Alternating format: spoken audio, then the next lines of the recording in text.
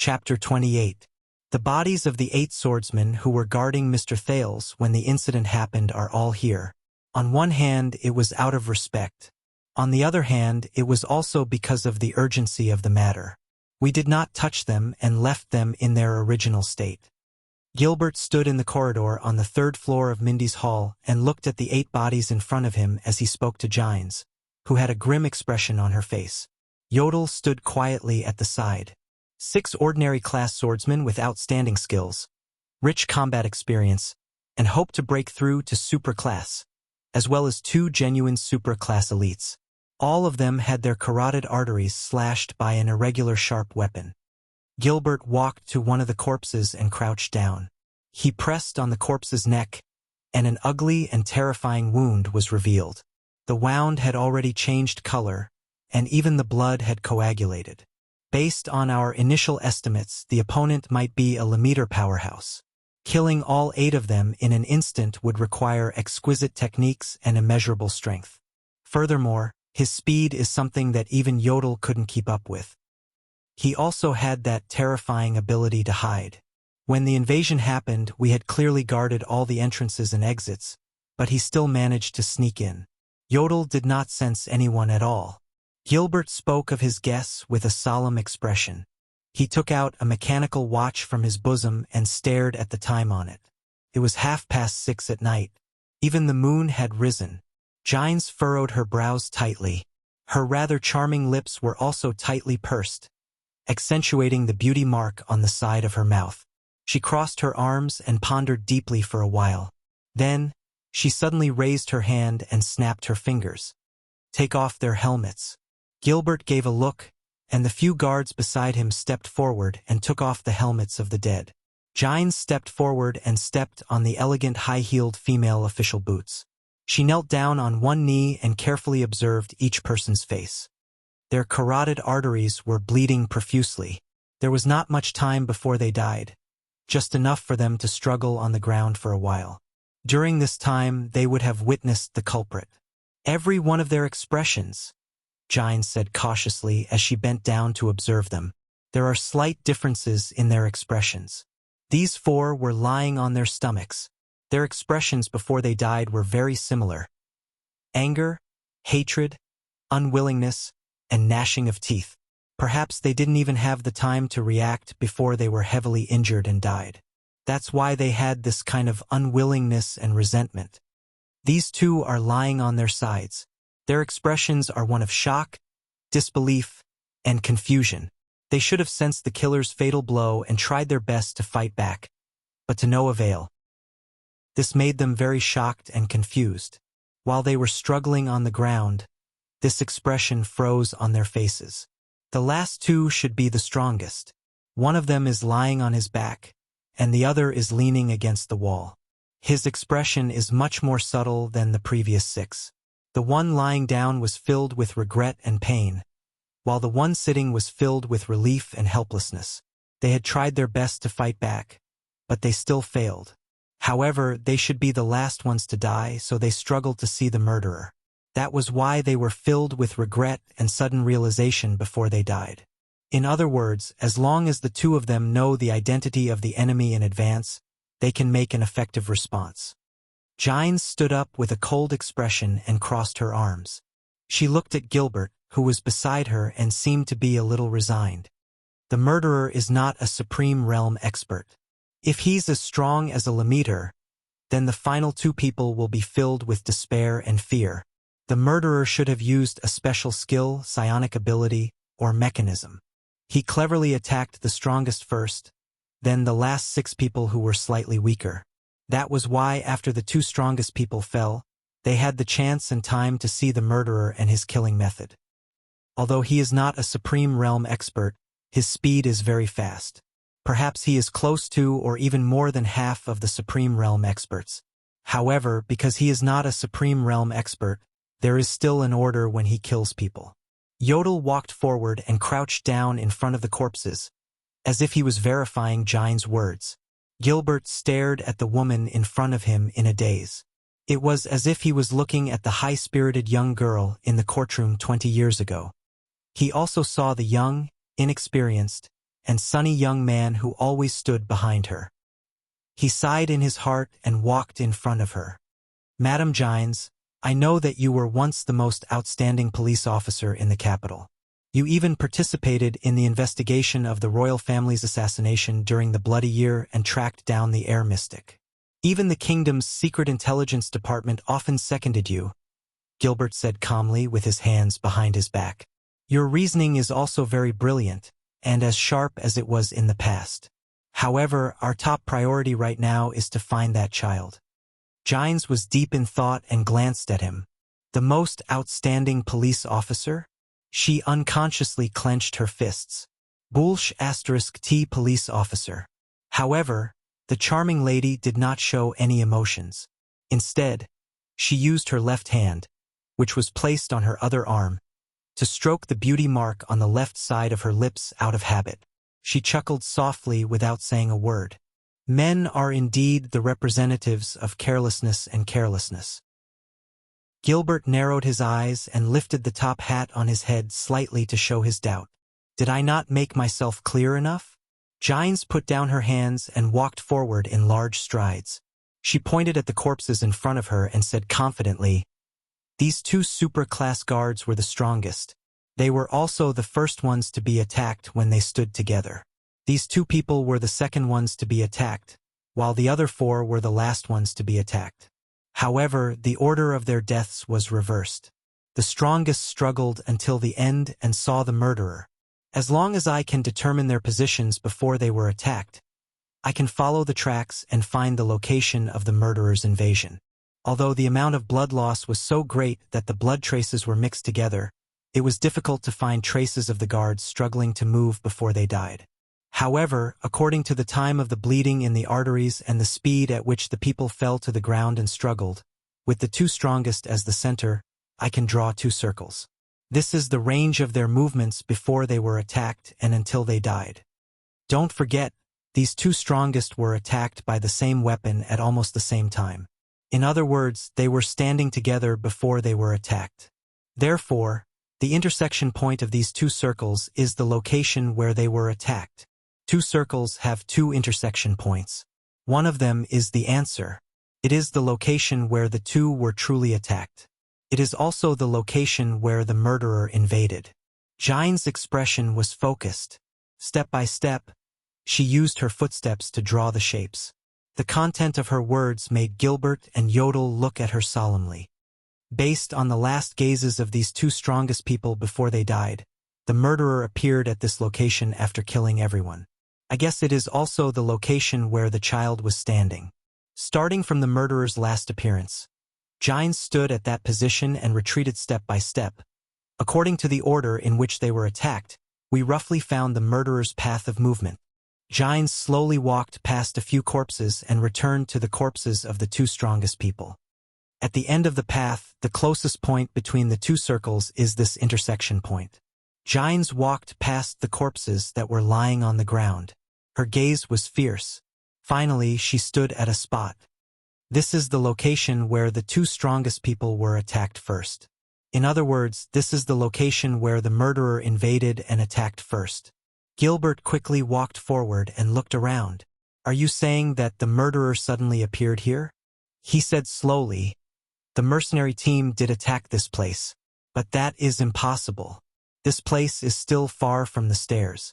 During the time we were cleaning up the mess, he had nowhere to hide." Gines chuckled contemptuously again. Only Yodel quietly walked forward and pointed at a small decorative vase at the side. This kind of vase was very common in the corridor. There was only one, and it was the closest to Gines. Under Gilbert's puzzled gaze, Gines quickly walked forward, grabbed the vase, and smashed it without hesitation. Bang. She quietly crouched down and grabbed a piece of the vase. After observing it carefully, she used her finger to gently wipe the inner wall of the vase and showed it to the two useless men. Gilbert was surprised to find that Gine's finger was stained with red blood. Yodel also crouched down and picked up a few pieces. There were also tiny drops of blood in the inner wall of the vase. "No place to hide?" Gines laughed sarcastically, making Gilbert feel a little awkward. "So, Gilbert took the pieces of the vase and his expression changed. This is... Gines stood up and said in a capable and experienced manner. Victims, 8. Cause of death. Bleeding in the carotid artery. Murderer. Superclass blood clansmen or vampires. Murder weapon. Blood claw. While Gines was speaking excitedly, she suddenly froze and realized the current situation. Hence, she clenched her teeth and swallowed the words she was about to say. After all, I am no longer a police officer. Gines shook her head and got rid of the irrelevant emotions. So, he relied on his innate talent in blood transformation to sneak in and hide. He also relied on his innate speed to kill and plunder. He did not rely on his own abilities. Gines raised her head and rolled her eyes at Gilbert. This is the supreme class elite you were talking about? Gilbert was very embarrassed, but he knew that this was not the time to be angry, so he asked politely, "This is really an eye-opener. So that child? This is considered an eye-opener?" Gines thought scornfully. What a narrow-minded, high-ranking person. If you have seen Constellation's Secret Intelligence Department, Extet's Secret Room, Main E.T. Nox Dynasty's Raven Guards, and Hanbol Dynasty's Kantana, then you will know how many terrifying people there are in the dark. They only need to move their fingers to know all your secrets. Then, her gaze sharpened and she said resolutely, "When the incident happened, the sun had not set yet. He could only use the method of transforming blood to hide among the few groups of mercenaries. Blood clansmen who have not reached supreme class can only transform into blood water, and it will not last more than half an hour. This means that the few groups of mercenaries arrived here within half an hour. A group of mercenaries traveling at full speed would only take half an hour to reach Twilight District in the Eastern District, which is filled with noble manners, the Morning Star District, which is where the City Hall and business gathers, and the Central District, where Renaissance Palace is located." Gines exhaled. The mature beauty ended her reasoning. She habitually extended her hand to the back of her waist, but she did not manage to grab anything. She was stunned again, then laughed bitterly in her heart. "Yes, I am no longer a police officer. Even my addiction to smoking has long since been quitted. The intern who used to follow behind me and pass me the fire has long since become another person. Hasn't he?" She sighed. The shrewd lady stopped reminiscing and looked at Gilbert. "Make your decision, Your Grace." Gilbert took a deep breath. "The ones who sent people to test us are definitely nobles. The area of the Eastern District is not small, and the manors are the most suitable places to hide blood clansmen. Although there are many manors there." Yodel's figure flashed and disappeared. Gilbert was choked by his colleague's rude action. He could only sigh. "All right, at least we have narrowed down the search area." Gilbert looked at Gines and nodded slightly at her. She only snorted softly. Gilbert did not disobey. Instead, he called out the people again. "Open the backup armory. Everyone, get ready and change into the silver exorcism sword. Pick 30 of your best men and follow me out. Target, Eastern District. Take that lamp with you. Asterisk thud. Thud. Thud. Thud. Asterisk. The muffled sounds from the ceiling continued, and they became more urgent. Chris turned around abruptly and showed a slightly anxious expression for the first time. He looked at Thales with an unfriendly gaze and ordered Istrone. "Send him back to the dungeon. Lock him up properly." Then, before Istrone and Thales could react, the old man and Rolana disappeared before their eyes. Istrone also had a pleasantly surprised expression. He lifted Thales up, ignoring the latter's struggles and shouts. Hey, what's going on? Didn't we want to exchange information, Sir Istrone?" Thales, and shot towards the stone stairs. In the next second, before the dizziness passed, Thales fell headfirst on the wet stone floor. Asterisk thud. Asterisk. He grimaced in pain. "Little brat, stay there properly. No matter what you do, we can hear you." After the crisp sound of the lock and Istrone's anxious message, the surroundings became quiet. Thales then got up in annoyance and relief. Istrone had already disappeared. So, he quietly extended his hand to his leg and pretended to scratch an itch. He inadvertently made a cut on the police officer's dagger that was tied to him. Pain came. His blood dripped to the ground. It's here. Thales took a deep breath and welcomed the burning sensation all over his body. This way, Gilbert and Yodel will know where I am, right? He exhaled softly and completely relaxed. His whole body was suddenly hit by a sense of fatigue. The transmigrator trembled as he touched a wall and sat down.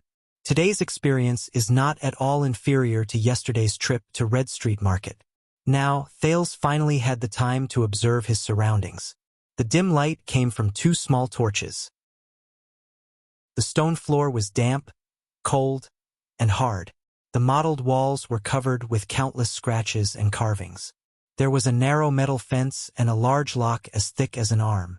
He kicked a rusty chain beside his feet and it made a ringing sound. Thales sighed and lay down on the cold ground.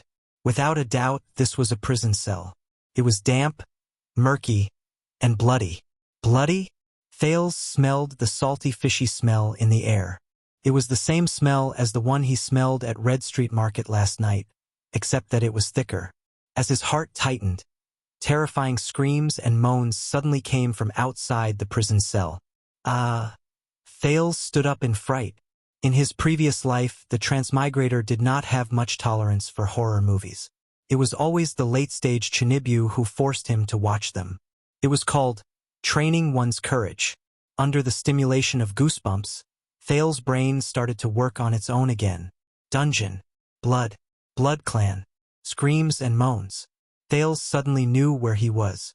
It was the Blood Clan's food cabinet. A wave of nausea came. Thales sighed again. The amount of sighs he made over the past 2 days was probably more than the amount of water he drank. But just as he was about to sit down, a faint and rough panting sound suddenly came from beside him. Huff, huff. He was so frightened that he crawled a few steps in the opposite direction. Can you stop scaring me? Thales patted his chest in fright. Only then did he realize that his prison cell was not a luxurious single room. Thales slowly approached that direction.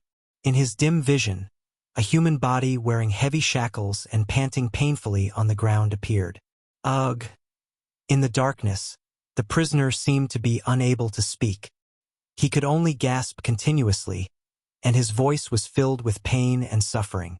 There seemed to be a tube connected to his wrists that were locked tightly in the shackles, and it was connected to the outside of the prison cell. Thales knew what that was. If it were up to me, just connect the blood collection device and the blood transfusion tube and lock him in the coffin. This was what Istrone had said before. It seems that this is the blood collection device. Sigh. Thales lowered his head and exhaled again helplessly. He's probably a pitiful person who was abducted by the Blood Clan and brought here to become their food source. Ugh. As if he sensed the arrival of the person, the prisoner struggled and moaned. Thales felt another wave of nausea. This wave of nausea made him decide that he had to do something. I'm sorry, it might hurt a little. Please bear with it for a while, he said softly to the poor prisoner. The transmigrator extended his hand and touched the prisoner's wrist. He rubbed the crude blood collection device and pulled out a needle that was a few inches deep into the prisoner's blood vessel with force. Ugh. The prisoner struggled and moaned even harder, but he still made incomprehensible sounds like a mute. Thales pressed on the wound on his wrist. Fortunately, there was not much blood. Of course, it was also possible that he did not have much HP left to begin with. Thales thought gloomily. Although Thales was nervous and fearful when he fought against the 3 Blood Clansmen earlier, he had never felt heavy-hearted. However, now that he looked at this blood source who was chained and had his blood extracted, he started to feel heavy-hearted for some reason. Maybe it's pity, he thought self-deprecatingly. Thales touched the shackle. Only then did he notice that it was a mechanical lock made of dark black stone. It was engraved with complicated patterns and words.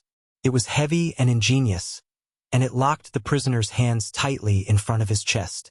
There were also 2 clamps extending upwards, clamping the prisoner's cheeks tightly. He could not even shake his head left and right. Thales pushed hard and found that this heavy mechanical stone lock seemed to be firmly fixed to the ground, or it was so heavy that it was no different from being fixed to the ground. It seemed to be a heavy lock specially prepared for elites. Thales touched the position of the shackle. It was made of a special metal. At this moment, the metal suddenly heated up, and a scorching heat came from the shackle. Ah! Thales could not help but cry out in pain and let go of the shackle. The transmigrator frowned and tried the shackle again. As long as someone touched it, it would explode with a high temperature. It seemed that he could not do anything to unlock it.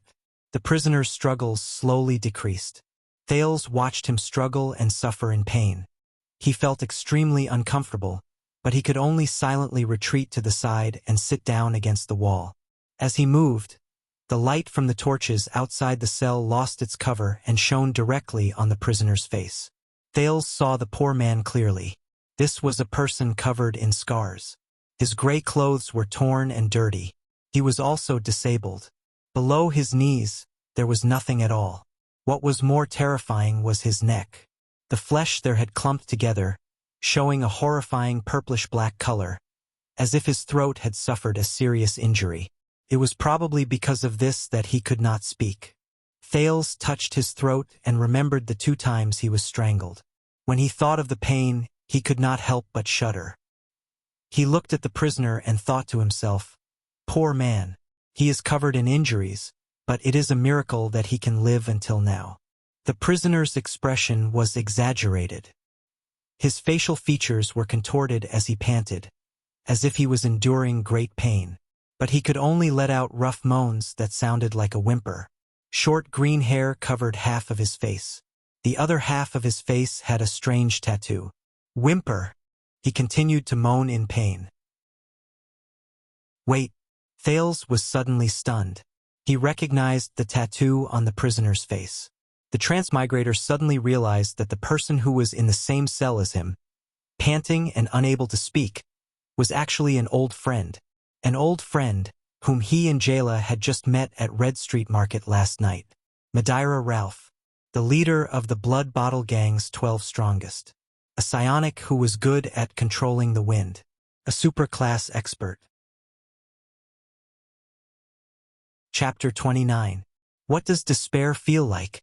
Ralph felt that he knew the answer to this question. The pain of his throat being crushed and torn by the female bartender from the Brotherhood. He still did not know Jayla's name. Seemed to have happened just 5 minutes ago. After that, he felt as if he was enduring that pain every single moment. Blood flowed from his throat into his lungs. The pain spread from his throat to his brain. Even his airways were blocked. He could not speak. He could not breathe. He could not move. He was like a severely injured and dying wild dog that was casually abandoned on Red Street Market. Whether he died of pain, suffocation, or suffocation, he did not have long to live. Only his childhood experience of wandering around the Camus Union had forced him to live, and his desire to live was the only thing that kept him alive. He, the superpower user who could control the wind, used his superpower again and again. As if he were squeezing a sponge, he squeezed the air that was full of dust, blood, and filth into his lungs through his cracked throat, one mouthful after another. Then, he squeezed the air out from another wound on his neck. Phew! Phew! Phew! Phew! Every breath was accompanied by inhuman pain.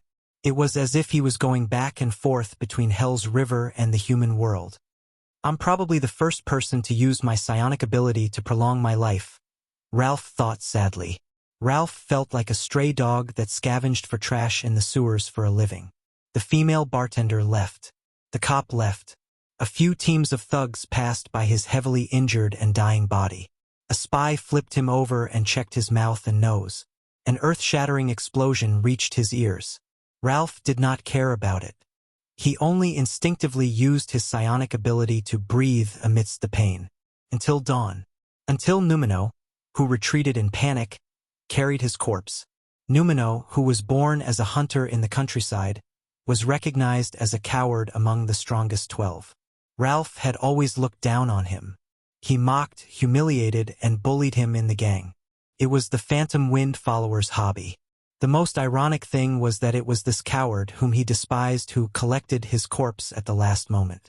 Ralph was woken up by the sharp pain in his legs. His hands were tightly bound.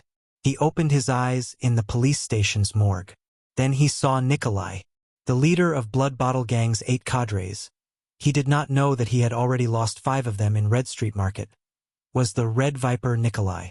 But Nikolai only stared at him with a complicated expression, shaking his head in disgust and malevolence. "You are one of the few survivors from the Blood Bottle Gang," Red Viper said faintly. Ralph struggled and wanted to make a sound. He endured the pain in his throat, but he could only make meaningless sounds. A sharp pain came from his knee. He could not feel anything below his knees. "Look at you, Ralph, the strongest of the 12 strongest, the only superclass expert. That outstanding, arrogant, and promising Phantom Wind follower. Ralph. A young man who was proudly recommended to the Air Mystic by Lady Catherine. A young man with limitless potential."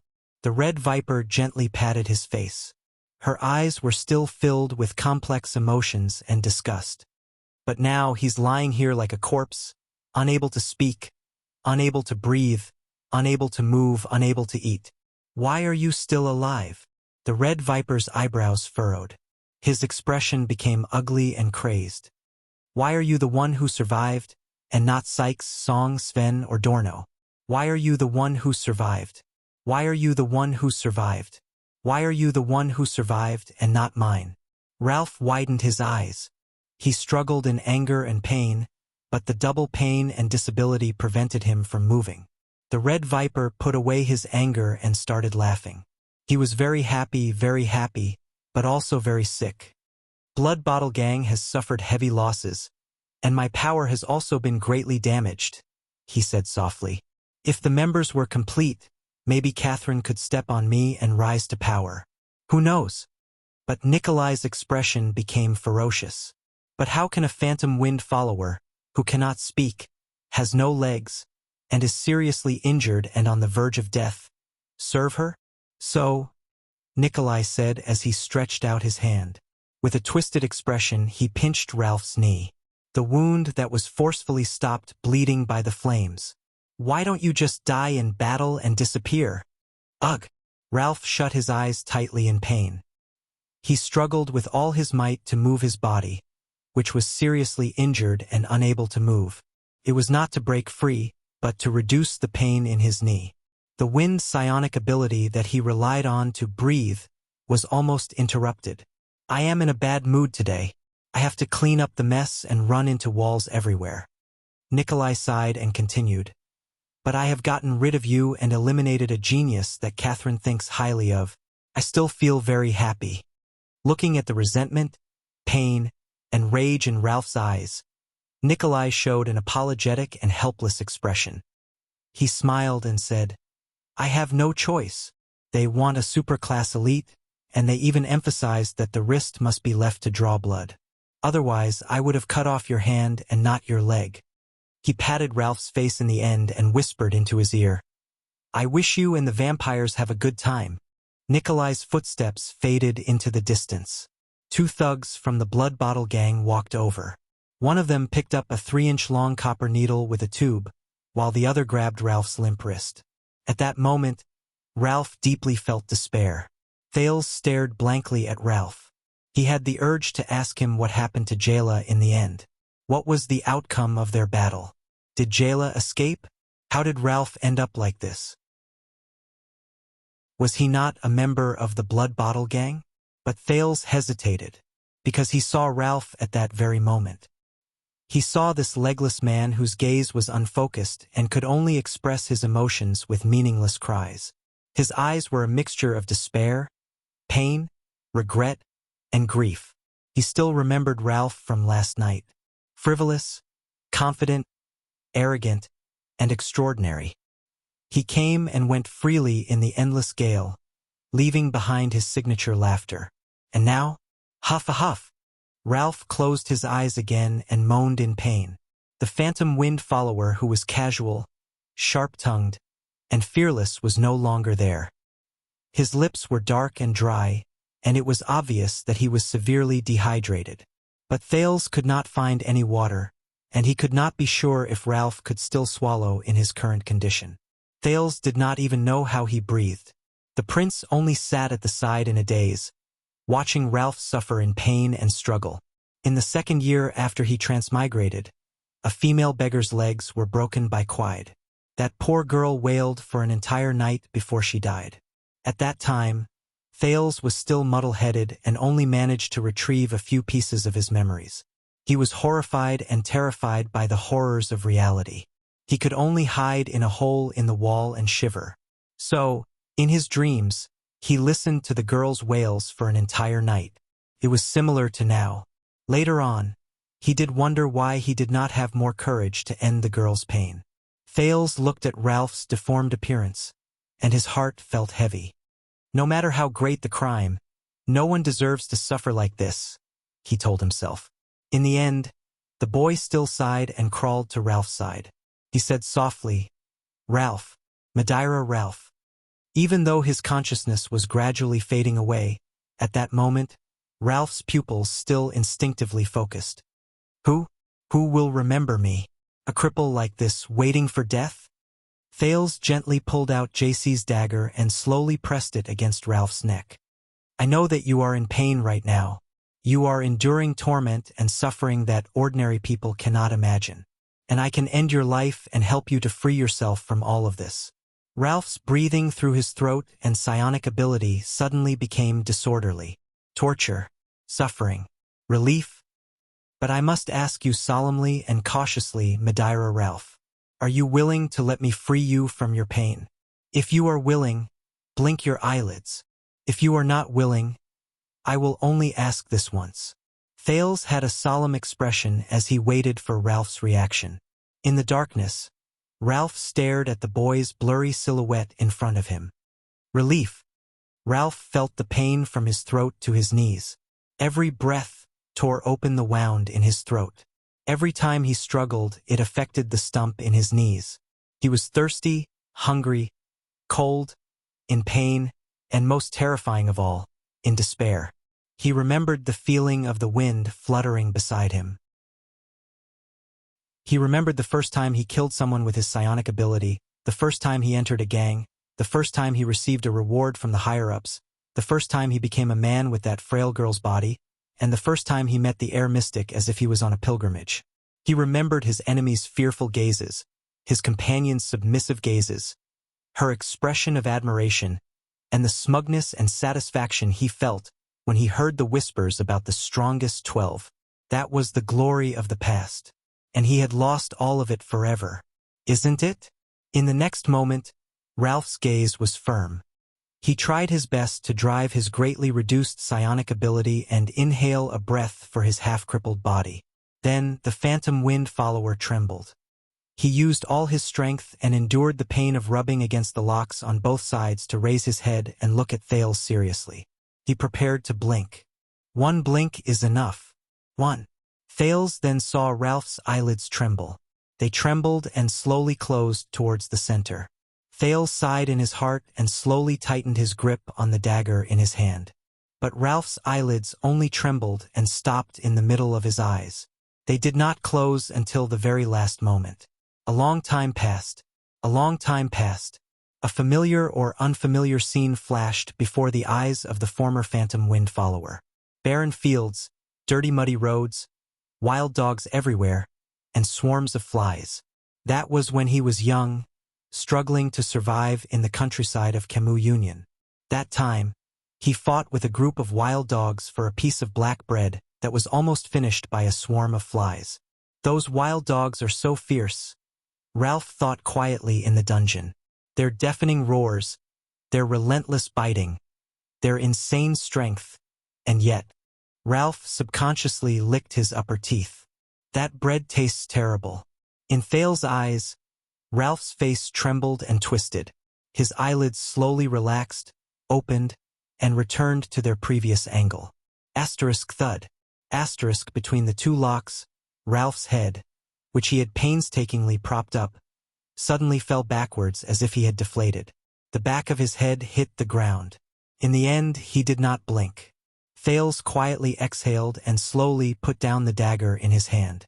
But Ralph was oblivious to the pain at the back of his head and the scratches on his cheeks. His twisted face, along with his head, began to tremble slightly. Asterisk sob. Sob. Asterisk this was not a moan. Thales could not help but be stunned. He saw Ralph close his eyes in pain. His face trembled, and he allowed the transparent liquid to flow continuously from his eyes. Asterisk sob. Asterisk his voice was very suppressed and sorrowful. He was crying. The phantom wind follower, the once powerful and glorious psionic, man, and warrior. He was actually crying. He did not know if he was crying for his own cowardice or the pain at the moment. He was like an ordinary person, a normal person, or even a slightly weak little citizen. As if he could not bear the burden. He cried. Thales could only watch in a daze. He watched this man who could not speak or breathe normally. After giving up the chance to be free, he fell to the ground and cried bitterly. Thales turned his head away dejectedly, but his grip on the dagger in his hand tightened. Ursula, Ned, Kellett, the child beggars who died in the 6th house and did not even have surnames appeared before his eyes one by one. He thought about his own situation, Gilbert and Yodel. The prince furrowed his eyebrows and lowered his head to look at his hand. The new cut on it was as familiar as the burning sensation he felt earlier. At that moment, something seemed to fall from the bottom of his heart. Thales moved closer to Ralph's ear for the second time. I understand now, he said softly. Ralph was still crying uncontrollably. Then, are you willing to break free of these shackles? Ralph's crying paused for a moment. It did not stop, but it gradually became softer. The wailing little girl with a broken leg appeared before Thales' eyes. He thought of almost every child who died in the abandoned houses in the past 4 years. Screams and wails came from outside the prison. This F***ed-up world. The boy did not know what was in the underground prison, but his gaze as he looked at Ralph became simpler and clearer. Then, the prince stared seriously at the phantom wind follower, who could no longer move with the wind, and continued speaking in a resolute and decisive manner. He continued to speak resolutely. Break free of these shackles, and then, with this broken body, struggle to survive in this world. Let's see how cruel it can be. Are you willing? Ralph stopped crying. He could not move his head. He could only turn his gaze and stare at the boy beside him in a daze. The boy enunciated each word clearly. This may not be freedom.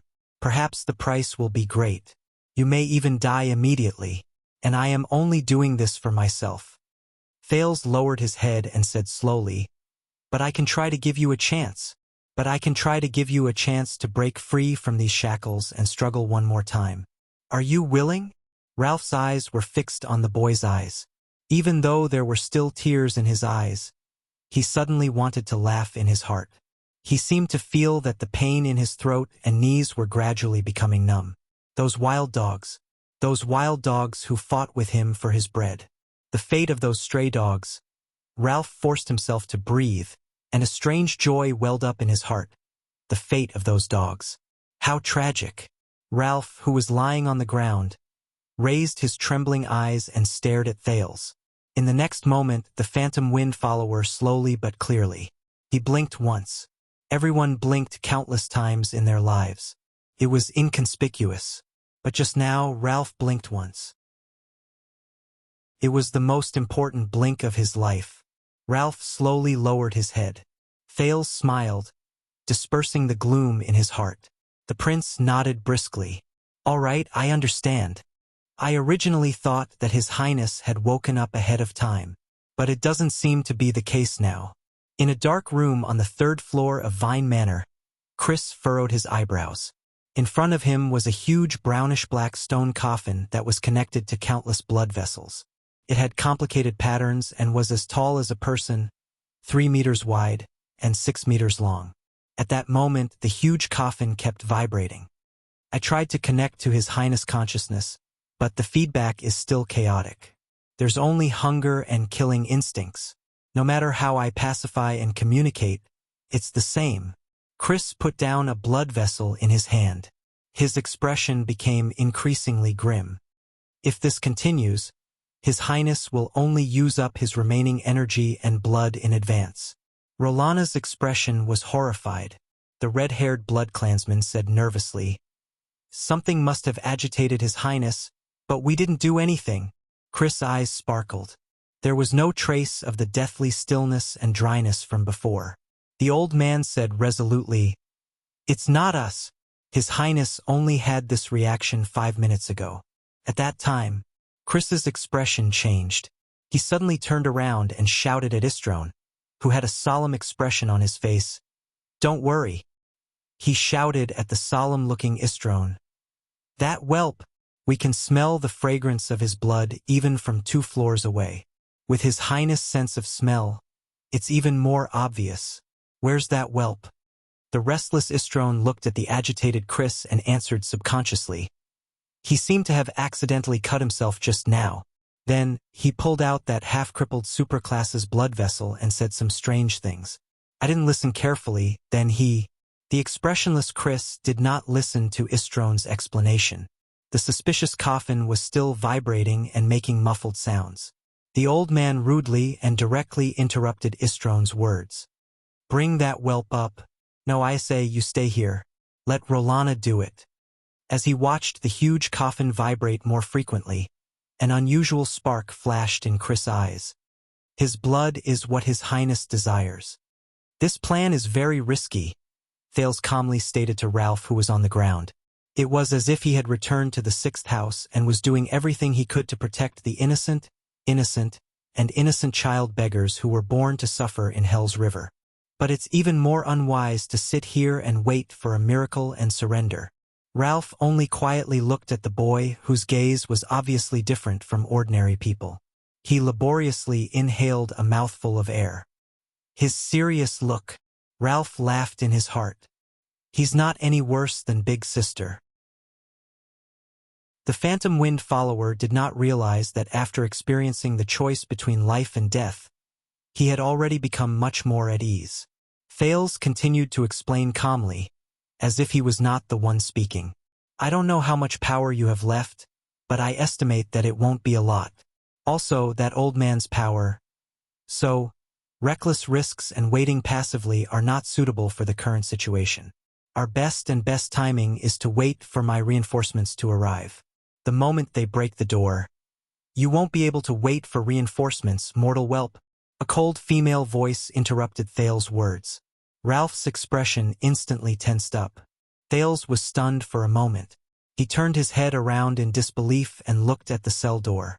Outside the bars, Rolana Corleone, who was dressed in a playful riding outfit, used her slender and beautiful right index finger to seductively scratch her lips. At the same time, she used her left hand, which had turned into a terrifying claw, to violently open the cell door's lock. "Istrone said it before, right? No matter what you do, we will be able to hear you. Young Mr. Istrone who played a trick on you." As if mocking him, Rolana chuckled and swayed her alluring, slender waist.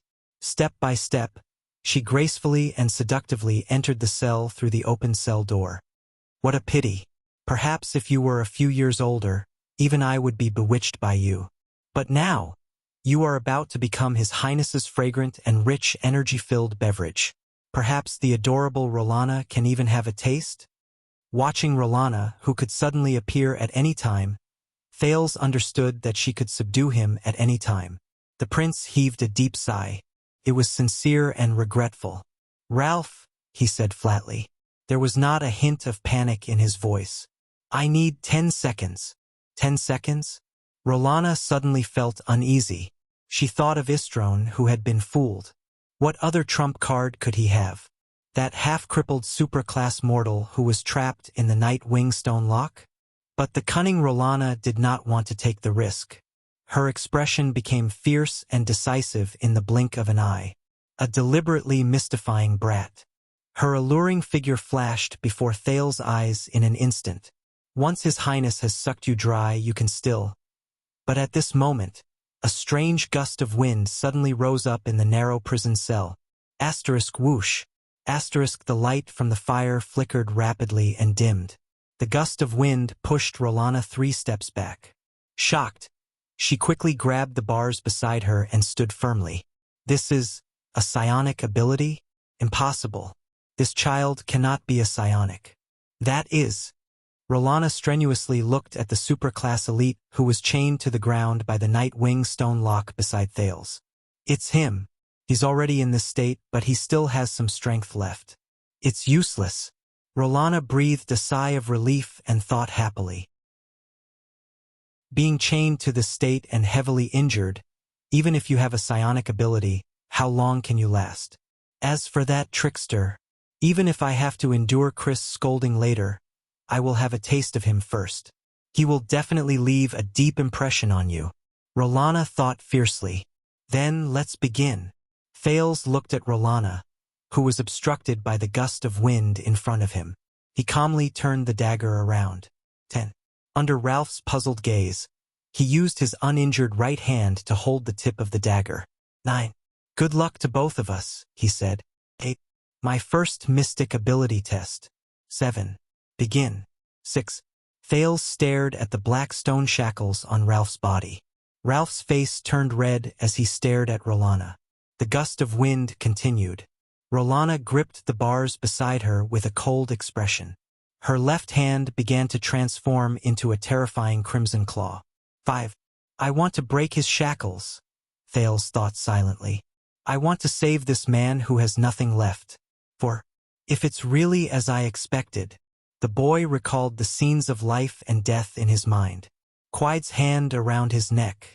Asda's hand clenched gently. Also, the bloody scene in my distant memory, and the gentle Chinibu whose name I cannot name. 3. Thales clenched his teeth and closed his eyes. His right hand suddenly grabbed the metal lock.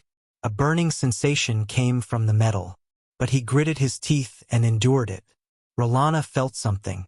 She turned her head in shock and found that the bars she was holding on to were vibrating. What's going on? The female blood clansman thought in panic. That half-crippled fellow, does he have multiple psionic abilities? 2. Rip. The bars shattered into countless small pieces as Rolana's hand moved. Rolana, who could not stand steadily, clutched the wound on her arm and screamed. She was instantly blown out of the dungeon by the gust of wind formed by psionic abilities. 1. Rolana's shrill and crazy roars traveled into his ears. A burning sensation hit him. 0. Light, Thales thought as his consciousness blurred. So much light. In the room on the 3rd floor where the giant coffin was kept, Chris suddenly had a strange expression. What is Rolana trying to do? He asked coldly as he looked at the giant coffin that kept making muffled sounds. Perhaps she wants to try her mouth first, Istrone answered carefully. He felt the Lord's nervousness and continued. She has always been. No, they are. Istrone's words were interrupted by the outside world as the two of them looked at each other in shock. Boom. A loud sound that sounded like an explosion came from underground. A cloud of dust blew in from outside the door. The expressions of the two blood clansmen, one old and one young, changed at the same time. They exchanged glances. Something happened in the dungeon. In the next moment, their figures appeared outside the manor. The moment Istrone saw the scene before him clearly, he was so shocked that he lost his composure. Under the moonlight, the legless superclass mortal with a tattoo on his face. The former Phantom Wind follower, Madeira Ralph. He had already broken free from all restraints. He was holding the mortal's cub tightly. With the help of the gust of wind, his expression was resolute. He was flying in the air. Not far away, Gilbert's expression changed as he galloped on his horse with 30 swordsmen of eradication. Bloodline lamp, he said to the female official beside him in a low voice amidst the galloping wind. Gines, who was jolting on the horse, saw the lamp in Gilbert's arms with a solemn expression. The flame of the lamp turned red, tilted to one side. That direction, Gilbert recalled for a while, and his expression was solemn. It is the Covendier family's Vine Manor. The female official roared angrily and lashed her horse with her whip. Who cares whose family it is? Even if it is the Walton family of Extet in front of us. We have to kill our way in. Gilbert nodded. Determination and fierceness appeared on his face. "Everyone, follow me in turn. There is no need to conserve the horses. Speed up and advance. Prepare for battle." If this book is to your liking, there is no harm in liking it, recommending it, supporting the new author, and supporting niche fantasy novels other than killing monsters and leveling up. Chapter 30. Ever since Asda's disappearance, the boy had yet to truly test his power of losing control. He did not know how the mystics controlled it. He did not even understand that thing at all. He could only simulate a scenario that was most similar to the experience of losing control based on his previous induction and inference. Then he tried to use it. In Thales's plan, this power was supposed to be something he could explore and research in secret and safely after he had more or less understood the origins of mystic energy and mystics from Gilbert's lessons in a peaceful and safe environment. After he had considered the reactions of the people around him towards him losing control, he would then start to explore and research this power step by step in an orderly manner. However, the impending disaster before his eyes and Ralph's miserable state, where he could neither live nor die, made him decide to bring forward this potentially dangerous mystic energy experiment. The first 2 times he lost control, he used blood as a medium, the dagger as a material object, and the mysterious sphere as energy inexplicably moved before his eyes. So, his initial guess was that the power had something to do with spatial transference. "I just need to transfer the lock of the stone lock to my hand," Thales thought in his heart. The process of the experiment was simpler than he had imagined. The burning sensation in his body grew stronger, the stone lock grew bigger, and more scenes appeared in his mind. Then, Thales lost consciousness. When he opened his eyes again, he saw the moonlight, heard the wind, felt the cold, and saw the blood clansmen on the ground, who were extremely shocked. He was already in Ralph's arms, and the ground beneath his feet was gradually drifting further and further away. Even though the process is a little strange, Thales thought wearily, it looks like the experiment is a success. Although Ralph was in a sorry state and in pain, he had already freed himself from the burden of the heavy shackles. He forcefully controlled the wind and floated upwards.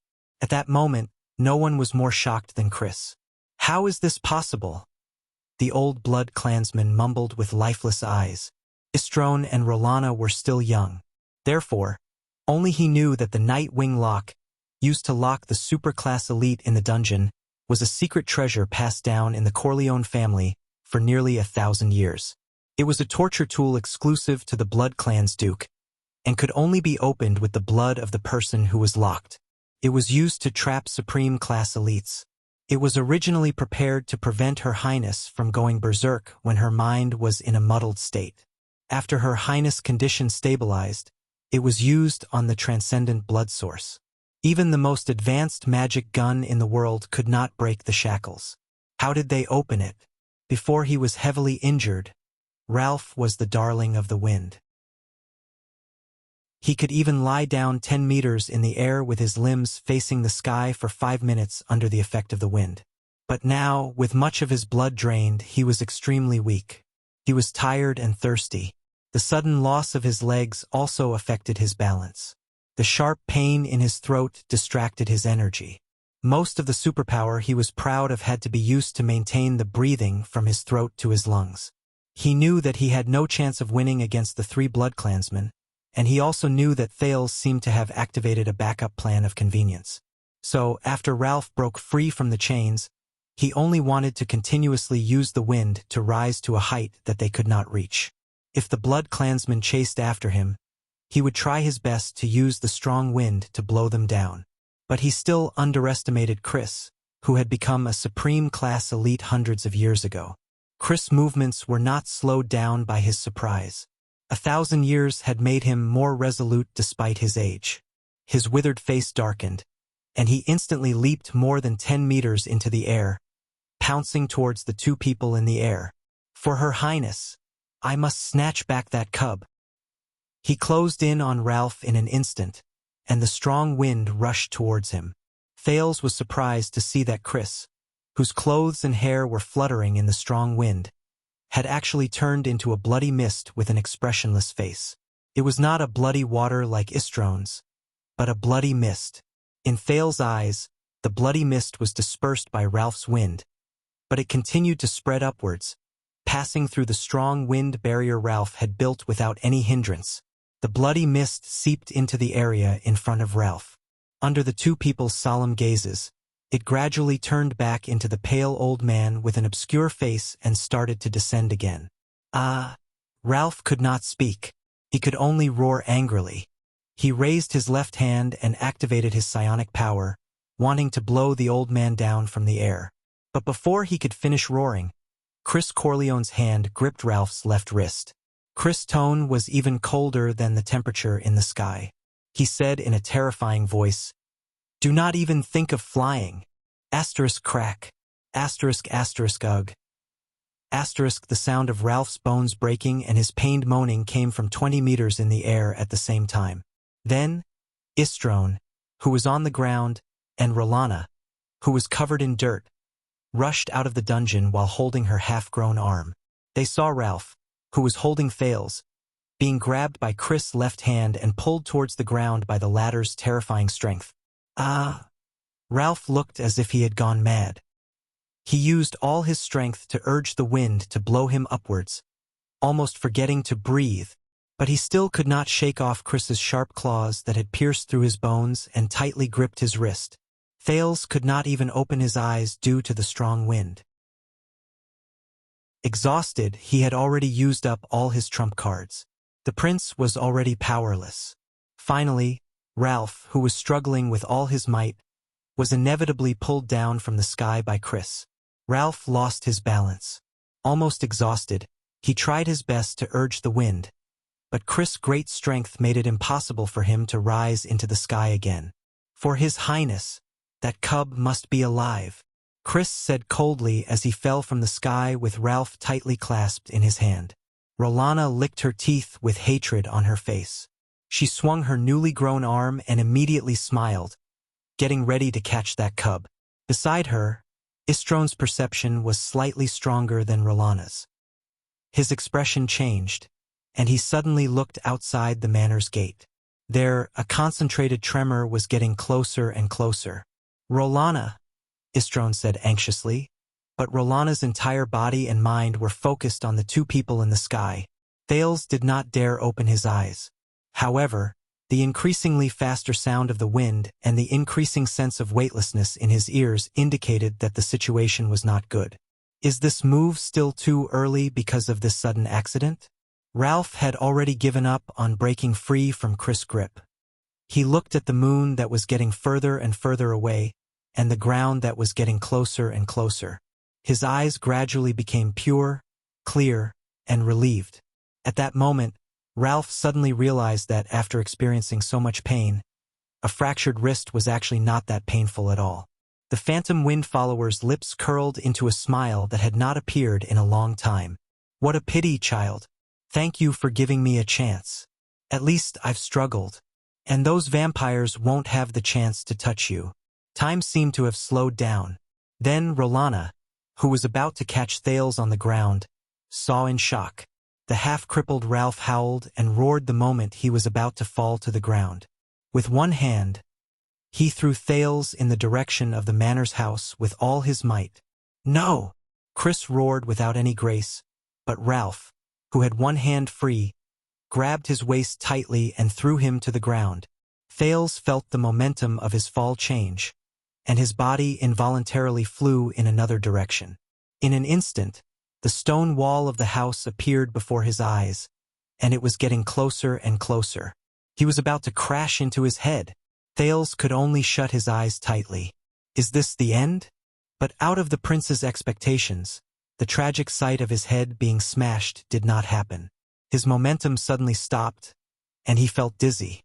Then he fell into a stable and safe embrace. Asterisk thud.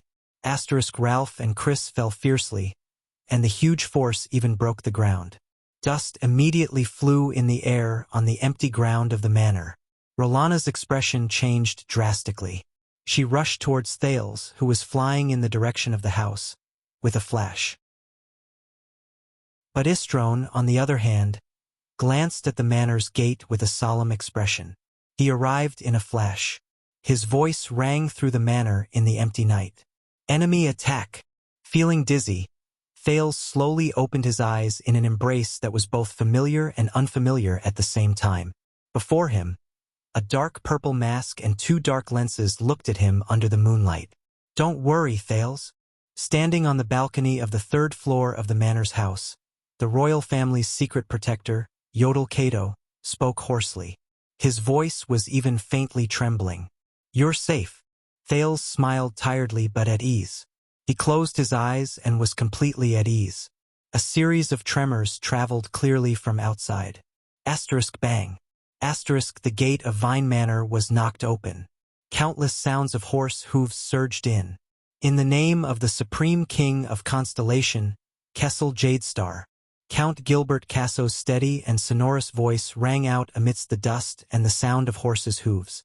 Everyone present in Vine Manor is suspected of stealing and harboring the royal family's secret treasure. Surrender immediately and do not resist. Those who disobey will be killed on the spot. There was not even a torch in a dark, empty room. There was only boundless darkness, and two barely discernible breathing sounds. What a pity. This is probably the closest we've been to the air mystic in the past 12 years. An old and sharp voice said. But all the information shows that Asda has been killed.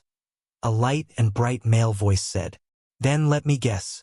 You, who think that he has been killed, must have also read about the mystic's immortality and immortality? The old and sharp voice mocked. Don't be so serious, teacher. The light and bright male voice continued. At least he has been sealed. The problem is, in Eternal Star City now, who has the ability to seal Asda, and who has the weapon to seal him? The hoarse voice drawled and continued asking questions. It's just those few.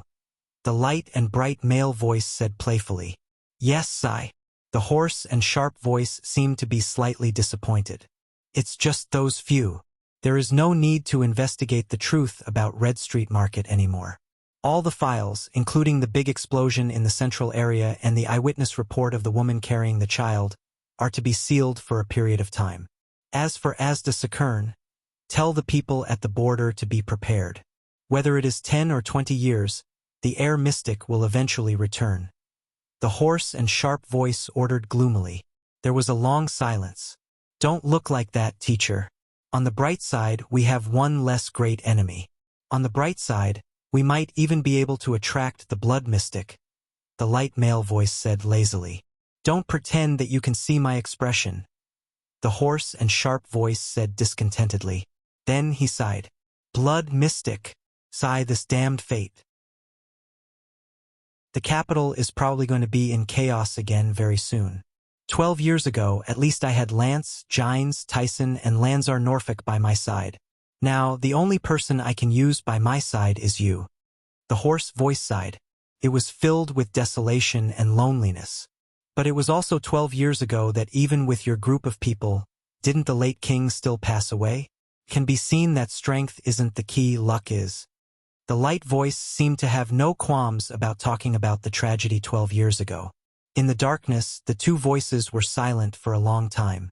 Yes, even if it was 12 years ago, the hoarse voice finally answered. This time, his tone seemed to be filled with grief, indignation, and dissatisfaction. The late king still passed away. The light voice seemed to have finally realized that the atmosphere was not right. He changed the topic stiffly. By the way, the secret room sent someone to deliver a headless letter. It said that yesterday, a figure from a gang left Extet and set off towards Constellation, towards Eternal Star City. The old woman also said that this was to repay your previous favor. Ah, the long-awaited cooperation between the Secret Intelligence Department and the secret room. The hoarse and sharp voice seemed to have been piqued. Coming to the capital at this time? The blood mystic? No, I sent someone to investigate. It seems to be a doctor from Blackstreet Brotherhood. His name is Ramon. Is there something wrong with him? Someone saw him performing a little trick on a small road in the countryside. Little trick? The hoarse voice finally became serious.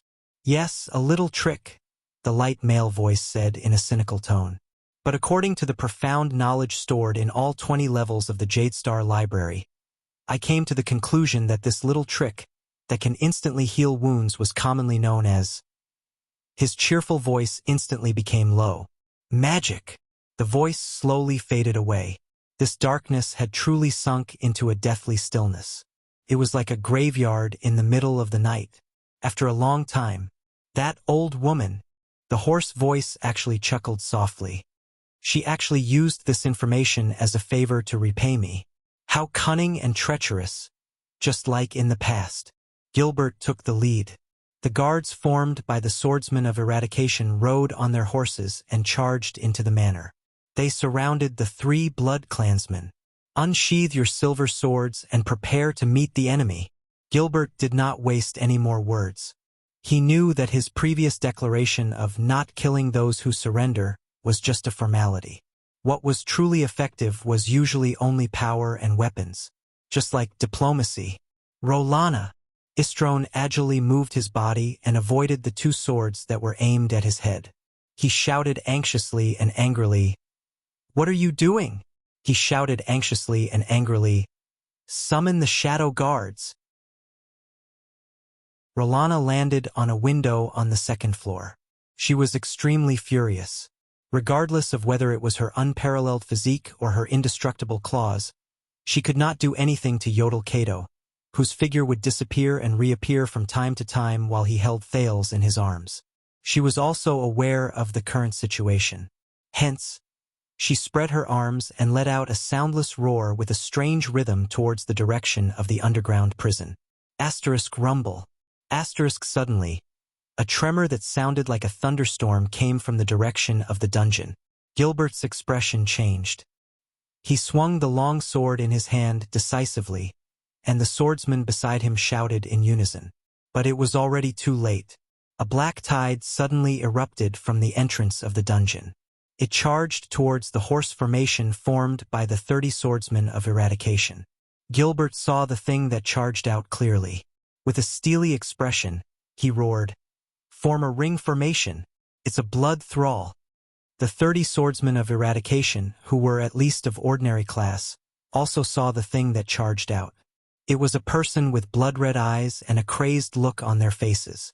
Almost all of them were battle-hardened guards. They knew what the creature in front of them was. It was the lowest form of the Blood Clan. It was formed by humans or other races who had accepted the blood essence of the Blood Clan and were transformed into blood thralls. They were hungry, crazy, loyal, and unafraid of death. Dozens of blood thralls surged towards the horse formation like a tidal wave. Gilbert saw the situation clearly and knew that Thales was already safe. Blindly relying on horsepower to attack these fearless creatures would only increase the number of casualties on his side. "Defend!" he ordered loudly. "Ha!" The 30 swordsmen of eradication roared angrily. They got down from their mounts and quickly formed a circular formation. Each of them stepped forward with their left feet and slanted their right swords to protect the person beside them. This was the defensive formation that Constellation was famous for, returning light formation. At this moment, a figure slowly stood up from the pit that Ralph and Chris had created. Then the figure flickered and disappeared. "Please wait here for a while and rest."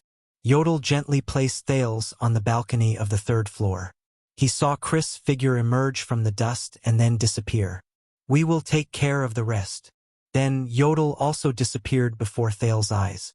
In the next moment, Yodel's grayish short sword with a crisscrossed cross appeared in midair.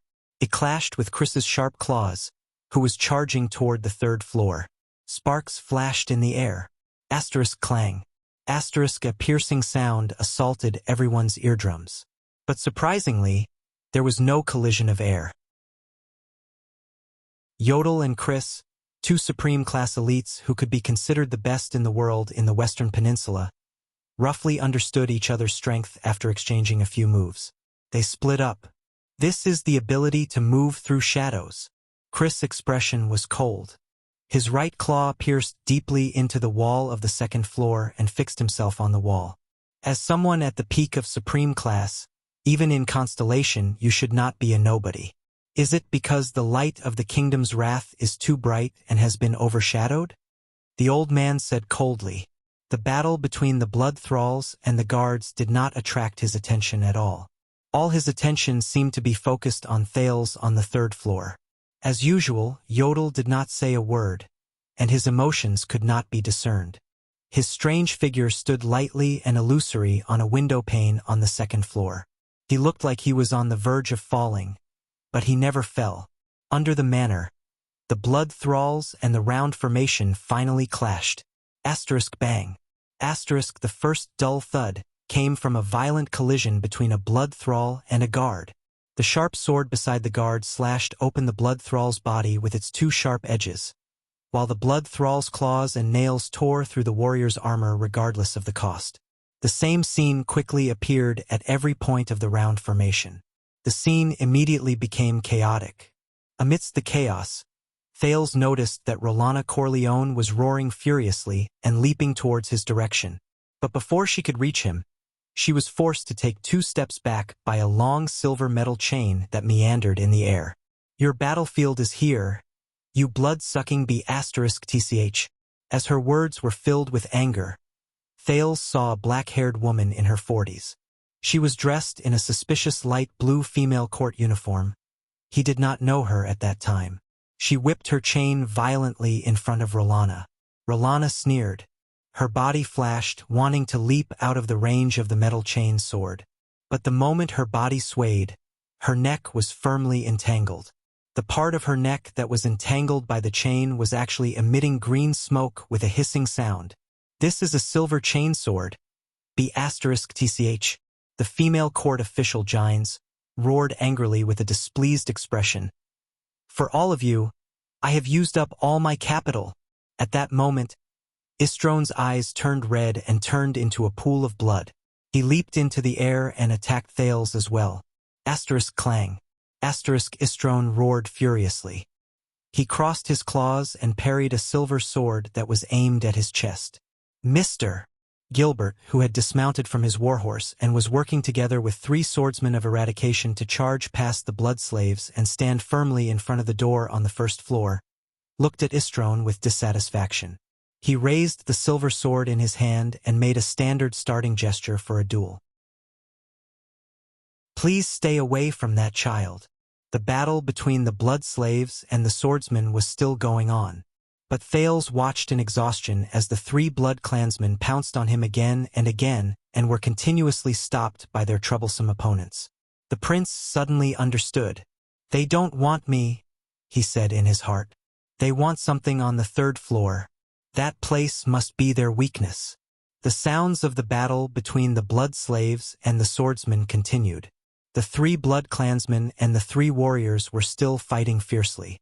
When he thought of this, Thales' gaze was filled with suspicion and fear, but he still firmly pushed open the door to the balcony. After he pushed open the door, his weak body immediately collapsed in the room. *thud. However, a dull and strange sound attracted the prince's attention. Thales panted softly and raised his head. Under the moonlight outside the balcony, he slowly saw the dim room clearly. Especially the one in the center, which was connected to countless blood vessels, had complicated patterns, and the words were difficult to understand. The huge black coffin. *thud. Thud. As if awakened by something. The dull sound from the black coffin became more and more intense. It became more and more violent. *thud thud. Thud. Thud. Thales suddenly realized that his action of pushing open the door and rushing into the room was more or less a little rash. Until *thud. An incredibly loud sound rose. Thales was shaken so much that he fell backwards. His eardrums rang. The lid of the black coffin seemed to explode from the inside. It shook violently and then smashed onto the ground. Thales covered his aching ears and climbed up with gritted teeth.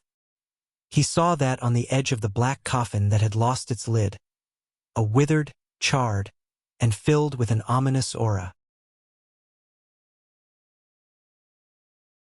Chapter 31.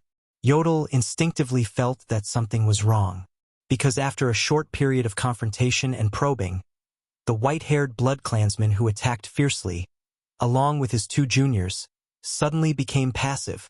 They no longer attacked, advanced, and flashed crazily and dangerously. They no longer used undetectable voices to control the blood slaves. Then, Gilbert's anxious voice rose. Yodel! Even though they usually did not get along well, Yodel immediately understood what he meant. The mysterious masked protector raised his head and saw Thales push open the door from the balcony to the house and disappear into the darkness in the house. Thales, why? As the mechanical gears behind the crystal drop lenses started turning, Yodel's vision quickly zoomed in on the third floor. However, that room was so dark that he could not see the situation inside at all. Yodel's heart became restless. His figure disappeared in an instant. In an unknown grayish-white world, a grayish-white moon gradually appeared. Then, a grayish-white iron door appeared out of thin air. Then, it was connected to a grayish-white garden, grayish-white outer walls, grayish-white windows, grayish-white houses, and so on. Soon, a grayish-white Vine Manor that was exactly the same as Vine Manor in reality, except for its strange color, appeared out of thin air in this world.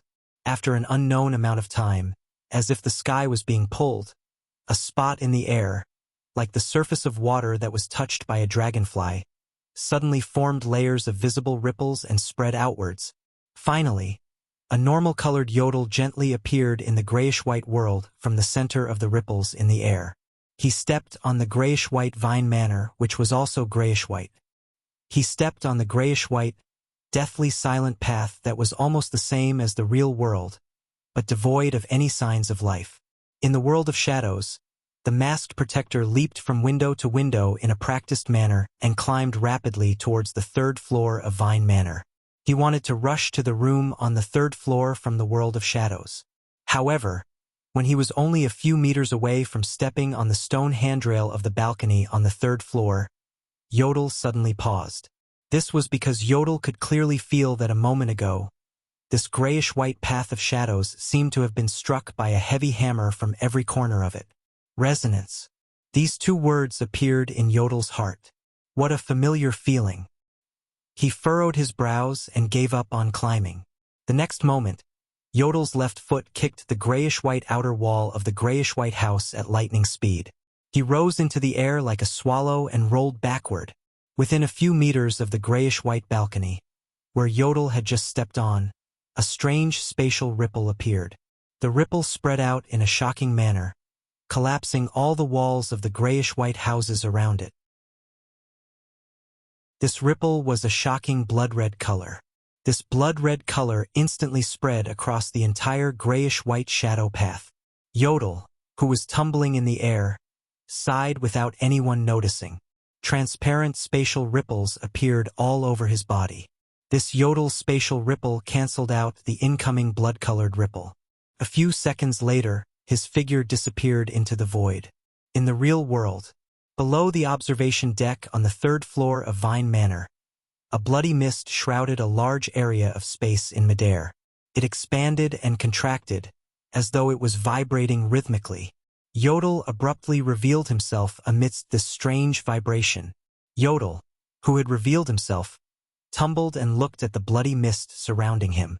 He furrowed his brows in midair. It had been 12 years, and once again he was forced out of the shadow path. It was done in the same way as back then. What awaited him was a well-prepared ambush. The bloody mist stopped vibrating. A suffocating aura swept up countless droplets of blood and attacked him at high speed. The bloody mist condensed into an old, blood-colored right hand in the air.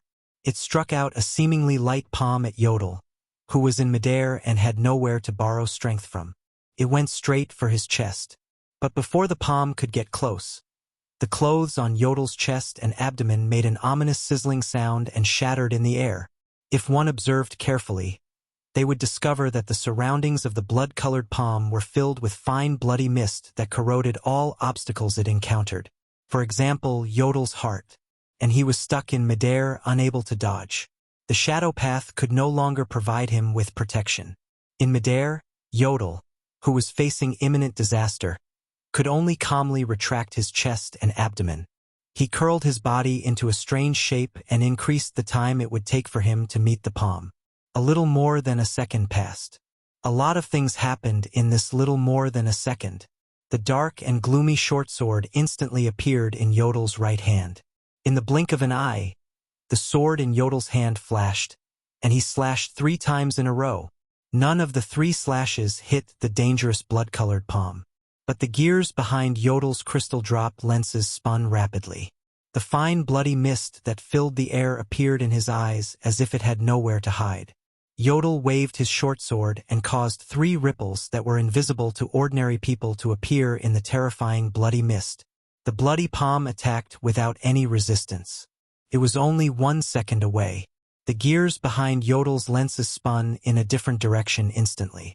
The color of the crystal drop lenses changed, and so did his field of vision.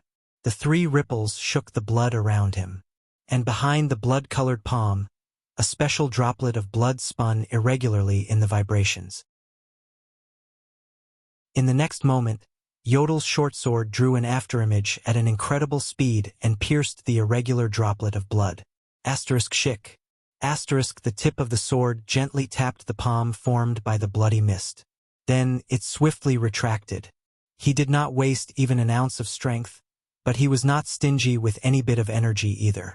In the palm formed by the blood mist, a drop of blood that was neither too big nor too small shattered. Then, the originally aggressive blood-colored palm instantly dissipated into nothingness the moment it was about to land on Yodel's chest. Yodel landed lightly on the ground. On the left side of his chest and abdomen, a piece of clothing that had been seriously corroded by the bloody mist turned into ashes, revealing a hidden muscle. The skin on the surface had long since corroded completely, and blood flowed out. The bloody mist that filled the air gathered behind the disintegrated bloody palm. It reformed into Chris Corleone's lifeless figure in front of Yodel, but it could not reform into his right palm. Yodel did not even look at the wound on his chest and abdomen. He allowed the blood on it to stain the hem of his robe until his muscles automatically contracted to stop the bleeding from the corroded wound. Chris furrowed his brows and swung his right arm. A new crimson palm bone grew out from his missing right wrist. It was mixed with the bloody mist, and at a speed visible to the naked eye, muscles and skin formed again. The wound on Yodel's chest and abdomen seemed to be much more serious, but Chris' right hand grew out again, and it was completely unharmed. However, a haze seemed to fill Chris' heart. He knew that in the dangerous battle where the supreme class elites decided life and death in an instant, the proud immortal had already lost to this mortal behind the mask. At first, Yodel entered his unique path of shadows and disappeared from this world. However, he continued to move forward on the other side of the world. Immediately after, Chris used the omnipresent bloody mist to form tens of thousands of droplets of blood. With a sudden eruption and a powerful resonance, he forcefully shook the brilliant masked protector out of the shadow he enjoyed alone. Yodel, whose path was abruptly cut off, fell into Chris' trap in midair.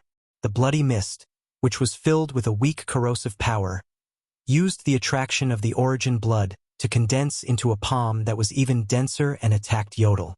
Yodel had no way to borrow strength, dodge, or enter the shadow. Yodel was at an absolute disadvantage. But it was only for an instant. Yodel used the rapid turn of his body to gain more than a second. In this short period of slightly more than a second, Yodel confirmed the location of the origin blood among the tens of thousands of small blood droplets. He destroyed it and shattered Chris' right hand while he was at it.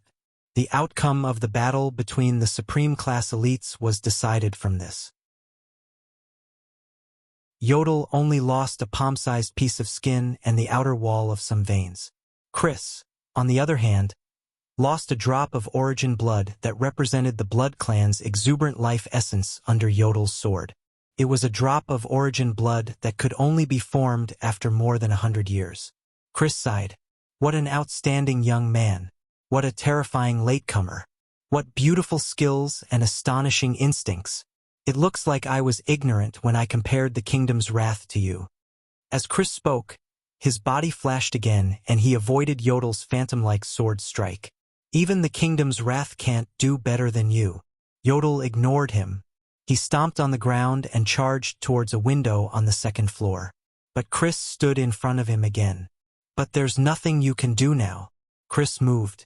While he avoided Yodel's attack, he also delayed Yodel's footsteps towards the third floor. The immortal old man did not stop talking, but his words were filled with the chilling insight of a long-lived person. Based on that boy's age, he's probably the smartest and calmest mortal I've ever seen in my 600 years of life. Chris, who had lost a drop of origin blood, no longer hoped to kill or even defeat this opponent. Supreme class elites were all dangerous people with vast power and high realms who could control them at will. With just a few moves, they had a clear understanding of the direction of the battle. But he could not let Yodel disturb Her Highness's meal, especially since that infant mortal might be the key to Her Highness's awakening. Unfortunately, his curiosity and sense of danger were too strong. Even though he knew that reinforcements were near, he could not help but take the initiative to attack to save himself and defend himself. He probably could not stand the feeling of his fate being in someone else's hands. We only feigned an attack a few times, but he keenly noticed that the third floor might be our weakness. His curiosity and sense of danger made him unable to help but push open that door. But he did not know that that was where we wanted him to go. His Highness needs his blood and strength. Young man, it's too late for you. At this very moment, that mortal boy has already become Her Highness power. Chris' eyes sparkled. For the first time, there was respect and admiration in his tone when he addressed Thales. Yodel's short sword trembled slightly. When Thales saw the charred, withered hand that stretched out of the strange black coffin, he was stunned for a whole 5 seconds. Intense memories flashed back to his mind, invading every cell in his brain once again. He grabbed a familiar scene from the void. He only heard the same delicate and gentle voice, but it spoke rudely at that moment. Wuxia, you're hurting me. It's just a rewatch of a classic. Do you have to be so scared? In Thales' ears, his voice from his previous life was filled with fear and trembling. I thought it was The Godfather or something. Who would have thought that you would want to watch The Grudge in the middle of the night? This is a classic that will be handed down from generation to generation. Okay? Look at how cute Kayako is. Ah, be gentler. My skin is still tender. Damn it. She appeared. You have big boobs. Help me block it. You think my boobs are big now? Why do you usually... Oh, if you're scared, just close your eyes. I can't help it. By the way, can we turn on the lights? She climbed down. Wuxia, go back to your chair obediently. Damn it, my lady. Don't pause your drawing here. I have to go up and down the stairs every day. Okay. The moonlight was blocked by dark clouds. In the darkness, the memories from his previous life that flashed in his mind for no reason were interrupted by a terrifying roar. The sound was like a drowning person suddenly waking up from a state of suspended animation. But to Thales, who was deeply poisoned by his previous life's memories, it sounded like the shrill howl of a 1,000-year-old malicious spirit that was awakened overnight. Thales shuddered and came back to his senses. He was stunned to find that the ghostly hand that seemed to be grabbing the edge of the coffin suddenly pulled itself out as the terrifying roar rang out.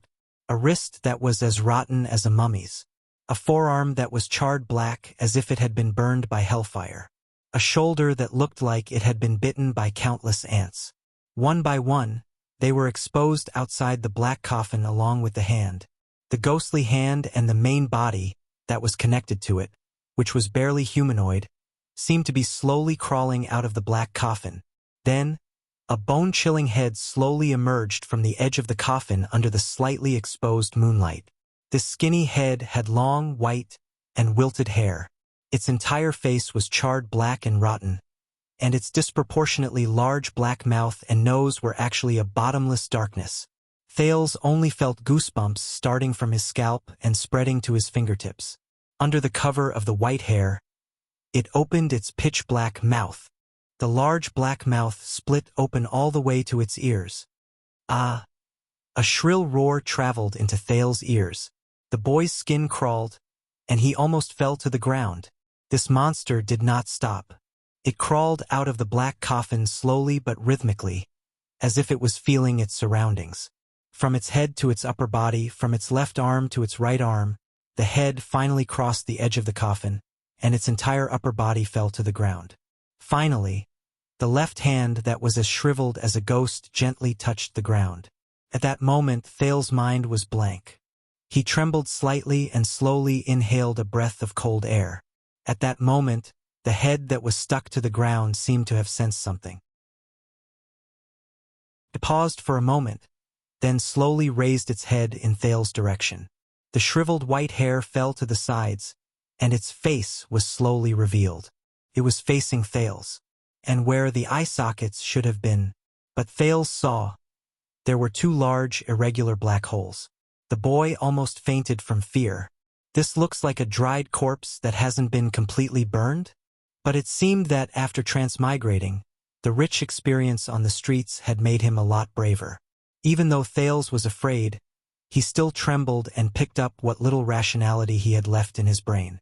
No matter what that thing is, Thales thought silently as he shuddered. I have to escape. Even though it looks scary, it's not fast. I just have to. Thales tried his best not to think about the scenes in the horror movies from his previous life. He turned his feet and twisted the comfortable children's leather shoes that Gilbert had prepared for him, even though they had been greatly worn out during the running. He was prepared to rely on his speed to escape from this dangerous place. I just have to wait for Yodel's rescue, Thales thought. But the moment he turned his leather shoes, the demon-like monster suddenly pounced out of the coffin. It was like a headless demon that had been blindly swimming around suddenly awakened. Ah, ah! The shrill roar rang again. Thales, who was filled with terror points, was so frightened that he turned around and wanted to run. Chapter 32. There was a problem. What did it feel like to watch Kayako climb down the stairs with the fast-forward button on? At that moment, Thales must have been crying angrily as he answered carefully.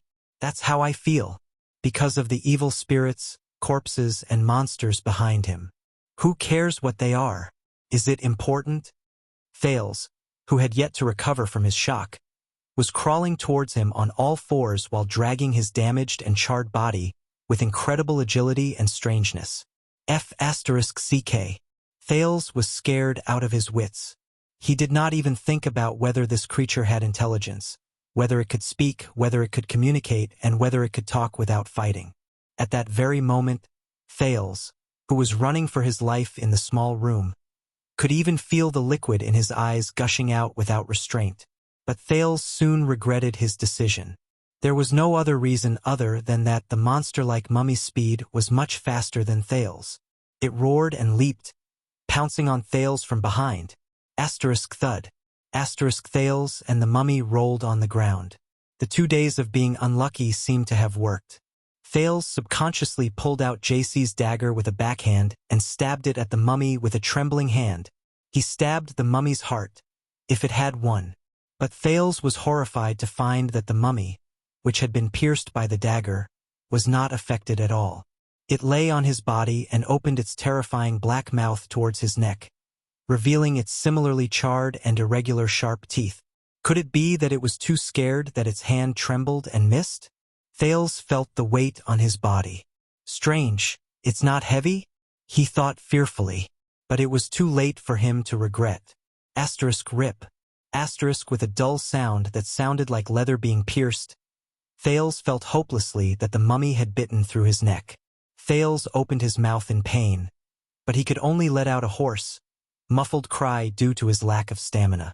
Under the effect of the pressure, all the blood in Thales' body surged towards the ruptured artery. It's over, Thales thought in despair. Those who kill must be prepared to be killed. He thought of this sentence and Quide, who had died unwillingly while clutching his neck. Thales laughed bitterly in his heart. This was retribution.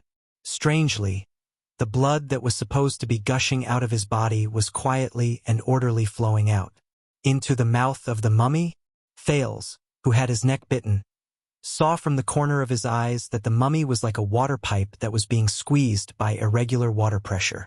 From its mouth to its neck, chest, abdomen, and every other part of its body, It continued to swell and contract slightly. Like a thirsty traveler, he frantically sipped at the spring water. The mummy seemed to be sucking blood. In a few seconds, as he lost more blood, Thale's consciousness began to grow numb. But the consciousness at the bottom of his heart became clearer. It was so clear that everything in his mind had reappeared in front of his eyes. Wuxia, you're afraid of ghosts. What would you do if you really ran into a ghost? Can you not mention this? After watching Ju on the night before yesterday, I still don't dare to go upstairs after dark. Don't be afraid. If you really touch it, bite its neck. If it's those with no neck or a broken head, lunatic, stop right there. Stop. When you're tired of writing your thesis and raise your head to stretch, it suddenly appears. The former Wuxia took a step forward angrily and used the most familiar method to block that person's mouth. Then, amidst the sweetness in his mouth, he caught a glimpse of her smiling eyes. Her eyelashes were long, and her eyes were clear. Really cunning and sinister. Wuxia closed his eyes in hatred and continued to peck at his spoils of war, or perhaps, to offer his tribute to the real victor. Another memory entered Thale's mind. However, this memory seemed to be different. After it entered his memory bank, it did not sleep peacefully with its kind. Instead, it instantly spread, became bigger, and trembled. Thales, who was completely immersed in the memories of his previous life, was abruptly pushed out of this illusory consciousness. Thales opened his eyes abruptly. At that moment, he felt as if he suddenly had strength. The mummy was still desperately sucking blood, as if it would not stop until it sucked him dry. Then, the 7-year-old boy's hand firmly and forcefully grabbed its shoulder and neck. If I really touch it, the prince clenched his teeth and grabbed the mummy's body.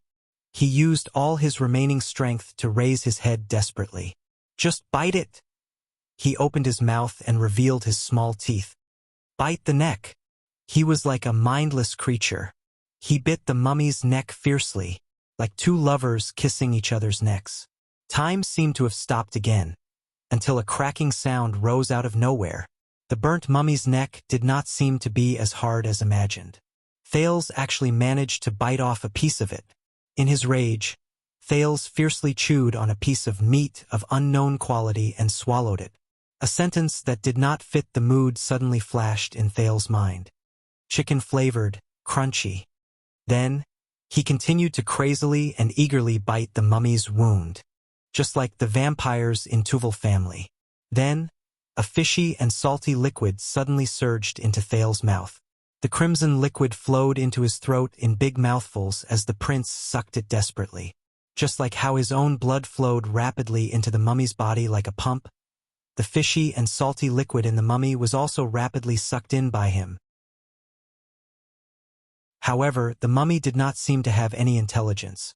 Nor did it feel anything, just like Thales, who had gone mad and whose mind was blank. However, just a few seconds later, he and the burnt and rotten mummy shuddered at the same time. Ha! Immediately after, the mummy seemed to shudder and suddenly let go of its blood-drinking mouth. It let out a shrill cry and pushed Thales away abruptly. After Thales was pushed away, he was stunned for 2 seconds as if he had just survived a disaster. Then, he immediately extended his hand and touched the wound on the carotid artery. Strangely, there was no blood flowing out of the neck that should have been covered in blood. There were only 2 warm, numb, and sticky wounds on the wound. In the dark room, the mummy seemed to have found something called fear. After it pushed Thales away, it covered its neck, which was also bitten. Thales' dagger was still stuck in its chest, and it limped towards the black coffin it crawled out of. Thales was not stunned. He stood up shakily from the ground and realized that his almost completely exhausted strength had recovered a little. It was the taste in his mouth.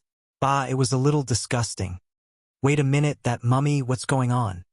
Even though countless question marks appeared in his mind, he still pounced on the mummy that was fleeing in a flustered manner without hesitation. What goes around comes around. We have a score to settle. Thales roared, extended his hand, and pulled it down. The mummy rolling on the ground did not stop. before Thales could use his teeth to communicate with it again. It leaped at an astonishing height, grabbed the edge of the black coffin, and flipped itself into the coffin in an unsightly posture. Thales, who had grabbed one of its legs, fell into the huge black stone coffin with it. Asterisk plop. Asterisk Thales felt as if he had fallen into a pool of water. A warm, moist liquid surged through his entire body. The smell? It's fishy and salty. Is it blood? Thales hugged the struggling mummy tightly from behind. Before he completely lost consciousness due to drowning in blood, Thales smiled under the blood. Fortunately, he thought vaguely. Fortunately, this thing still has a neck and its head is not broken. An unknown amount of time passed. Thales woke up in the black coffin that had mysteriously dried up. When he opened his eyes, Thales struggled to sit up. The first thing he did was to cough violently, coughing out blood and water from his body. Cough, cough, cough, cough. Thales licked a foreign object in his mouth. He instantly reacted, and in a fit of disgust, he spat it out. He panted again and recovered for a few dozen seconds. Thales' right hand immediately touched the side of his body. It was a cold, burnt sensation. That mummy? Thales continued to search until he was sure that the mummy that had chased him like a dog had been broken into a dozen pieces and scattered in the huge coffin. The prince exhaled and chased away the disgust in his mouth. It was dark inside the black coffin. He continued to search the cold bottom of the coffin. When he touched something that looked like a flight of stairs, he forced himself to tiptoe and climbed out of the black coffin that was as tall as a person. This thing doesn't look like a coffin, but more like a children's swimming pool, Thales thought. He understood how the small mummy climbed out of such a tall coffin. He finally climbed out of the black coffin with his hands and feet and fell to the ground with a thud.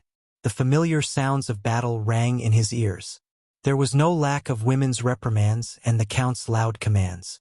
Face down, Thales rubbed his shoulder that hurt from the fall and struggled to prop his upper body up. He did not know how the battle outside was going. Then Thales raised his head. He was stunned. There was a person standing in front of him. A small person. To be precise, it was a small figure with long silver hair that fell to his shoulders. He looked pitiful as he stood under the moonlight and staggered. With force, he took a step. With force, he took another step. The small figure paused with each step and even swayed as she walked towards Thales, who had just climbed out of the black coffin, until she stood in front of him with great effort. She had red pupils, a pale face, delicate skin, delicate limbs, and a cute face with a little baby fat. But this small person was looking at Thales on the ground coldly, condescendingly, and even arrogantly. Thales was stunned for a long time. He thought about it for a long time before he climbed up from the ground with a heart full of doubts. Then he saw the person's entire body clearly. The person still did not say a word. She only stared at him coldly. After a long time, Thales seemed to have suddenly realized something. The abnormal 7-year-old boy blushed, which was rare for him. He scratched his head and laughed awkwardly. Little girl. He lowered his voice in shame, hesitated, stammered, and asked meekly. He hesitated, stammered, and asked weakly, "Why? Aren't you wearing clothes?" The naked little girl stood alone on the ground. She was a head shorter than the skinny 7-year-old boy. She looked at the boy with an unfriendly gaze. Thales felt awkward when he did not get a response. Fortunately, the awkward atmosphere only lasted for a few seconds, because Thales suddenly saw that there was a dagger stuck in the chest of the little girl. There was a dagger stuck in it. The blood on the dagger had not dried up yet. 2 words were carved on the blade. JC. Thales' hand, which was scratching his head, suddenly became stiff. The boy was not a fool. Besides, even if he was a villain in the novel who was protected by a retarded aura, at this point, his intelligence should have gone online. Of course, he remembered how he stabbed the dagger into the mummy's heart. But the naked little girl, who did not seem to notice anything was wrong, still stared at him coldly. She did not say a word. Her round face was expressionless, and Thales' figure was reflected in her blood-red pupils. Thales gently put down his hand and adjusted his breathing. His vision switched back and forth between the cute and strange little girl in front of him and the terrifying mummy of a malicious ghost in his memory. This is really strange. Thales exhaled deeply.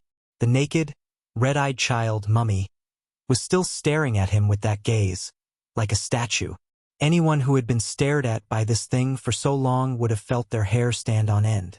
Thales gulped and pretended to smile in a relaxed manner. He thought about it again and swallowed the question, "What brand of sunscreen repair cream is this?" Now was not a good time to test the waters. Although she looked cute, if she was the mummy just now, it was unlikely that she would have any rationality. "Who are you?" A childish voice rang in front of him. Yes, although the little girl's gaze did not change. But the words that came out of her mouth were still relatively clear, understandable, and rational. Compared to the roar of a malicious ghost from before, it sounded sweet, cute, and... Wait! Thales widened his eyes in surprise and carefully observed this extremely strange little girl with silver hair and red eyes. She could speak. She was rational. She did not wear clothes. Bah! She could communicate.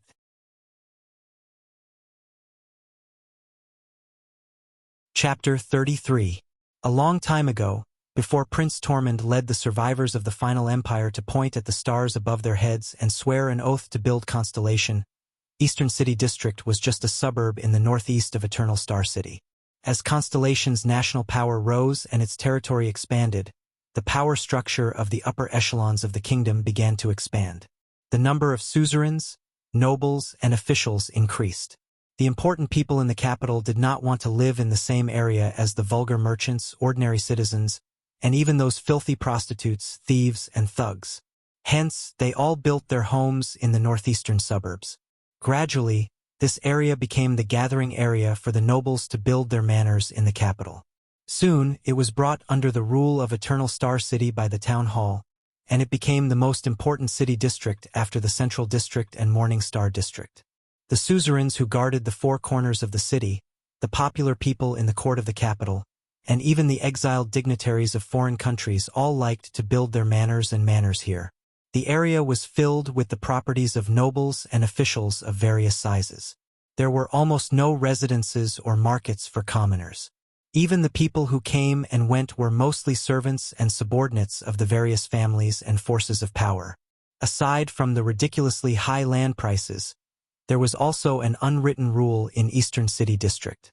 The land buyers must choose a location that matched the buyer's status. You probably don't want to know what happened to those who violated this rule.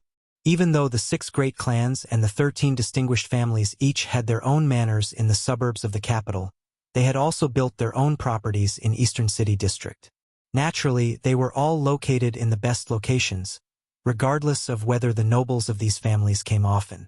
Precisely because of this, the different manors in Eastern City District were very far apart from each other. However, the grass and trees between the manors were maintained by the town hall to be lush and strong. The main road was also built to be wide, grand, and stable. Every 20 meters, there was a large, everlasting lamp provided by the town hall to illuminate the area. As for the police officers and city guards patrolling this avenue, they had to be cautious. Even their superiors couldn't bear the consequences of offending these big shots. Secondly, they could also be at ease. Under normal circumstances, when the police department and the city guards needed to intervene, the nobles often had their own ways to deal with it, so they didn't have to worry about it. As the captain of the city defense team who patrolled the main road in Eastern City District all year round, the sword and crossbow on Janet's body had almost never been used over the past 10 years. However, his helmet and armor were as bright as new. When he ran into the carriages of the nobles on the road, he was used to tidying up his armor and retreating to the side, taking off his helmet and saluting them.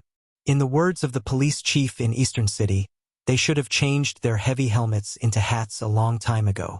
Taking off their helmets and saluting them was just too comical. Janet treasured his job very much. He knew how much effort his comrades had put in to get him, who should have been dismissed from the army and made a living on his own, to join the capital city defense team. Moreover, he was assigned to the Eastern City District, which was stable, peaceful, and occasionally gave him tips. As a farmer who was born in the countryside of Doran County in the south, Gened's colorful experiences were definitely worthy of being sung by bards. More than 10 years ago, when he was about 19 years old, Gened no longer remembered his birthday after his father passed away. His village was struck by a natural disaster, and the village was then attacked and plundered by bandits. Unable to survive, Gened signed up to join the Starlight Brigade that Duke John, who was heading south, recruited and established. He fought bravely and had a bright mind.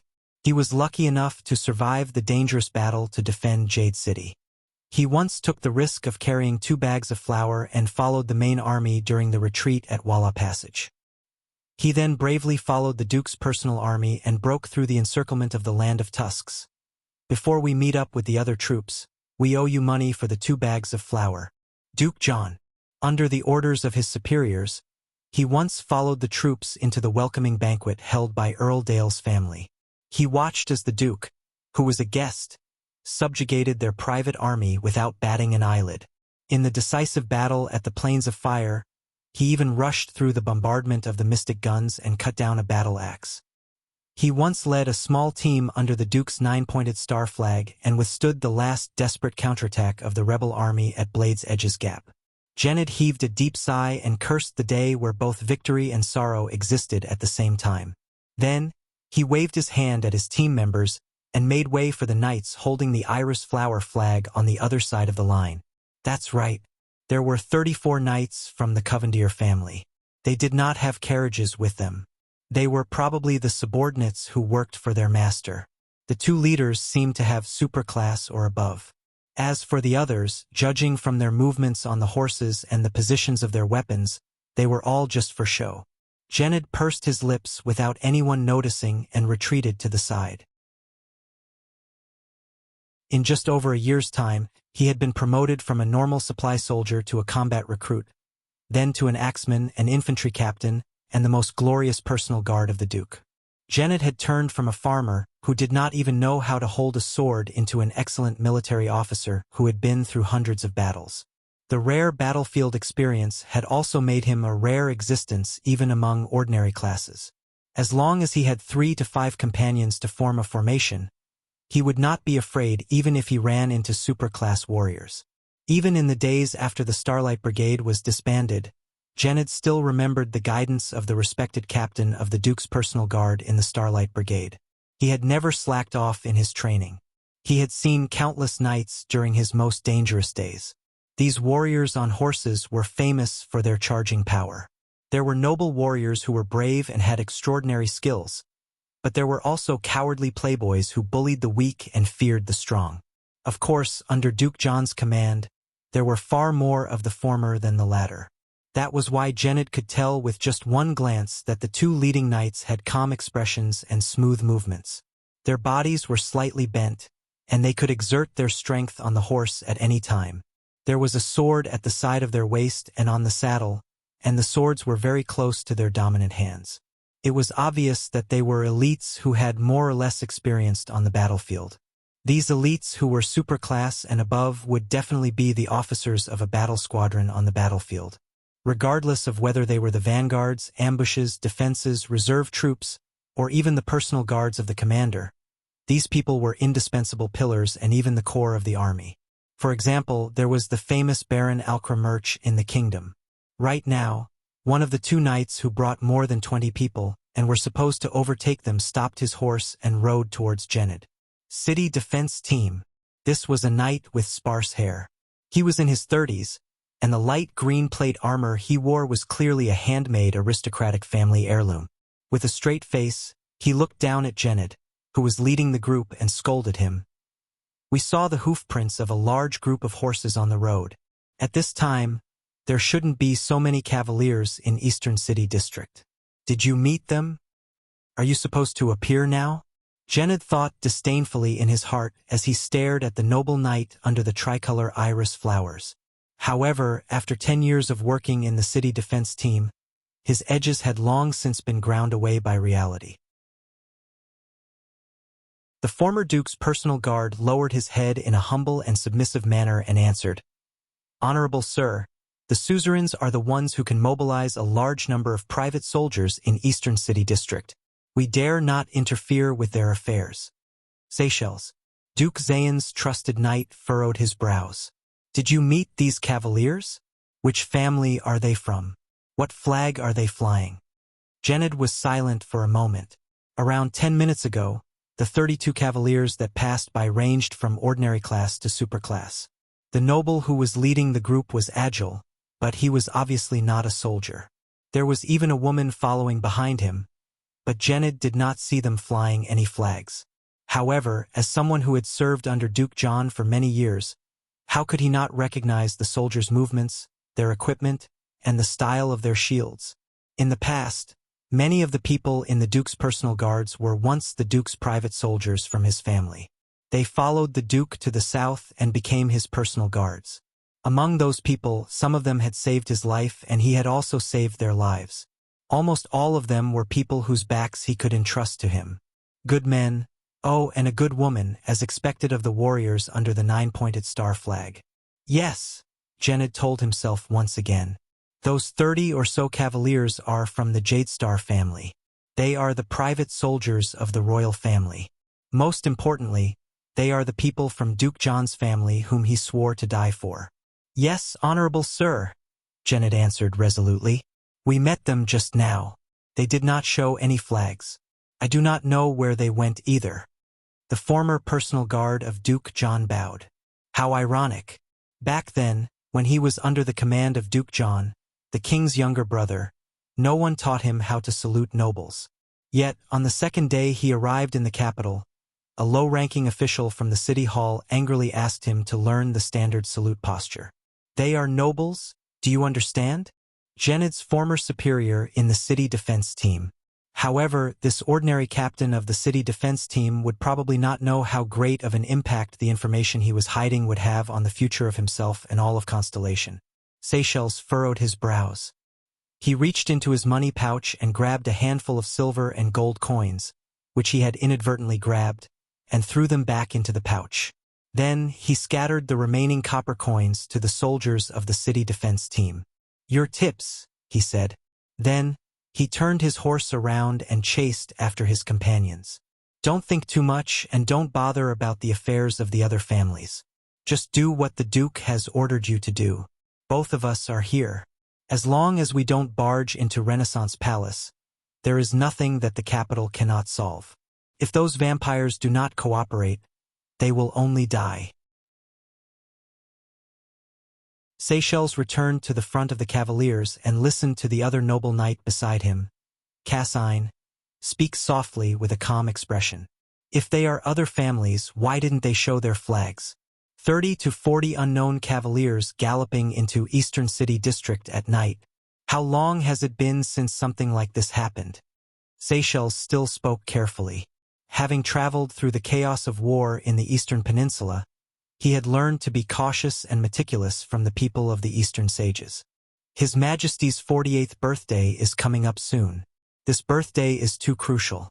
The nobles' messengers, suzerains' envoys groups, and even spies from various countries, representatives from the Tower of Eradication and the Churches of the Gods, as well as forces of various sizes hidden in the dark. It can be said that the entire world's attention will be focused on the capital. And all the great families in the country are also making their moves in many ways, whether openly or secretly. It is very normal. Aren't we doing the same? And we are working hard for it. Cassine turned his head and said flatly, "If you are really worried, after you are done with your task, just go back and report it. This has nothing to do with our mission." "Let's hope so."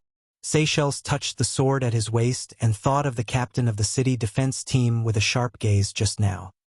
He then said absent-mindedly, "Let's hope it is not the other family's actions." "Don't worry, Lord Seychelles," Cassine said slowly. "At this moment, other than competing with the royal family, all actions towards the 19 noble families will be seen as betrayal. How can the traitors of the nobles succeed in the king's selection?" A bright light flashed in Jine's eyes. She avoided 2 blood slaves who were madly charging towards her. With a shake of the silver chain sword in her hand, she tied them up. The other two swordsmen of eradication from the Jadestar family moved forward in coordination and pierced their hearts with the silver swords in their hands. But the female official instantly sensed something. She knelt down and rolled to avoid a sharp claw that suddenly appeared. The female blood clansman, Rolana, missed her attack. She turned around in anger and parried the two silver swords. Then, she screamed and quickly retreated with a hissing sound. My newly grown right arm is still very rusty. It limits my abilities, Rolana thought hatefully. That damned half-crippled psionic. You blood-sucking whore. Aim more accurately next time. I have seen too many of the crimes committed by vampires in the city. I have even personally captured a blood count from the Olas family. Gines sat up in a shrewish manner. With a flick of her slender arms, the chain sword instantly locked onto Rolana's left leg. She wrapped the chain sword around her right arm. An inexplicable, copious amount of strength surged out, and she pulled it hard.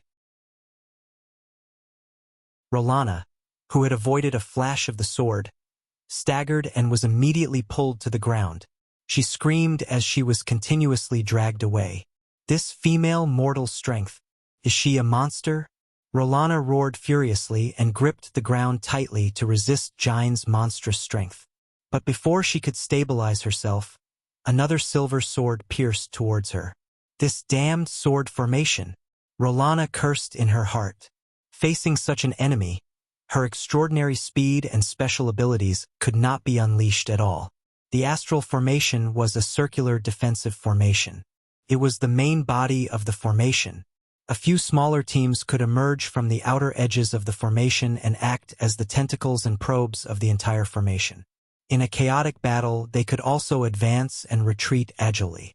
As for the blood slaves, Rolana carefully avoided the silver sword while resisting Gine's monstrous strength and kicking away the swordsmen who attacked her. Under the siege of the sword formation, the number of blood slaves became fewer and fewer. After all, how could an irrational monster defeat a battle-hardened swordsman? Gilbert!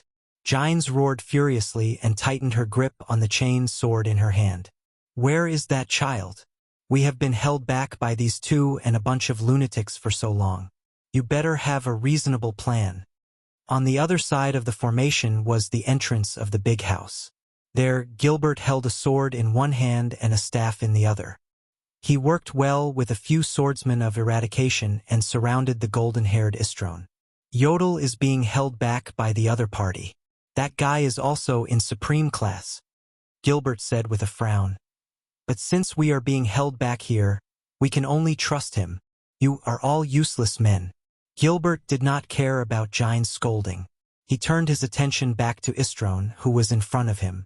It was this blood clansman with extraordinary speed who had kidnapped Thales under the noses of the 8 guards and killed them along the way. Istrone's unique innate gift was speed that far surpassed that of a normal blood clansman. Even though he was still in superclass, his speed was enough to surpass most of his peers. However, just tonight, he had encountered 2 opponents among the mortals who were also in superclass but were completely unafraid of his extraordinary speed. One of them was Blood Bottle Gang's Nikolai. Istrone had seen the first few moves of that guy very clearly. Nikolai could not compete with Istrone in terms of speed, but for some unknown reason, after a few moves, Nikolai's speed and reflexes actually became faster and faster. At the most crucial moment, Nikolai's fist speed and reflexes were actually on par with the blood clansman's. If it were not for Chris' sudden intervention, Istrone even felt that Nikolai's speed would eventually surpass his. The second opponent, Istrone felt his skin crawl. It was the middle-aged noble who looked elegant and noble, but who made him feel fear. Like Nikolai, Gilbert could not keep up with his speed either. However, this noble used his own method to forcefully restrain the high speed that Istrone was so proud of. The silver sword in Gilbert's right hand was very steady, and his footsteps were filled with the elegance of a noble in a duel. However, Istrone was not worried about his sword. The golden-haired blood clansman could easily deal with such sword speed, and he could even overturn 2 swordsmen while he was at it. What he was worried about was the staff in Gilbert's left hand. Compared to the standard swordsmanship, that walking stick was like someone else's. Every time Istrone dodged or parried the silver sword, just as he was about to counterattack, the strange staff would strike him from the air. It would strike precisely at the direction where he was prepared to counterattack, or at the critical point where he could exert his strength, forcing Istrone to retreat in frustration. Then, he would fall into the encirclement of the other swordsman. Just because of that strange staff, Istrone even felt that he was not the one holding Gilbert back, but Gilbert was the one holding him back. However, Istrone did not know that he had fallen into Gilbert's trap right from the start. The key to the martial arts passed down in Gilbert's family was not his staff, but the sword in his right hand that conformed to the rules and seemed ordinary. Sir Chris, the golden-haired noble's ears twitched. He heard his cousin Rolana's soft murmurs in the midst of the chaotic battle. "It's very difficult for us to hold on any longer. Has His Highness not woken up yet? If we really can't hold on any longer, let's retreat with the ancestral coffin." They did not know that at that moment, Chris, who was holding Yodel's short sword in a death grip, had a face full of shock and disbelief. This emotion even infected the opponent in front of him, Yodel, who was behind the mask. Chris whispered something. Only Yodel, who was opposite him, and the Blood Clansman, who had extraordinary hearing, could hear it. The two Supreme Class elites stopped fighting, let go of each other, and retreated separately. When Rolana and Istrone heard Chris's murmurs, they opened their mouths wide at the same time. However, they immediately retreated quickly, only dodging and not counterattacking. Soon, the people who were fighting in the chaotic battle on the empty ground realized to their surprise that the blood slaves were also roaring and retreating to the side. They did not even care if their heads were chopped off by the swordsman beside them. Gines, who was in the sword formation, looked at Gilbert in surprise. The latter was still frowning as he pondered over the situation before him. They did not have to wonder for long. Asterisk thud. Thud. Thud. Asterisk a few children's footsteps could be heard hurriedly coming from the house. Along with the footsteps, a childish boy's voice could be heard. Everyone, just like that, all the people on the empty ground saw the bare-chested Thales panting as he dragged the silver-haired little girl behind him, who was wearing his shirt. They ran out of the door on the first floor of the house and arrived at the empty ground of the manor. Before he could see the situation before him clearly, Thales used all the strength of a 7-year-old boy, and with his muddled mind, he used all the expressions he knew to shout at the sky. "All of you stop. We are allies. Friendly under fire. Knock under sir."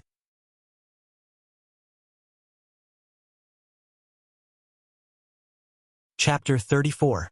The moonlight shone on the empty ground of Vine Manor. Everyone stared blankly at the two children on the ground. For a moment, there was complete silence. Thales lay on the ground, panting. There was nothing on his naked upper body except for the bandage on his wound. He only felt cold and pain. The silver-haired lowly in his arms pressed on his shoulder and propped herself up with a blank expression. She saw the bandage on his chest and the burn wound that was the size of a silver coin underneath. She sniffed the blood on it and revealed an expectant and intoxicated expression. This expression scared Thales so much that he quickly sat up. Before this dangerous Blood Clan girl, whom Thales had long imagined to be a boss monster that could turn into a blood-sucking mummy at any time, could bear her fangs, he pushed her away from his arms. Yodel and Chris instantly appeared in front of the two children. "I'm fine, Yodel. Don't worry." Thales saw the wound on the secret protector's chest and revealed a tired smile. The latter took off the cloak that was on top of his tights and draped it over Thales. Thales nodded. "Before that, there is an urgent matter that must be dealt with." He turned in another direction. There was a large pit there, and at that moment, a legless, half-dead person was lying there. The Phantom Wind follower, Madeira Ralph, a free fighter who had broken free from his shackles. A survivor who did not want to die to be free from pain. "Mr. Gilbert, please save that person." Thales' eyes dimmed, but he said firmly to Gilbert in the distance, "If it wasn't for him, I probably wouldn't have been able to hold on until all of you appeared." Also, the prince said in his heart, He's the first person I've truly saved in this damned world. Gilbert nodded and commanded the swordsman of eradication beside him to save Ralph. Your Highness! Chris' deathly still face was now filled with excitement. He knelt on one knee in front of the silver-haired lowly. There was already a blanket in his hand, and he draped it over her with trembling hands. Thale's shirt was not big enough and was torn in many places. It only covered the little girl's knees. The little girl's 2 white calves below her knees were exposed. When Chris thought of this, he glared at Thales with a fierce gaze. Although Her Highness had a noble status and did not care about the gazes of ants, as the loyal butler of the Corleone family for more than 600 years, Chris naturally had to consider everything for his mistress. Your Highness, you're finally awake. The cute, red-eyed little girl nodded expressionlessly. She held Chris's hand habitually and said word by word in the tone of a superior, Chris, you did a good job. The little Lolita's chubby face was expressionless as she mumbled in a childish and cute voice, I'm sorry. Loyalty will be rewarded. Beside him, Thales took 2 seconds to understand the meaning of this sentence. Loyalty will be rewarded. Then he burst out laughing. Such serious words coming out of the mouth of a young Lolita with missing teeth was truly a tragic sight. Chris, who was nodding gratefully, glared at him. You are, Your Highness? Rolana and Istrone appeared in front of the little lowly with shocked and bewildered expressions. The former looked at her short stature and asked cautiously, Your appearance? How did it become like this? The little lowly raised her crimson eyes and looked at Thales with a complicated expression. She then said nonchalantly, As long as I drink recovery brew, I will return to my original appearance. After she finished speaking, the little lowly looked at Thales, who was trying hard to hold back his laughter. She did not seem to realize that there was a problem with her pronunciation. So, with a cold expression, she asked with a slightly puzzled tone, What is it that you want to show off? What is it that you want to show off? Thales could not help but laugh out loud. This time, the 3 blood clansmen looked at him with unfriendly gazes. Istrone even looked at him with a layer of wariness and respect. No, haha, cough cough. The boy quickly covered it up with an unprofessional cough. There is nothing to show off, haha. Cough cough. Sorry. Gilbert, who had finished restraining the swordsman of eradication, walked over with Gines. The former leaned on his cane, took off his hat respectfully and said, Honorable Mr. Thales, and this cute blood clansman lady, perhaps you do not mind explaining the current situation to us? Thales stopped smiling and glanced at Gilbert gratefully. Mr. Gilbert, thank you for your rescue and sacrifice. However, he suddenly felt that the charming lady in her 40s behind Gilbert was looking at him with a complicated expression. The meaning in her eyes was unfathomable. Is this that boy? He and that person's son? Gines' gaze immediately darkened. Thales did not think too much about it. He turned his head and continued, Let's postpone the self-introduction for now. Enough blood has been shed tonight. Because of this I and this. When he said this, he glanced at the little lowly, who was obviously childish and adorable but had to keep a straight face. He paused for a moment. Little sister Serena Corleone. Lady. Looking at the red-eyed lowly's unfriendly expression, he quickly changed his words. After a friendly and pleasant discussion, the little lowly Serena suddenly felt an itch on her neck. She pursed her lips without anyone noticing. We have decided to put down our grudges, end our hostility, and form an alliance. I will provide Princess Serena with my blood on a regular basis, and Princess Serena and her subordinates will serve me until... Before Thales could finish speaking, he felt Yodel's hand, which was holding him, tighten abruptly. Then he was anxiously interrupted by 2 people. Why do we have to serve you? We can use other benefits in exchange. At most, we can just leave. This was the red-haired and unfriendly blood clansman, Rolana. Mr. Thales, your blood is too dangerous. How can this be? This was Gilbert, who was eager to protect his master. However, Thales only suddenly raised his right hand and clenched it into a fist. This was a gesture he often used to calm down discussions that were becoming more and more heated and out of focus when he led university students during discussion classes in his past life. Both of them stopped talking at the same time. The prince took a deep breath. Thales left Yodel's support and ignored Gilbert's obstruction. He slowly walked towards the blood clansman and said softly, "You will serve me in exchange for my protection, and I will provide you a group of political refugees who have no home to return to in Constellation. You can only use Corleone's name to cheat for food and drink under the symbol of the iris flowers. I will provide you with a better protection than the master of this manor." Chris, Istrone, and Rolana's expressions changed at the same time. They looked at Serena. However, the silver-haired, red-eyed lowly only snorted coldly. "I didn't tell him anything. He figured it out himself." Figured it out? Not getting along with Blood Bottle Gang, not being on the same side as the master of the manor, Istrone's words about with our current situation, and the coffin on the third floor that looked like a swimming pool but was actually a large nursing ward. The prince thought silently in his heart.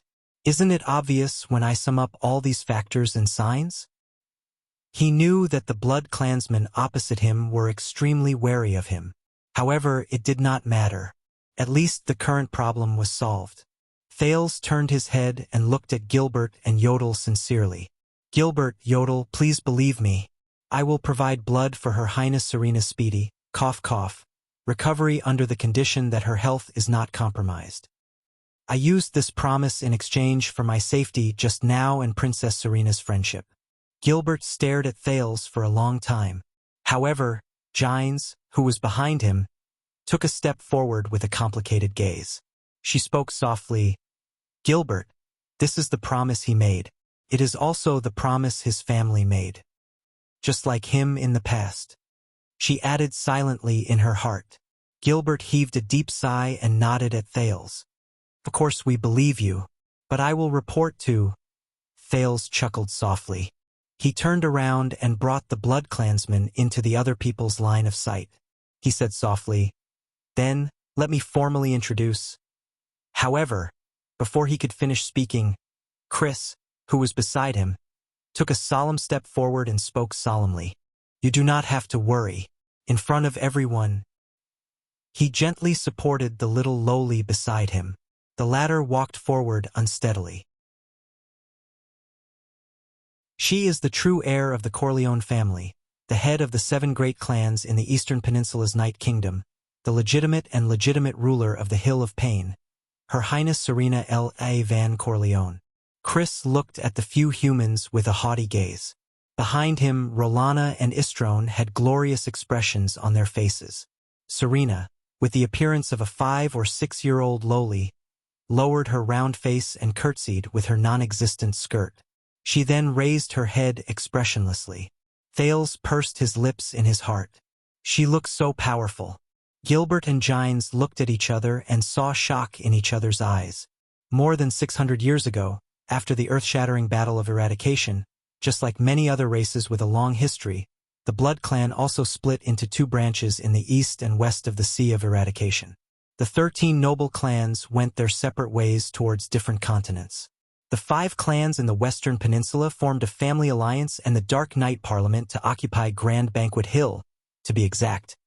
They occupied a piece of land and called it Grand Banquet Hill. The 8 great clans in the Eastern Peninsula established a king-like rule. They took root in the eastern coast of the Sea of Eradication under the name of Night Kingdom. Over the past 600 years, compared to their relatives in Grand Banquet Hill who were in a state of disunity and were even forced to sign the Convention of Human Kingdoms and Immortal Races, the Blood Clansmen in Night Kingdom were more united and powerful under the powerful rule of the infamous Night Wing King Laurie Corleone. They even participated in the affairs of the peninsulas extensively. During the Second and Third Peninsular Wars, they sent out the Sacred Blood Army, which was formed by elite Blood Clansman warriors to participate in the wars. During the latter, the Night Wing King even personally led his army to attack Dragon Cloud City, the capital of Extet, the Blade of the Western Peninsula. However, 200 years ago, the politics of Night Kingdom changed drastically. The Night Wing King, Laurie Corleone, disappeared mysteriously. The 8 great clans suffered a great blow to their strength. The Hollier family even betrayed them and crossed the sea to seek shelter in Grand Banquet Hill's Dark Night Parliament. From then on, there were only 7 ruling clans left in Night Kingdom. They also lost the only elite who could break through to the real-world level. Under the attacks of the Church of Dawn, they gradually declined. The Dark Night Parliament of Western Peninsula's Grand Banquet Hill and the 6 great clans worked hard to improve their rule. They reformed the rotten and old system, carried out extensive diplomacy, and even became one of the allies of the Fortress Treaty. They called themselves the 6 upper branches of the Blood Clan. And this little girl in front of him actually said that she was the master of the Hill of Pain in Night Kingdom, the nest of the Corleone clan where the Night Wing King was born. Gilbert raised his head and spoke respectfully. "Forgive me for being presumptuous. However, based on what I know, the current master of the Corleone family and the actual ruler of the Hill of Pain should be the Night Queen, who is also the current master of Night Kingdom, the Weeper, Her Majesty Katerina L. Ivan Corleone." Gilbert deliberately emphasized the words Night Queen and Her Majesty, emphasizing the difference between her and Serena's Highness. Thales yawned, causing Chris, who was already in a bad mood, to glare at him angrily again. Serena's red eyes narrowed slightly. She pouted and took a step forward. "My crybaby sister, Katerina, illegally seized the ship's profits that I inherited from my father, His Majesty Night Wing, and stole the Blood Sea throne. But one day, I will ascend the throne again." Her cheeks, which were filled with baby fat, tilted slightly. She clenched her small hands tightly on her chest, closed her eyes, and recited the Corleone family's motto. "Long reigns the blood." Istrone and Rolana's expressions immediately became solemn. They humbly lowered their chests and clenched their fists tightly over their hearts. Together with Chris, they took a step back, lowered their heads, and chanted, "Long reigns the blood." This. Thales was speechless. "Why don't you shout, 'Unify the world'? Your help and resources will occasionally be rewarded." Serena opened her eyes and fixed her gaze on Thales. She subconsciously licked her lips. "Like biting open my neck?" Thales rolled his eyes and avoided the little lowly's fervent gaze. He said perfunctorily, "Wow, then I can't ask for more. It's my honor." Serena's small face puffed up, as if she was a little dissatisfied with Thales' attitude. Istrone looked at Thales' strange attitude and remembered that he was probably using this attitude to order him around. He felt an inexplicable sense of sullenness. Looking at His Highness' expression, he flashed a cold smile and said to Thales, "Little one, I'm afraid you don't understand the Night Kingdom on the other side of the sea. I'll put it this way then. Even if your enemy is the Supreme King of Constellation, with the support and protection of our Sacred Blood Army, he will definitely not dare to make things difficult for you." Right after he said this, Rolana, who was beside Istrone, felt that something was not right. The expressions of the few people opposite them were very strange, especially the middle-aged noble with a strange expression and the black-haired woman who looked displeased. Chris furrowed his brows, but he could not stop the golden-haired blood clansman from speaking. After all, he had fought against the other party before. He knew that the masked person was an elite at the peak of supreme class. Thales' face twitched a little. Being cocky is an illness that needs to be treated. Thales scratched his head and said to the little lowly, "Then, it's time for me to introduce myself. I am Thales. I am about 7 years old this year. In the past." At this moment, Gines, who looked displeased, walked up to them rudely. But just as she was about to speak, she was stopped by Gilbert. The gray-haired noble sighed. "I guess that the alliance between us will not be too short, and Princess Serena also needs time to prepare for her return to the throne. Then why don't we be honest with each other?" Count Gilbert Casso raised his head. His gaze was solemn as he briefly said a few words. "This is Thales. This is Thales, the next Supreme King. Constellation's next Supreme King." A long while passed. A long while passed. Just when Thales felt as if even the air had been petrified, A gust of wind finally blew past. About that. He laughed awkwardly and waved his hand at the 4 petrified blood clansmen opposite him. Thank you for your Sacred Blood Army's support and protection.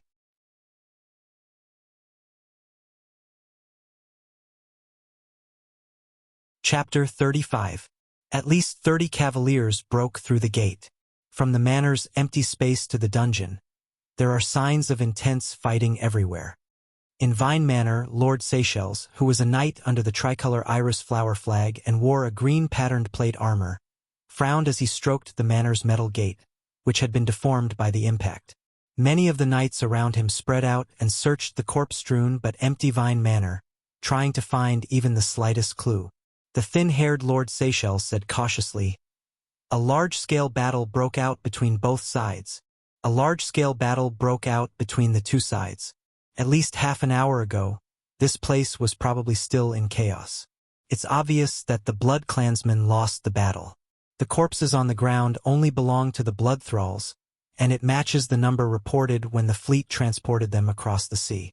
From the wounds on the corpses, the other party used high-purity silver weapons. They came prepared. The Blood Clansmen from the Corleone family are all missing. If they were not completely wiped out and their corpses were taken, they were captured alive, escaped, or even all three. No matter what, we do not have to worry about the secret they are hiding anymore. If they did not fall into the enemy's hands, they were destroyed without a trace." Seychelles' heart sank. With his right hand, which was covered in an iron glove, he stroked the few strands of hair he had left. Another voice came from behind. "The only good news is that the Duke did not intend to use them, so they do not know our plans and actions." The neatly groomed Lord Cassine, another titled knight, stood up from beside a blood thrall's corpse on the ground and looked at Seychelles. "It's my fault. I'll apologize to His Excellency the Duke later." The neatly groomed knight Cassine's expression was terrifyingly dark. However, this noble knight did not shirk his responsibility. "I was the one who neglected the large group of cavalrymen I saw on the road. Now, it seems that they were the ones who ambushed Vine Manor. If we had advanced at full speed, we might have been able to intercept them." However, Seychelles did not think so. His instincts told him that there was something fishy about this group of cavaliers who ambushed Vine Manor. Even if they intercepted that group of people, it might not end well. Even if he and Cassine were supreme-class knights of eradication. However, Seychelles knew that this was not the time to strike a blow to his good friend. He was already full of self-reproach for the mistake he had made due to his carelessness earlier. There are 2 problems that need to be solved urgently. Seychelles swept his gaze across the mottled walls of the manor and walked into the house. First, who exactly are they? Secondly, why did they come? Cassine followed his friend into the hall. Even though he had smelled blood earlier, he couldn't help but turn around when he saw the bloody scene in the hall. Unlike Seychelles, who used to work as a mercenary in the Eastern continent and lived with a blade every day, Cassine's background was much better than his peers. Back then, when the old Duke personally conferred him the title of a knight, he was still an excellent swordsman of eradication who had just completed his studies in the Tower of Eradication. He was a young boy with a bright future ahead of him. Ever since he had become a Lemeter Knight, it had been a long time since Cassine had experienced bloodshed outside of the tournament. "Let's send our men out right now. If we search for them in all directions, we might be able to find some clues about these cavalrymen." Cassine looked at the corpse on the table with disgust and frowned. If they are from a certain family, then entering the manors of the great nobles in the Eastern City District would be the best cover. But his colleague, Lord Seychelles, shook his head. He thought of the rabbits that ran all over the grasslands of the Eastern continent. No matter how many exquisite traps the Kissery herdsmen set up, they would always find a way to survive.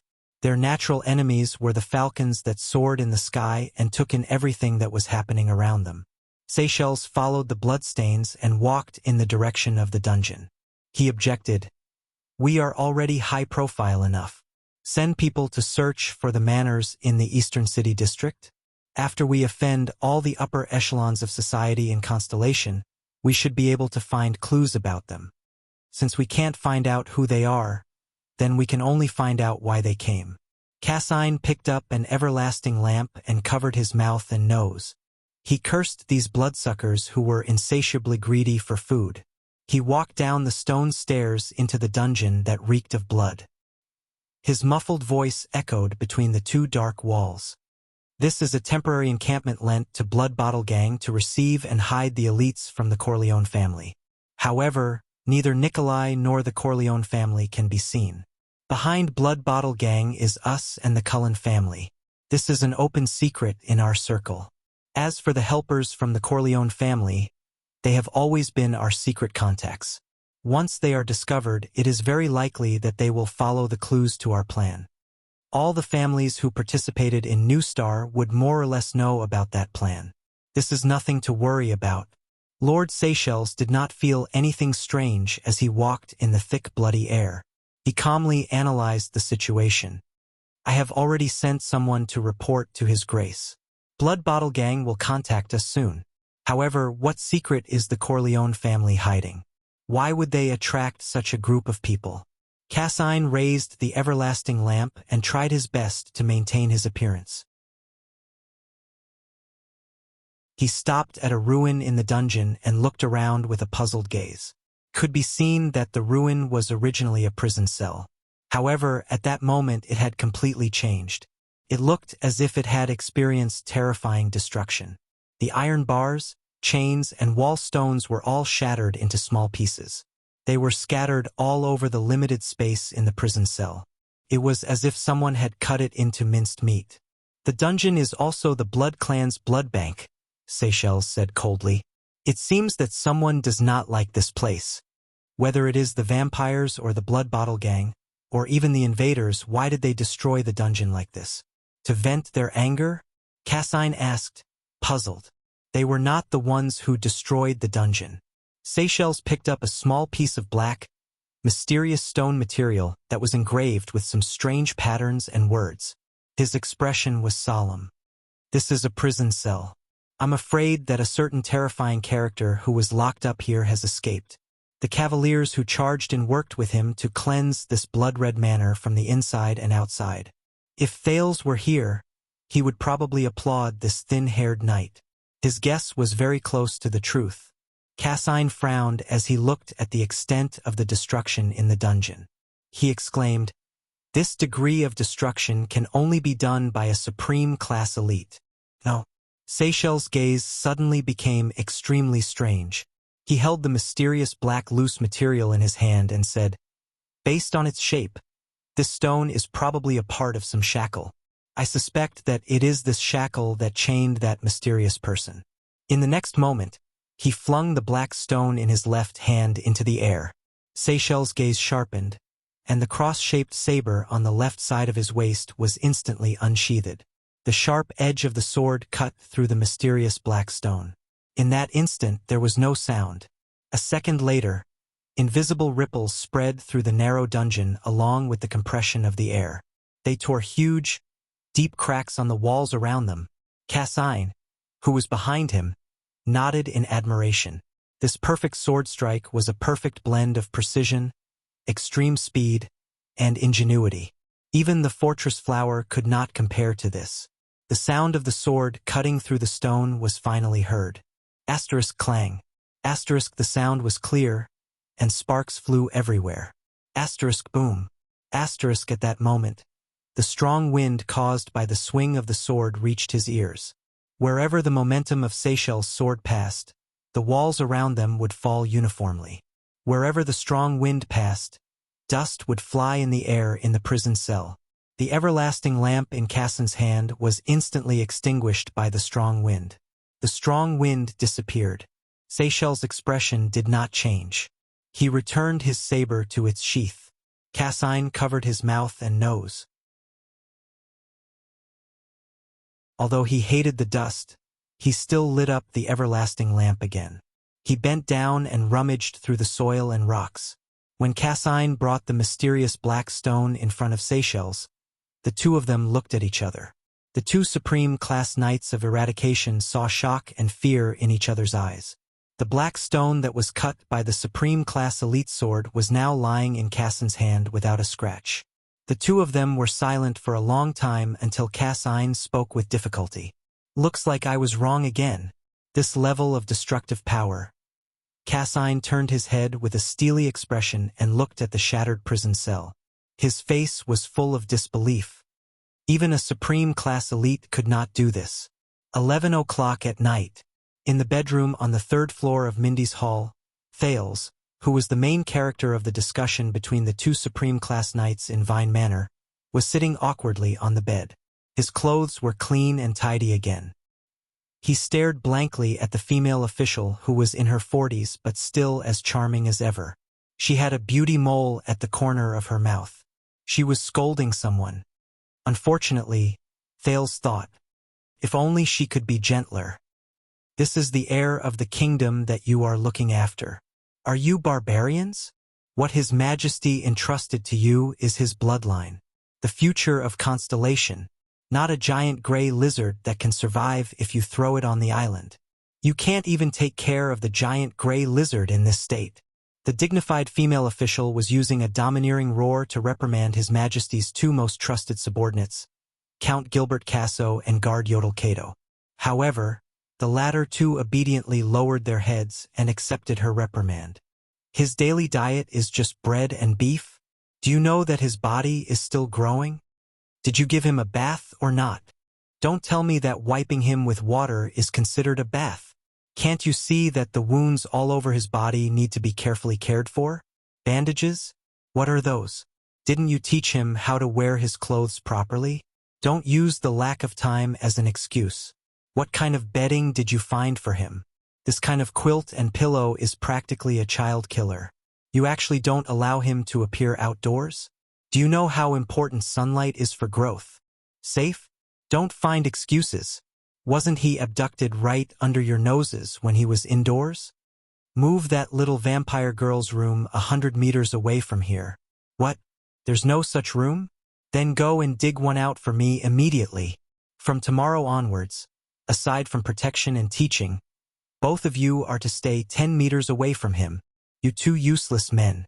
After a long while, when Gines finished lecturing in anger, she chased the two useless men out of Thales' room. "Go and prepare everything on the list immediately, Gines." Then, she suddenly turned around. Thales, who was holding a glass of water and watching the show on the bed, was so frightened that he shrank back half a meter. Looking at Gines' fierce gaze that had yet to fade away, the boy remembered his former high school class teacher. However, Gines only looked at Thales hesitantly and with a complicated expression. In the end, she sighed softly. She forced a smile and tried her best to speak gently. "Don't be afraid, Thales.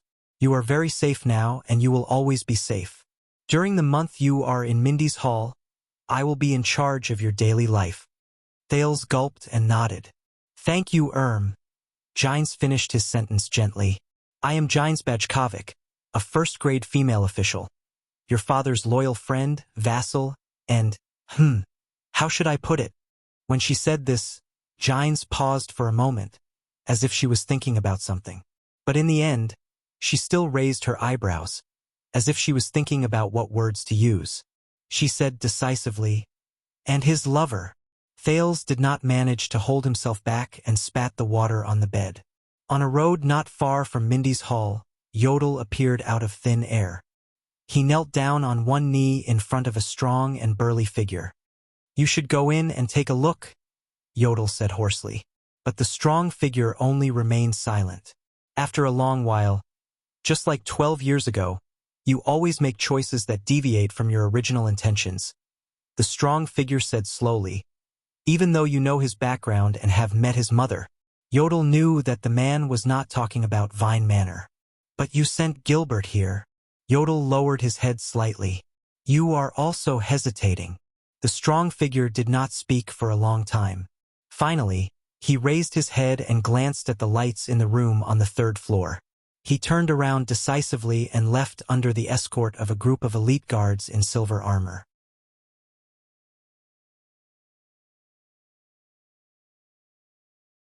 Chapter 36.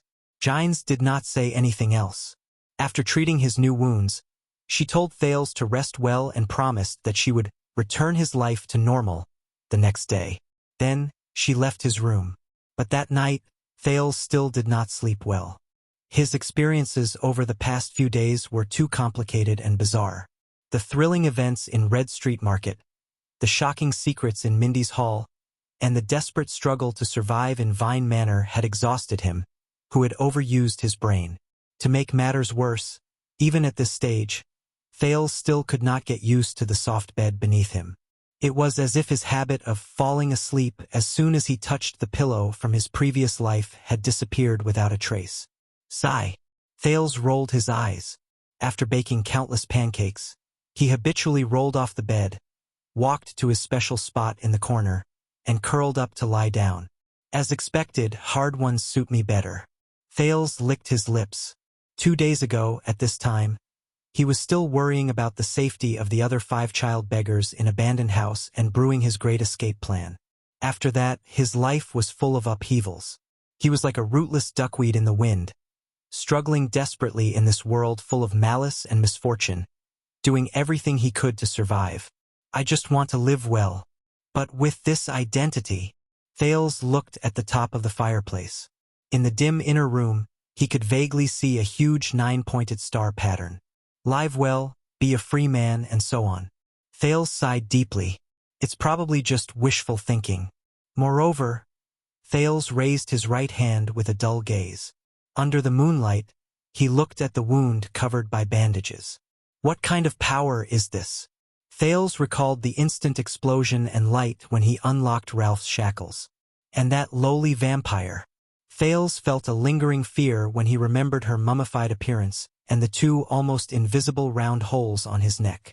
And now, Thales was also sure that the memories from his previous life that flashed back in his mind were not fragments.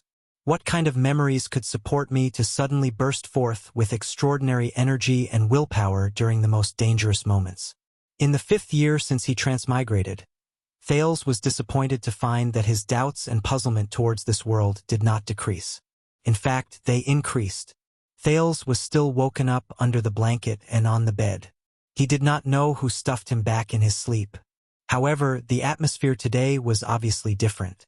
The first person to wake him up was Gines. She patiently explained to the flustered Thales how to wear the clothes that belonged to nobles. Secondly, his breakfast had changed from bread and beef to delicious cakes and milk. The guards in the hall were busy, carrying items that had just arrived today into the hall. Then, Gilbert appeared with a solemn expression and informed him that Thales' private, customized lessons would start at 9 in the morning and last until 9 in the evening. This made Thales truly feel that his daily life was now completely different. This was because the first class in the morning was already filled with content that he had never come into contact with before. After the events of the past few days, after careful consideration and careful decision, young Sir Thales. After breakfast, Thales was led by Gines to the backyard of Mindy's Hall. On an empty space that had been cleared out and was covered with soft sand, Gilbert Casso leaned on his exquisite staff and stood in front of a dazzling weapon rack, sword targets, arrow targets, sandbags, hitching posts, and a young horse. Gilbert Casso told Thales in a serious tone, "That's right. We believe that you urgently need basic training in fighting skills and self-defense skills. A child who grew up by Lord Mon's side should naturally be proficient in horsemanship and basic swordsmanship. Rest assured, we, mainly Madame Gines, will ensure that the training will not affect your existing wounds." What? Thales took a deep breath. He was surprised to see Gines take a step forward and say to him coldly, "Don't be surprised, child. Morning is the best time for physical training. Since you are the future heir of Constellation, you must naturally have a body that can bear this heavy burden. And I will ensure this." Thales looked at Gines' mature figure under the morning sun. She was dressed in the elegant attire of a female court official. He looked at the empty surroundings and scratched his head. Why isn't Yodel teaching me? He seems to be very powerful. The image of the secret protector's swift body movement technique that allowed him to move through the city surfaced in Thales' mind. Are you expecting a supreme class elite, who is rare in the entire kingdom, to teach a newbie the most basic things? Gilbert, who was at the side, took over the conversation. He put his hands behind his back and said, "Also, please believe me, Yodel's method does not suit your identity and characteristics." Thales nodded, not really understanding. What is supreme class? At this moment, Gines clapped her hands and walked to the center of the field. She crooked her finger at Thales. "Gilbert will explain this theoretical knowledge to you during training. Now, attack me with all your might. I want to evaluate your existing foundation." Thales stared dumbly at Gines, who had her hands behind her back and was standing still in the field until she urged him again. "All right, training and leveling up. Isn't this what the seniors love the most?" The boy finally exhaled. He thought about it and decided not to pull out his dagger. In the next second, Thales charged towards Gines with the street skills of a qualified child beggar. Combat is the oldest and most long-standing skill in human history. Gines did not even move her leg to support herself. She easily tripped Thales, who was charging too hard. Bang. Gilbert then slowly began his explanation.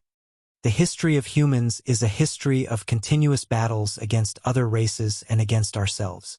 Thousands of years ago, in the battle for the right to live in the world, humans gradually summarized the skills and rules of using weapons or bare-handed combat. Thales was tripped for the second time. He fell on the training field with his face covered in dirt. Compared to other races, humans, whose physical attributes were much lower, relied on mastering these skills and skills to win against the strong, to fight against the strong, to fight against the strong, and to fight against the strong. A long time later, among the warriors who mastered superb skills in battle, a portion of them awakened powers that even humans could not imagine in their bodies. Those powers have endowed human beings with choices other than struggle and resistance in the world. Different powers have endowed them with different advantages, ranging from extraordinary speed to agile reactions, to superb insight, to extraordinary strength, and so on. This time, Thales nimbly dodged Gines' tripping leg and cleverly grabbed her high boots. However, he was immediately kicked down by Gines' ingenious strength. These humans, who were a level above them, relied on these powers to ride rare warhorses and lead skilled warriors into the dangerous world. These were the earliest batch of knights. Gilbert heaved a deep sigh. He watched the disheveled Thales fall on the ground for the fourth time and continued. And the powers they awakened to were collectively known as extraordinary power. Today, after the final war, people, especially swordsmen, like to call it final force. It was also because of the appearance of extraordinary power that the world first had a division of powers. We used to call those warriors who were skilled in battle and who could use their fighting skills ordinary class. As for those who have mastered supernatural powers or powers that are equivalent to them, their control and observation skills are meticulous and peerless. They have already surpassed the limits of mortals, so, when he said this, Gilbert's eyes shone brilliantly. We call them supraclass. Enough! Gines raised her left hand and stopped Thales, who was unwilling to give up and wanted to continue charging forward. She pushed him down on the sand. He is quick-witted, good at dodging, and knows how to exert his strength to the greatest extent. However, his body is not fully developed yet. I know what to teach him. Gines exhaled, turned around, and took out 2 wooden swords and shields from the weapon rack. She threw the smaller one to the flustered Thales. "It's really heavy." Thales strenuously straightened the shield and imitated Gines. He used the leather belt on the back of the wooden shield to tie the shield to his left hand. However, he immediately realized that this posture placed a great burden on one of his shoulders. Thales grabbed the wooden sword with his right hand. Damn! Compared to JC's dagger, this wooden sword is as heavy as the water tank in the abandoned house. Turn your body sideways. Place your left foot in front and your right foot behind. When you are defending, place your center of gravity behind you. When you are attacking, place your center of gravity forward. Raise your shield and aim it at your enemy. Use it as your center of gravity and protect your chest. Jine's words suddenly became cold and strict. No matter when, raise the shield in your left hand high up. There are only two situations where you can put it down. You die or the enemy dies. Thales raised his left arm with great difficulty. Soon he felt sore. Swing your right arm. Use the sword as your second forearm. Use your shield and the weight of the center of gravity in the front of your body to swing it like a whip. Thales, who was already panting from exhaustion, raised the sword in his right hand shakily. He tried his best to swing it left and right while he heard Gilbert's words. At that moment, Count Casso's words were filled with nostalgia and reverence. Aha! The Northland military sword style, which has a long history, sword arts of the Northland military. In the bard's poems, it is the mortal's last weapon, the knight's sturdy body, the northern ice and snow barrier, and the orc's nemesis on the battlefield. His next words made Thales widen his eyes.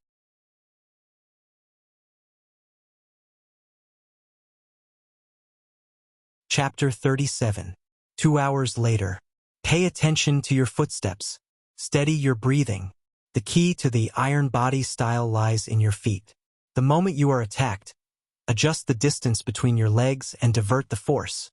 If you don't want to die, raise your shield towards the enemy. Jine's clear voice rang, followed by a merciless slash. Thales clenched his teeth and swung the sword in his right hand, causing his body to spin. The blood vessels in his left arm bulged as he tried his best to lift the disproportionately heavy wooden shield with the strength of his shoulder. He bent his right leg slightly and prepared to slide away according to the force of the impact to cushion the blow. Asterisk bang. Asterisk Gilbert, who was watching the fight by the side, closed his eyes gently. After Jine's hit the lower part of the shield, Thales lost his balance for the 25th time and fell on the sand again. This time he was exhausted and could no longer lift the shield in his hand. Damn it! The boy panted heavily and tried his best to lift his head and chest. But the heavy shield pressed down on his left chest, making it impossible for him to struggle up from the ground. This lady, who is also my father's lover, has been swinging her sword continuously for 2 hours. But why does she not show any signs of physical exhaustion? The Northland military sword style originated from the ancient chauvinistic kingdom 3,000 years ago. It was formed during the era of the human kings before the ancient empire. As if he had seen through Thales' thoughts, Gilbert's voice rang in the empty ground. According to records, the ancient elves and the dragons were at war at that time, and the human kings in Northland encountered the invasion of the ancient orcs in the north. This sword style was created to fight against the ancient orcs and even the dragons, those terrifying opponents whose strength and size far surpassed that of humans. Gilbert looked at Thales on the ground seriously and said softly, "This is the oldest combat sword style in human history. It was under such a huge disadvantage, in a battle that was almost hopeless, in a fight that was almost certain death, and in a charge that was almost suicidal. The first batch of knights awakened to supernatural powers, which are now known as the power of eradication. They became the earliest superclass in human history." A brilliant light shone in Gilbert's eyes. Madame Jine's is one of the best among superclasses. Forget about the unique power of eradication she possesses. Her observation skills, explosive power, sense of balance, and almost all of her physical attributes are incomparable to yours. The difference between her and you is like the difference between the valiant ancient orcs and the weak humans back then. Truth be told, he still did not know how he should interact with his father's lover. He looked at Jine's and saw that she was exercising her wrists with a relaxed expression, as if she did not mind Gilbert's praise at all. With the further use and accumulation of extraordinary power, this power will become stronger and stronger. The knights began to learn how to control this enormous and profound power, to control that immeasurable power, and to reach the realm of being able to control it with ease. Compared to super mages, these knights who had advanced to the next level were immeasurably strong, and their techniques were unparalleled. They begin to understand the essence of power and battle. They can change at will, and they are not bound by any rules. They can use the greatest efficiency and the smallest loss to end a battle. Gilbert took a step forward and nodded at a spot in the air without leaving a trace. This is the extreme realm, a supreme expert who has surpassed the limits of strength. Thales stared at the sky in a daze. He remembered Asda's control over the air at will, and Yodel's ghostly movements. Gilbert looked at the sky and nodded at Gines. Ordinary class, superclass, supreme class. After the humans became powerful, this system of power classification was widely spread to all races and places. Gilbert looked at the sky and nodded at Gines. The ancient orcs, ancient elves, and even psionics started to use this classification. And all of this originated from the ancient Northland military sword style. It originated from the courage to fight against the orcs and dragons for survival. Gilbert's words made Thales fall into a daze. Now, the threat of the ancient orcs is no longer there, the dragons are no longer in the world, and the Northland military sword style is no longer in circulation. Even the Exdead army, which took pride in the Northland bloodline and occupied the ancient lands of Northland, has long since abandoned this sword style. Now, the only places that have the complete legacy of the Northland military sword style are Constellation and the Tower of Eradication. Lady Gines is one of the few who are skilled in this field. Young Mr. Thales, please have respect for this sword style that once saved our ancestors and practice it tirelessly. A sword style that fought against the orcs and dragons? No wonder. Thales thought gloomily when he snapped out of his daze. No wonder I felt like a grandson when I swung the sword. When he recalled how he lifted the shield and swung the sword like an idiot, he was swung along by the sword.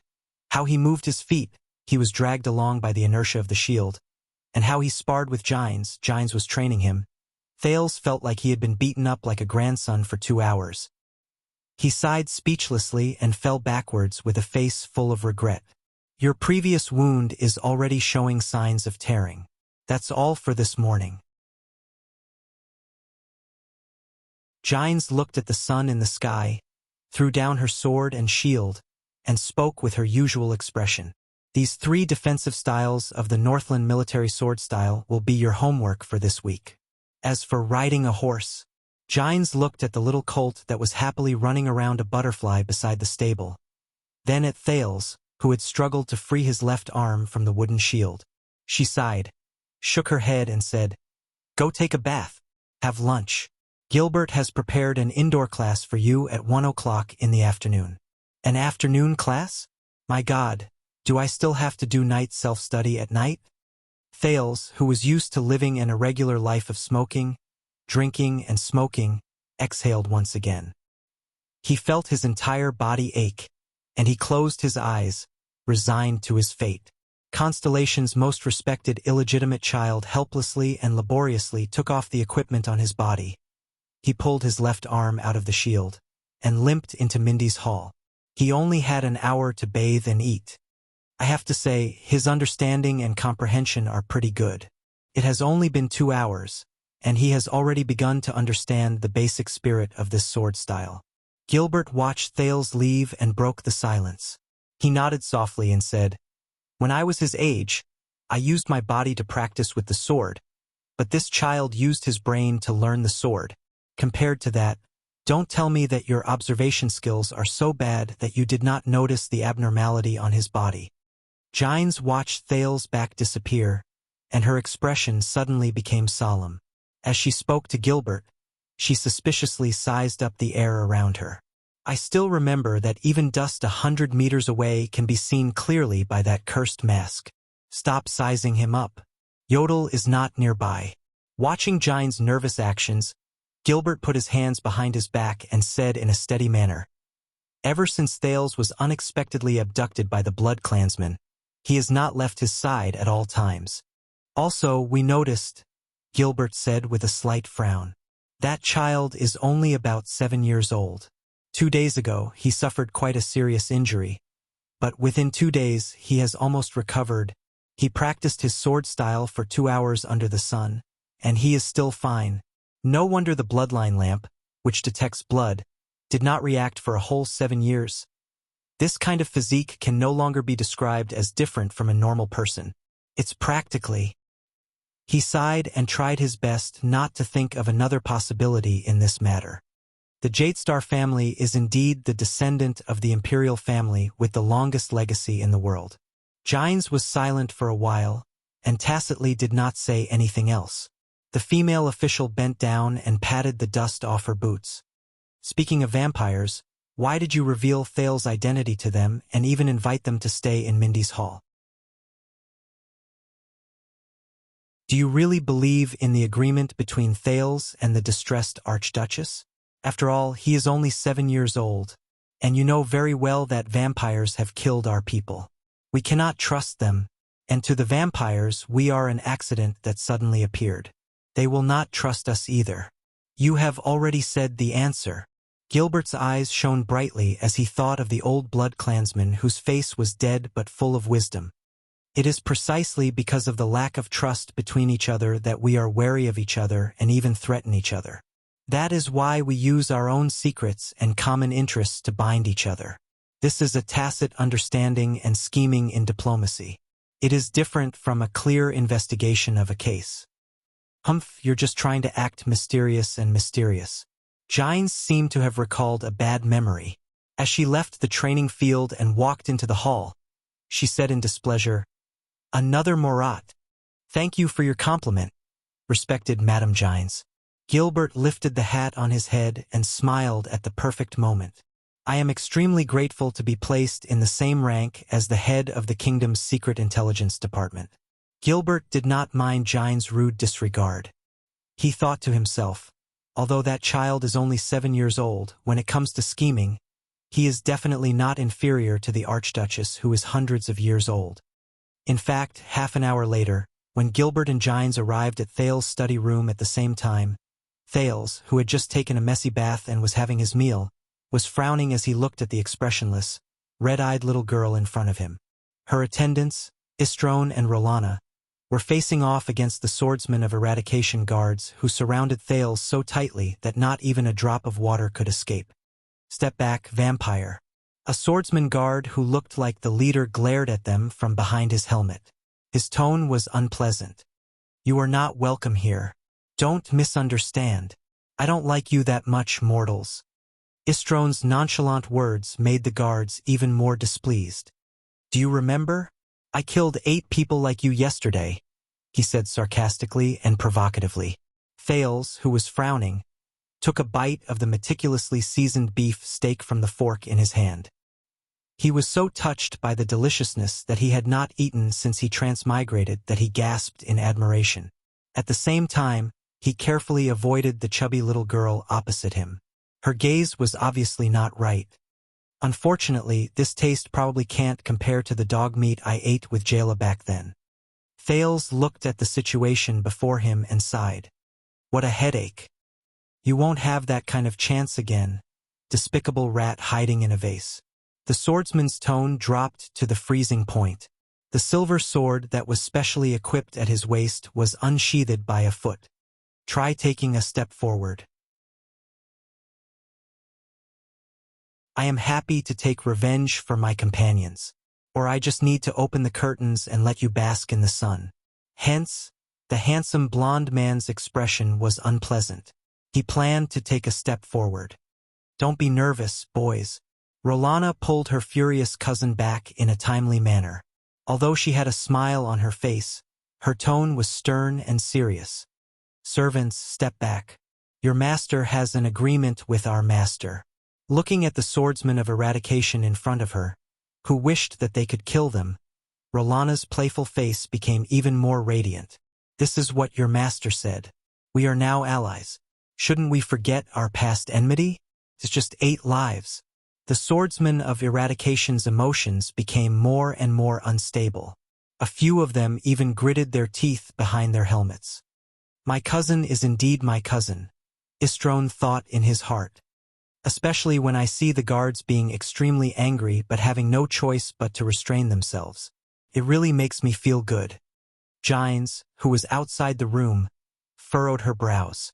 She was about to enter the room when Gilbert grabbed her arm. The gray-haired former diplomat shook his head with a mysterious expression and pointed at the young master sitting on the chair behind the guards. Gines revealed a puzzled expression. That was until she saw Thales, who had eaten the last mouthful of food and put down his knife and fork. He burped in satisfaction and slid down from the chair. What should I do? Thales pondered over this question as he looked at the three blood clansmen's meaningful gazes. However, he soon had an answer. Thank you for your protection, Cora. With you around, I am very assured of my own safety, Thales said with a smile and tugged at the hem of the swordsman leader's armor. Cora, who Thales had poked his stomach on the first morning of his arrival to test whether the guards were actually made of stone, was the leader of these guards. He was also the one who had arranged for the guards to kill the attacking mercenaries one by one. He knew that he could not wave his hand and tell these loyal guards to retreat in an authoritative and domineering manner like most of the protagonists in the novels. Moreover, in order to protect him, they had just sacrificed 8 of their most reliable brothers and comrades. When faced with their most direct enemies, it was already a rare show of restraint that they did not immediately draw their swords and kill them. Even though they were already allies in an agreement, pretending that nothing had happened and telling their own people to retreat in front of outsiders was indeed satisfying, but it would only chill the guards' hearts. Thales' expression became serious. I need you to do me a favor, as you command. Even though his expression could not be seen clearly, the respectful tone of the guard leader, Cora, explained everything. The swordsmen who could guard this place were the Jadestar family's most trusted and most elite private soldiers. Even though they were not informed, based on the mission they received and their interactions over the past few days, the guards already had a pretty good guess about the identity of the boy who was personally sent by Gilbert and Yodel. Because of my previous experience, I do not trust this handsome Mr. Istron Corleone and his beautiful but equally dangerous cousin, Madame Rolana Corleone. They have left me with a lot of humiliation. Their existence makes me troubled, worried, and fearful. Thales furrowed his brows tightly and said through gritted teeth. It was as if they really had a life-and-death feud. Istron and Rolana were shocked. They looked at the Archduchess behind them at the same time, but the latter remained calm and collected. With just one word from you, young sir. Cora's gaze behind his helmet became even more piercing. The sword at his waist moved out another inch. Our swords will be unsheathed for you.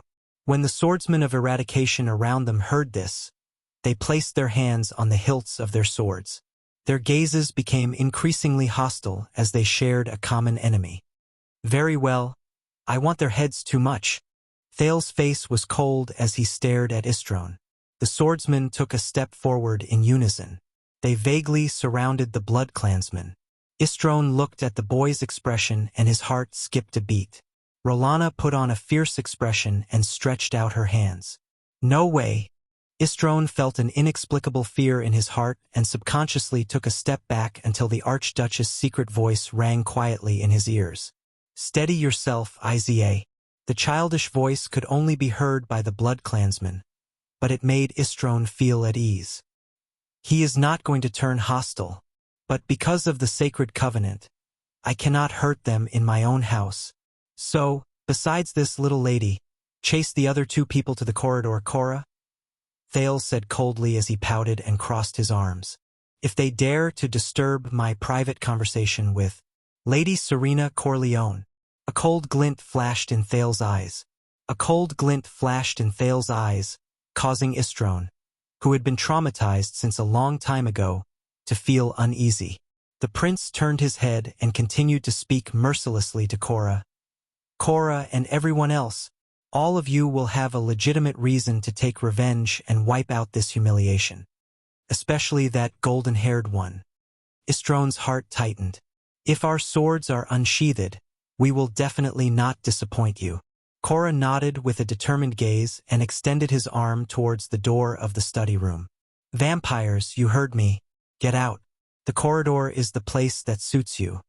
Istron, who had an angry expression, wanted to say something else, but was stopped by his cousin. Rolana hid her astonishment perfectly. She smiled mysteriously and bowed respectfully to the little lowly Serena. Then, she dragged Istron out of the study room. Outside the room, Gilbert flashed a smile. Gines, who had a shocked expression, made way for the guards and the blood clansmen. The two groups stared at each other warily as they walked out of the study room and continued to confront each other in the corridor in the distance. "Good day, Mr. Corleone and Lady Corleone." Gilbert bowed in a neat manner. His elegant mustache curled up slightly. "I know that the blood clansmen have excellent hearing. It is too easy to hear what is going on in the study room from here. I wonder if eavesdropping counts as disturbing Mr. Thales and Lady Corleone's private conversation?" Cora, the guard, and the swordsman immediately walked forward with a solemn atmosphere. "You want to eavesdrop?" Rolana's smile froze abruptly. Istrone's face was livid with rage. Gines looked pensive as she watched the blood clansman being forced out of the stairs by the furious swordsman before stopping. Gines lowered her head quietly. "So what Gilbert said is true. He is really a smart and steady boy. However, he is a little too smart and steady." Thales exhaled. Under the red-eyed Lowly's slightly strange gaze, he pushed the heavy study room door shut and considerately drew the curtains to block the sunlight. The study room on the third floor had perfect soundproofing. Gilbert had assured him that even with the blood clansmen's hearing, they would not be able to penetrate it. Thales exhaled and said with a serious expression, "All right, we were pressed for time yesterday. Now, let us discuss the terms of the alliance agreement in detail, especially the part regarding my blood and the fact that all of you are working for me." "Very good." Lady Serena, the lowly, who spoke with a lisp due to her shrunken body, also nodded seriously. "We might as well include the matter of your identity in the terms that we need to discuss." Thales had a puzzled look on his face, but when the red-eyed lowly said the next sentence, his expression changed drastically. "Her Highness Serena L.A. Corleone, the true heir of the Corleone family, the legitimate and legitimate ruler of the Hill of Pain, the Archduchess, who wore the appearance of a little girl, spoke faintly and with a lisp. In other words, the problem of my right to inherit the throne as a prince has yet to be recognized." What they did not know was that while Thales cleverly avoided the irresolvable enmity between the guards and the blood clansmen and started negotiating with Serena, Chris Corleone was hiding behind the shadow of the fireplace chimney on the top of the study room on the third floor, avoiding the sunlight. His posture was strange and his face was expressionless. "All right." The pale-faced Chris Corleone's ears twitched. He turned his head and said, "Our people are not fighting. I think His Highness and that little friend have already started talking. Both of us are supreme class after all. There is no need for us to maintain this awkward posture, right?"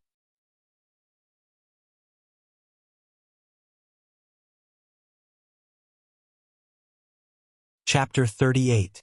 The Next King? Last night, Rhee's subordinates exaggerated Rhee's identity. The girl with baby fat pouted. She was dressed in a child's outfit prepared for Thales. She looked comical and cute as she sat on the carpet by the fireplace. She continued to speak with an air leak. "But we found out that right now, Rhee is not even a prince." "Of course not. The number of people in the kingdom who know that the king has a son is probably less than 2, Thales said in his heart. "Am I supposed to tell you that Gilbert said that on purpose because he was unhappy with that golden-haired brat's smug look?" Thales rolled his eyes in his heart. "I thought." Thales took a deep breath and looked at the pair of red eyes in front of him. He said, "We talked about it in Vine Manor. Since my blood is very tasty, as long as you forget about sucking me dry in one go, I will provide you with a small amount of blood on a regular basis. As long as you enjoy my blood and work for me, I will guarantee that you will have a safe place to stay in Constellation." "But Rhee does not have this kind of power," Serena said slowly but surely. "To protect us." "All right, that's right. I am just an illegitimate child. So, it is not me, but my father who will guarantee your safety." Serena stared straight at him and suddenly interrupted him. "But Rhee is not Rhee's father and Rhee is not the king." "So," Thales said helplessly, "I am very sorry, but you are already in Mindy's hall. Your secret has also been found out by us. I think the Covendier family will probably not welcome you back." "Half a pint?" the red-eyed lowly said expressionlessly. "What?" I need half a pint of Ree's blood every day. She looked into Thales' eyes seriously. Half a pint a day? Thales also narrowed his eyes and looked at the Archduchess of the Eastern Peninsula. Just for my blood? This boy's blood is different, Serena said in her heart. It was the blood that was full of vitality and power that woke her up from her murky slumber. Although waking up to a fellow gnawing on my neck is not very pleasant. Serena pouted in displeasure and touched her neck. Don't forget, yesterday, it was this little girl's mummified version. Thales thought in disgust. She almost took your life. When he thought about how a mummy once bit his neck like a water pump, Thales, whose emotions were complicated, turned his neck in an unnatural manner. The two of them stared at each other silently until one of them broke the silence. Are you kidding me? Half a pint a day? You might as well suck me dry. Thales stood on tiptoe and slapped the table, or else he would not be able to hit it because he was too short. He stared at her without showing any signs of weakness.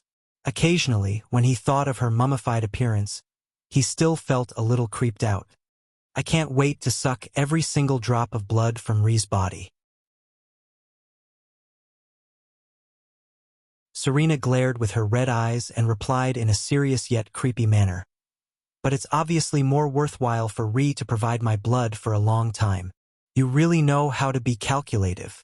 Thales retorted sarcastically. 3/4 of a pint a day. I need to fly back as soon as possible. Serena's eyes turned cold, and her tone was unquestionable. Do you think I'm a cockroach that has full HP and full MP every time I level up? Thales gritted his teeth as he stared at Serena. Donate blood to you every day? No way. I don't understand what you're talking about. The cold-faced lowly chose to ignore the crazy words that the boy accidentally revealed. Once a week, 2 pints. Once every 6 months, 1/10 of a pint. This is for the sake of our friendly negotiation, Thales said fiercely. Once every 2 weeks, 1.5 pints. Please use your actions to prove to me that Ree is friendly. At most once a month. I also need time to produce new blood after I lose blood. Okay? Serena slowly stood up from the ground.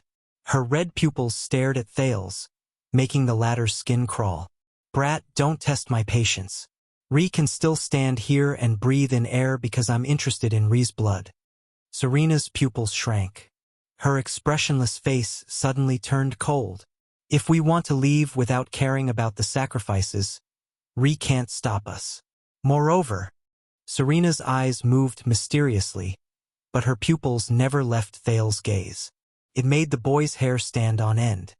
Here hides Constellation's secret heir. Ree, would some of the suzerains and nobles be interested? Thales immediately felt his skin crawl. This damned old witch. Thales cursed in his heart. But his field research experience from his previous life made him realize that as the other party in the negotiation, he could not show weakness. All right. Thales tried his best to release a cheerful smile on his face. Your sister must miss you very much too, especially since you not only came to Constellation for a vacation, but also became a cute little chubby girl. When that time comes, I can't become the heir, and you can't return to the Night Kingdom. Since we're so compatible, Thales smiled even more brilliantly. Why don't you marry me? His voice faded away. Serena's expression did not change. Her gaze did not shift, and her body did not move. But for some reason, Thales shuddered. In that instant, he felt a bone-piercing chill. Both of them stared at each other for more than 10 seconds. In the silence, Serena spoke very slowly and uttered a sentence. That's right. It seems that Ree really wants to break off relations with me. As she spoke, Serena suddenly grinned, revealing her small fangs. Thales was shocked. His right hand, which was hidden behind his back, trembled. JC's dagger was ready and could be thrust at any time. All right then. Serena curled up the corners of her mouth mysteriously and licked her fangs.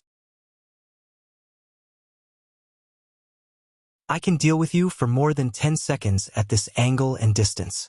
Thales lowered his head and furrowed his brows tightly. He gulped hard. As long as he did not run into Chris, Yodel would be able to rush over. The guards, Gines, and Gilbert were also in the corridor. But Istrone and Rolana, damn it! But since he had already received the worst outcome, Thales could only choose to accept it. He bent his legs slightly and spread his feet apart. He prepared to raise his left arm and hold the dagger firmly in his right hand. He was about to strike a standard iron body style. Northland military sword style. Even though I've only practiced it for 2 hours, I hope it's worth it. Thales smiled bitterly in his heart. For the first time, Serena suddenly flashed a smile that made people feel uneasy. Her childish voice rose, and it sounded exceptionally terrifying to Thales' ears. Then I can only compromise, according to what Ree said, once a month. How many pints, Thales? Ree will decide. He used his left arm as a shield to block her first attack. Based on his experience with that mummy last night, he wondered if she would. Thales suddenly realized what Serena said. What? Compromise? Thales' mouth was wide open in shock. It was big enough to fit 2 of Serena's fists.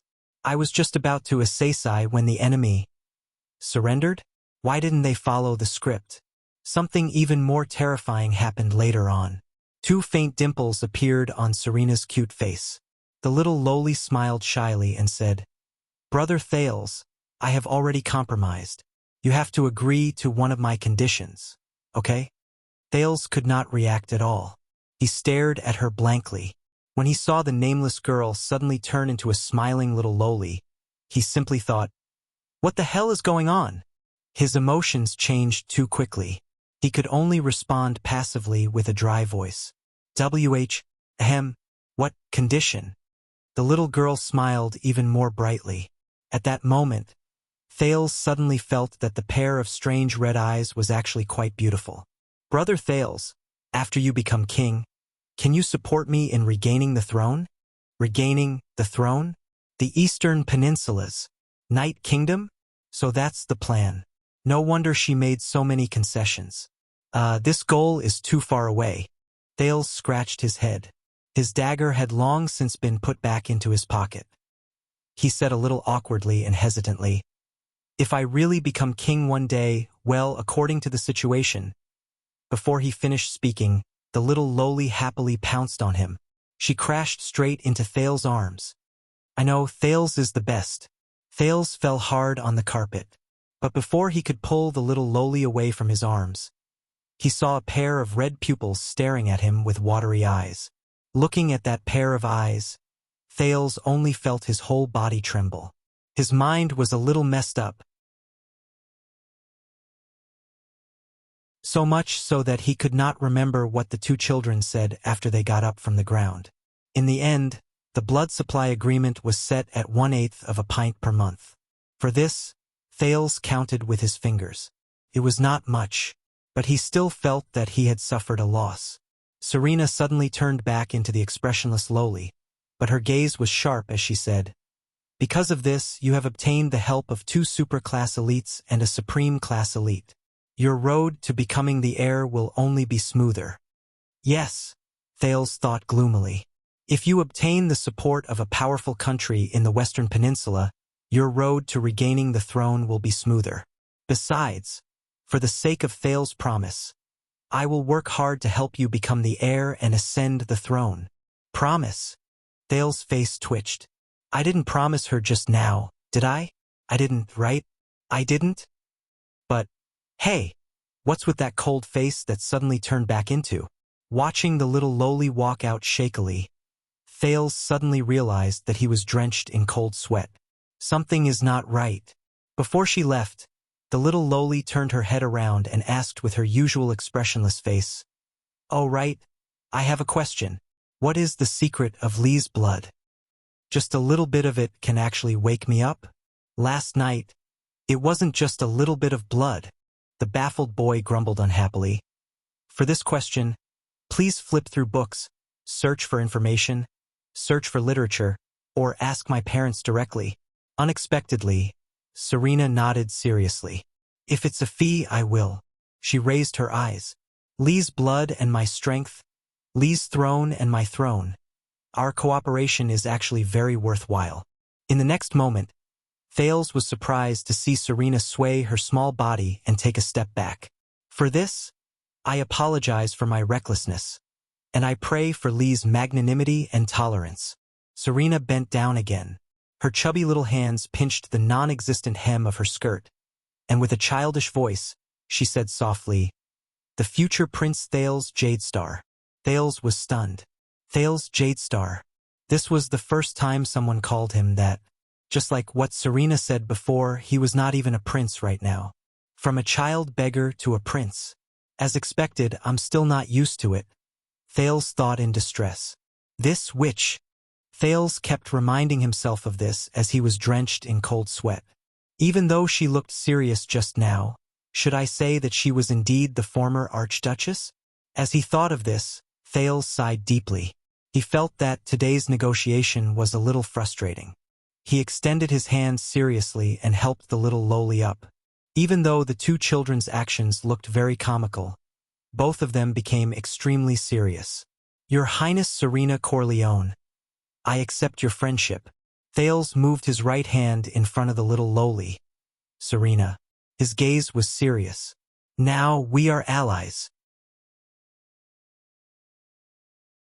Serena glanced at him, and her red eyes flickered. After a moment, she also extended her chubby little hand and placed it on his palm. Of course, Constellation and Night, happy working with you. The two little hands held together gently. Also, in the future, tell your people to stay away from my guards. They have a blood feud that cannot be resolved. Thales looked at the little girl who was a head shorter than him and said meaningfully, "Next time, why don't you tell me about how you will be restored to the throne? You don't have to go through so much trouble to test my attitude. Istrone's acting skills are too bad." Serena's red pupils contracted slightly, and she nodded. "All right, future Prince Thales, if Lee inherits the throne and we form the Starry Night Alliance. Even though we are far apart, it is not impossible for me to marry Lee by chance."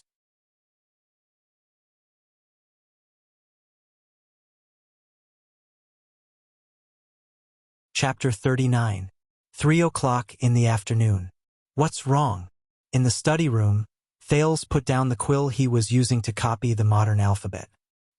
He waved his hand impatiently and looked at Gilbert, who had been staring at him for an hour. "Forgive me for being presumptuous, Sir Thales." Gilbert chuckled softly. "If you did not become a wealthy merchant, you might have been a natural-born diplomat. If I had known earlier, I would not have told him. I would have only told him that I played hide-and-seek with that little girl in the room for half an hour." Thales thought gloomily and crossed out the crookeds on his pen. Thales was very displeased. There was no other reason. After the negotiation with Serena, Thales thought of the Archduchess' flexible and fickle face when she was between coldness and passion. He felt that something was not right. Hence, just now, Thales had asked Gilbert to analyze the situation for him. To put it simply, Thales had been set up. It might seem like Serena had given in on the issue of blood, but this was Mindy's Hall. Be it Gilbert, Yodel, Gines, or even his unreliable father, His Majesty, none of them would watch as half a pint of blood was drained from him in a day. In other words, 1/8 of a pint every month was definitely within the other party's expectations. So, Serena did not give in at all in exchange for an ambiguous promise from Thales. Help her take back the throne? Thales realized to his chagrin that he was the loser of this negotiation. "Merchant, diplomat, why do I feel like you are secretly laughing at me?" Thales lowered his head and flipped to another page of Cahill Yellowhammer's poetry collection that Gilbert had given him. He copied the sentences on it and identified the words and their usage. The night was about to break. The sky was not yet bright. The holy sun shone brightly in the 9 earths. The land was about to collapse. The sea was about to overturn. The evil spirits hid the vault of heaven. Thales copied down this poem that had Dongfang Many's style. He pursed his lips and tried hard to understand the meaning behind it. Originally, Gilbert was especially worried that Thales did not have a strong foundation in culture, so he specially came up with a huge plan to cram up on the written language. After all, it was very normal for a gangster who was born on the streets to not know any other words other than his own name and the numbers on coins. However, ever since he transmigrated, Thales had been paying attention to the words around him. Coupled with the fact that he was fluent in the language in his brain, which seemed to have expanded its memory at some point in time, he only spent slightly more than an hour to master the basic recognition and writing of letters. Then, he could easily enter the stage of spelling words and copying long sentences. Their speed was so fast that even Gilbert gasped in admiration. He could only attribute it to the Jadestar royal family's outstanding bloodline once again. Thales' reaction to this was to roll his eyes. "No, your response was very good." Gilbert walked to his side and watched as Thales copied down the complete long poem. "I asked someone to look up information about Night Kingdom. Compared to her sister, who has superb skills, Serena Corleone may not be famous, but she does indeed have the blood of the Night Wing King. She appeared before the Third Peninsular War, and her age is likely to be more than 400 years old. Even though she is living under someone else's roof and is in dire straits, she still sent Istrone to take the initiative to force you to make a choice between the loyalty of a subordinate and the strength of an alliance. She shakes your reputation, and at the same time, she tried her best to remind you of the fact that you have yet to become the heir to deal a blow to your confidence and confidence. These two incidents show the cunning and shrewdness of an archduchess of the Blood Clan who has been around for many years, or the shrewdness of that supreme-class butler. Fortunately, you did not let her have her way with this. Instead, you forced her to act shamelessly to obtain a bargaining chip. As expected of an old witch, Thales spat in his heart and continued to copy down the poem. The gods descended, hell's river surged, the land changed, the color of blood spread, the endless army, the snowy mountains collapsed. The hero raised the flag, the king raised the spear, the empire fell, the world lost its light, the people were in a state of desolation. What the hell is he writing? Thales furrowed his brows as he read the descriptive sentence. He replied absent-mindedly, "Then, you just watched as I was bullied by them?" Gilbert did not say anything. He only stared at Thales quietly. Wait. Thales' hand, which was holding the pen, suddenly froze, as if he had thought of something. His high-powered brain began to automatically collect every single factor and put them together into a paragraph. His identity, Serena's identity, the promise to take back the throne, their alliance, the indifferent Gilbert, and Serena's words. "I will also work hard to help you become the heir and ascend the throne." Gilbert. Thales tilted his brows and opened his mouth wide. He stared at the former Foreign Affairs Minister in disbelief. "It's you." The former Foreign Affairs Minister grinned slightly. His mustache curled into an elegant arc. "By the way, I still remember." Thales exhaled and came to a realization. "Last night, you were the one who told them about my identity. You're not angry at the other party's arrogant and haughty attitude, nor are you ashamed of being looked down upon because of my status." Thales propped himself up in front of the desk. His gaze was suspicious. "This is a strategy you've planned all along." Gilbert did not comment. He only shrugged mischievously, which was rare for him. This made Thales immediately certain. This is indeed Gilbert's plan. F***CK. You deliberately revealed my identity because you guessed that they would probably see this opportunity and take the initiative to negotiate with the heir of the kingdom, who is still in dire straits, to strengthen the alliance in exchange for my promise after I succeed the throne. It might take a long time, but they are, after all, immortal blood clansmen. They can afford to wait. Damn it! Thales cursed Serena in his heart. That old witch. She obviously had a plan in mind, but she still pretended to be in a hurry to recover her strength and to fight her way back to the Eastern Peninsula tomorrow. Damn old woman. Damn witch. Thales thought hatefully. I believe that you must have a reason for doing this? Thales let go of his emotions and furrowed his brows. In his line of sight, Gilbert lifted his hat and bowed. We and the Corleones do not trust each other and are suspicious of each other. Yet, we live under the same roof in the name of cooperation.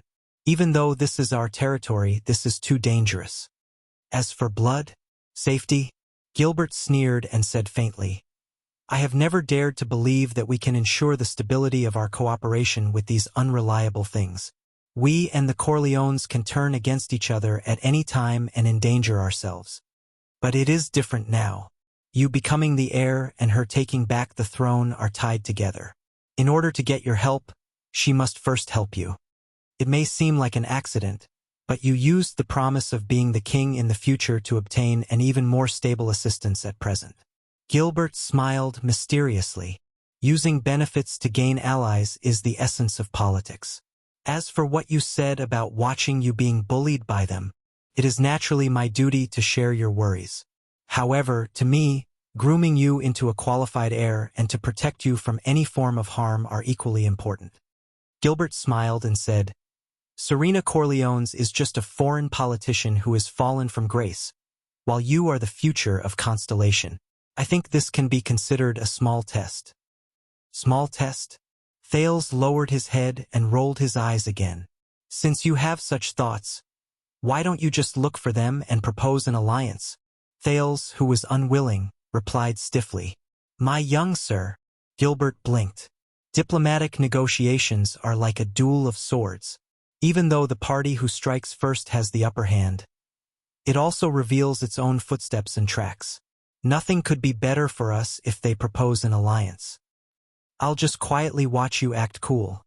The prince thought indignantly as he shook his head. Thales mumbled in annoyance. They even scheme against their own people. What terrible diplomats and politicians. All right. Gilbert only narrowed his eyes and lowered his head with a smile. He looked at his pocket watch and said, You have been copying these poems with unknown meanings for so long. I think you must be tired. Thales put down the pen in his hand.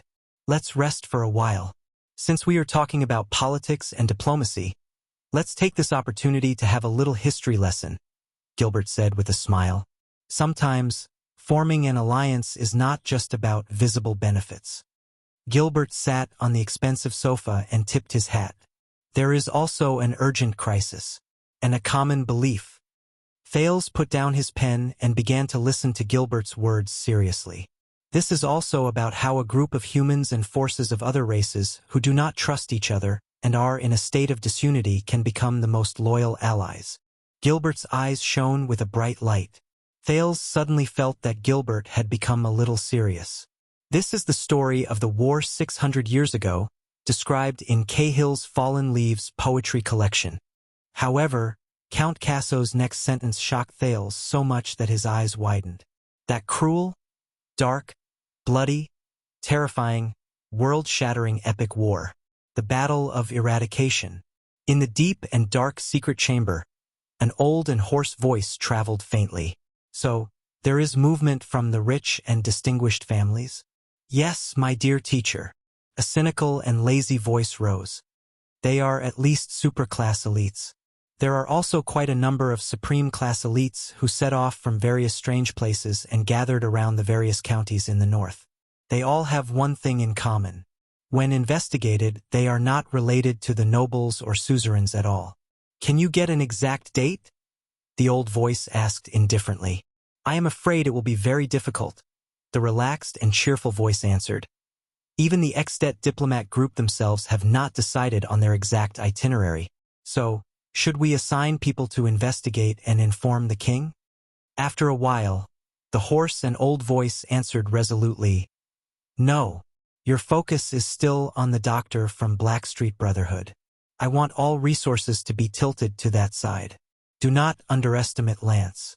After all, he was born here and knows our methods. Investigate the whereabouts of all the Blackstreet bosses, especially the 3 great assassins. It is too difficult to find Black Sword, Prison Scythe, and Reversed Machete, but at least make sure that they are not nearby. I believe that Black Sword will not be so stupid as to protect a wizard. Also, even if everything goes smoothly, do not let your guard down. After all, we have not fought against wizards for more than 100 years. The records and manuals are just references. After a long while, then, all right, after a while, the young voice said non-committally, Speaking of which, Are we really not going to leave any survivors? That's a living mage. In the darkness, the sound of a person sitting up from a chair was suddenly heard. There is no need. The hoarse and old voice then rose. Things that have long since disappeared, let them be buried completely along with the battle of eradication. The book page had been unreachable on Qidian for 3 days. Today, the page was suddenly restored. All right, I, Hu Han-san, am back.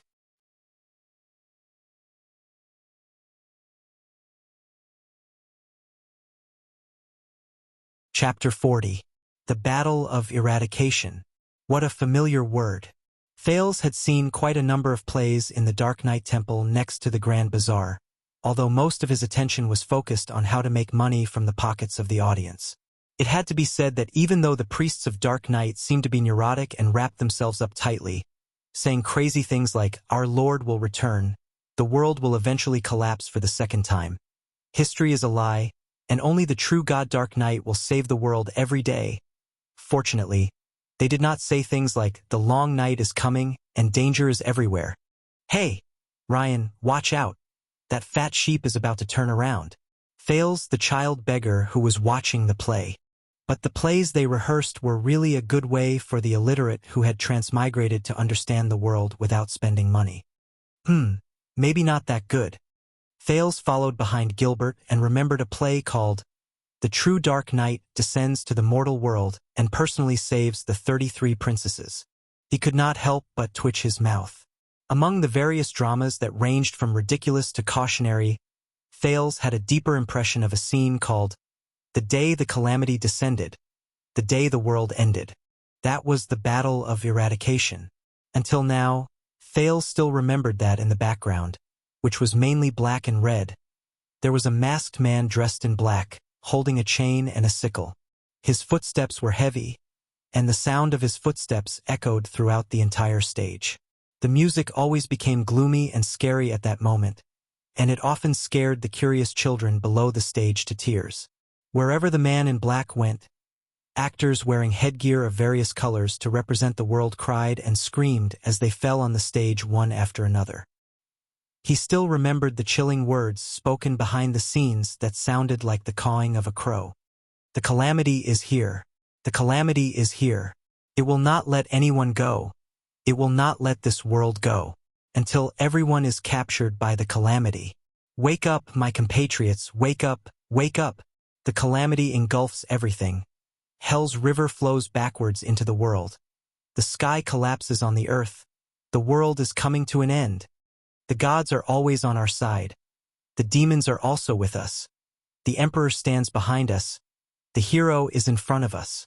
Only by fighting can we live, and Dark Knight is eternal.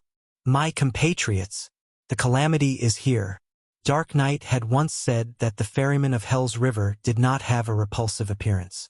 Evil fruits and demonic flowers that did not belong to humans could corrupt people's hearts.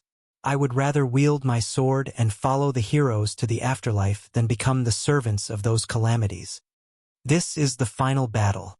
There will be no distinction between us, no distinction between saints and mortals. The Battle of Eradication." When the Dark Night shrouds the earth, the calamity will definitely dissipate. In Thales' not-so-clear memories in the neurotic drama, the so-called calamity character who held chains and scythes slaughtered countless living beings until he was defeated by the alliance of the entire world. But until the end, the priests and actors of the Dark Knight Temple did not explain what the calamity was. There were also children on the street who asked, and the priests always made the children say, "When the Dark Knight returns, I am willing to serve," before they were willing to give them a malt candy. Then they would smile and say, "Calamity is the enemy of the world." Thales was so engrossed in his thoughts that he did not notice that Gilbert had already led him to the stairs leading to the second floor. The 3 huge portraits of the kings of Constellation that he had seen before were hung neatly on the wall. Lusaka Kolden was a famous portrait painter during the reign of Mendes III. His portraits pay particular attention to combining history, relying on the environment and movements to best display the spirit and temperament of each character. Gilbert said in a daze as he stood under the portraits of the 3 former kings of Constellation. The 3 Constellation kings. These are the few kings and sovereigns in Calvin's masterpieces, just as His Majesty introduced them to you before. A masterpiece? Thales then raised his head and looked carefully at the portrait in the middle of the wall, the young knight who was holding a spear and riding a horse. Judging by his posture, he seemed to be continuously moving forward, and his 7-pointed star emblem. Thales, who had only taken a quick glance before, only now did he have the time to observe carefully. Only then did he notice that this seemingly valiant and heroic knight had a bent spear, a damaged and mottled crown, and bloodstains all over his armor. His steed also looked tired. The knights behind him were all injured. Some of them were charging forward with shields, some of them were covered in blood, some of their armor was in tatters, some of them were supporting each other on their horses, and some of them only had one arm left. Under the setting sun in the distance, there were mountains of corpses and weapons everywhere. There were only a few people standing, and they decorated the tragic battlefield in loneliness. Blood and darkness dominated the remaining colors.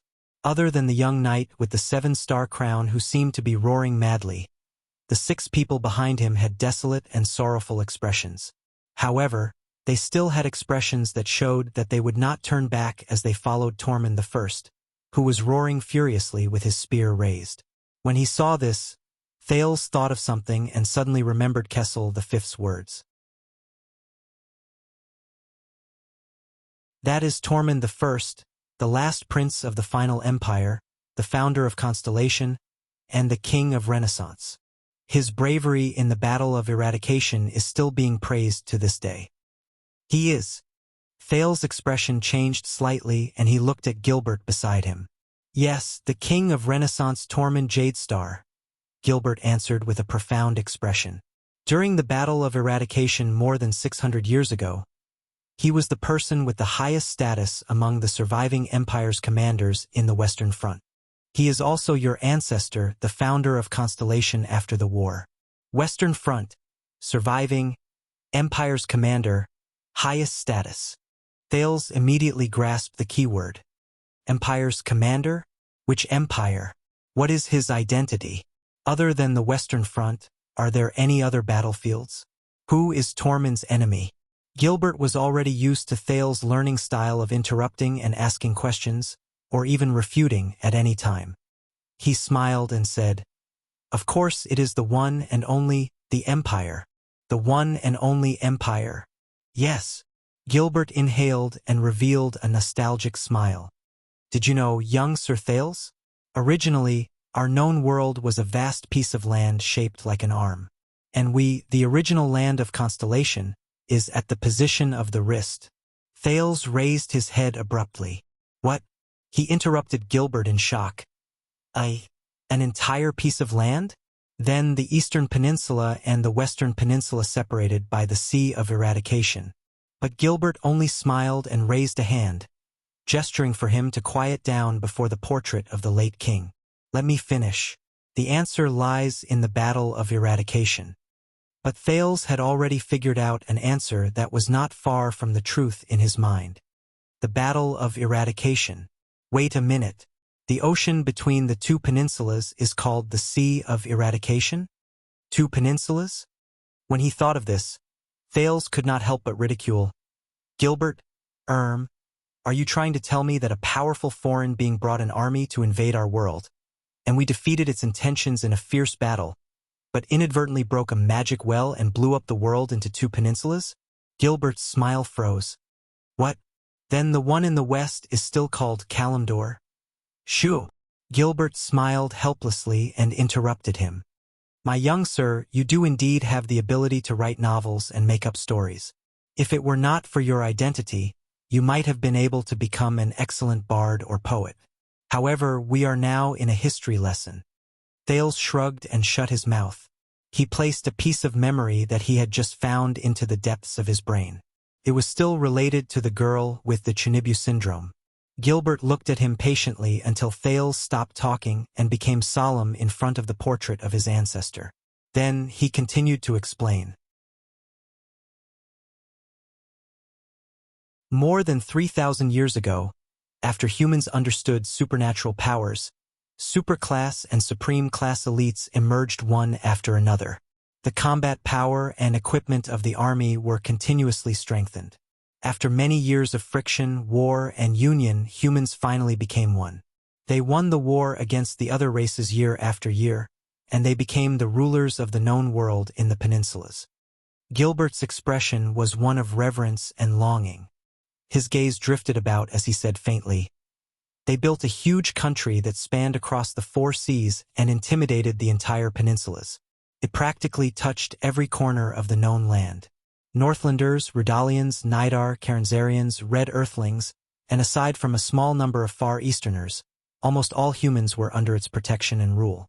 They did not decide on the name of the country or the name of the dynasty. The highest ruler called himself the Emperor. That unprecedented country, it's called the Empire." Thales sucked in a cold breath. What he felt in his heart was not glory or pride. Instead, there was only sorrow and a sigh. War creates the country, and the country creates war. He quietly added a sentence in his heart. It was a sentence that he learned from the master's book in his previous life. Integration and war. It's easy to say. How many wars, how much blood, and how many massacres were needed to create a huge country that was unprecedented in history. However, Gilbert's expression immediately became gloomy.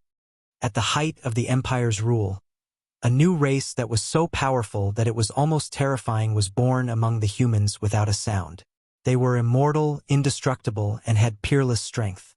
Even supreme class elites were powerless to fight against them. Even the true gods and demons were no match for them. What was even more terrifying was that they had a completely different way of thinking and way of doing things compared to humans and even the other races. They were unreasonable, wild, and crazy. They were difficult to communicate with. Thales froze slightly. That neurotic figure in blue robes with brown hair seemed to have appeared before him again. He opened and closed his mouth. They stood above the heavens, surpassed the gods, and looked down on all life. Thales snapped out of his daze and saw Gilbert sigh. They were like calamities. When they descended upon the world, they continuously brought chaos, disasters, blood, and massacres. The once great empire gradually declined under the heavy blows, and in the end it was destroyed. A new race? Born among the humans? Unreasonable? Calamities? Thales thought of something. His heart began to beat irregularly. During Tormund I's era, which was the era when the Empire calendar and the calendar of eradication alternated, the Empire had already been destroyed for more than 300 years. The world of humans and other races returned to chaos and division. The final empire, where Tormund was only built by the survivors. It was a remnant of the empire's name, but its system, territory, and people were completely different. Historians are used to calling the former great empire the ancient empire, and the latter weak empire the final empire. In the year 1609 of the empire calendar, which was the year the Battle of Eradication took place, the final empire was just a middle-sized country in the world. The ancient empire's spiritual legacy and orthodox name did not bring glory and inheritance, but burdens and hatred. The former vassal lands were full of ambition. The vassal races were restless, and the numerous countries were eyeing them covetously. Although it inherited the ancient empire's glory, the final empire had enemies everywhere. There were endless wars, and its tax burden was heavy. There were years of civil strife, and the emperor was muddle-headed, and his rule declined. The empire's glory was about to end in the year 1609 of the empire calendar. But in that year, that race, those calamities, had already bewitched many believers and followers all over the world. With unprecedented power, they officially declared war on the entire civilized world. Thales shuddered slightly. With his clear logic, he had already caught a few logical errors in this narration, but he did not immediately say anything. Instead, he endured it. What exactly are calamities? What does it mean to be born from humans? Since they had that kind of power, why did they not continue after destroying the ancient empire? Why did they wait until the final empire to officially declare war? Since they are completely unreasonable, why did they recruit followers and believers like a true god? If they have a completely different way of thinking from humans, why did they still declare war? To conquer the world? What a joke! This is a story full of loopholes. But Thales realized that Gilbert was not deliberately misleading him. There was a lot of information that the current Thales could not understand at all. It was just like the secret of the bloody year. What are those calamities? Thales gulped and asked a little nervously, "What are they?" Gilbert was not surprised by Thales' question, but he did not notice that compared to usual, Thales' tone was less confident and steady. He sighed. After the Battle of Eradication, all information and sources related to the calamities were sealed and forbidden. This was a secret agreement between the gods, demons, and the human world. It was also a countermeasure to prevent their numbers from increasing. As many years passed, the terror of the calamities gradually faded away. Their names and existences were also gradually forgotten by many. However, as the king's only blood descendant, you will know about these sooner or later. Gilbert took a deep breath and said with a serious expression, "Those calamities were once humans or members of other intelligent races. But desire, greed, and ambition drove them to become something that lost its essence, an alien. Even though they are no different from us most of the time, and even hide among us, they are truly an alien race. In the eyes of the people and most people, these calamities have a common name." Gilbert cleared his throat. His expression was solemn as he enunciated each word clearly. Mystics. At that moment, Thales used all his strength to suppress his body so that it would not tremble too much. In their eyes, mystics are just another type of psionic who appears to be on the same level as the Knights of Eradication, psionic warriors, and other powerful fighters. Gilbert's gaze was cold as he continued. But only the countries and temples who participated in the Battle of Eradication know that these so-called mystics are the terrifying calamities who have brought disaster to history for thousands of years.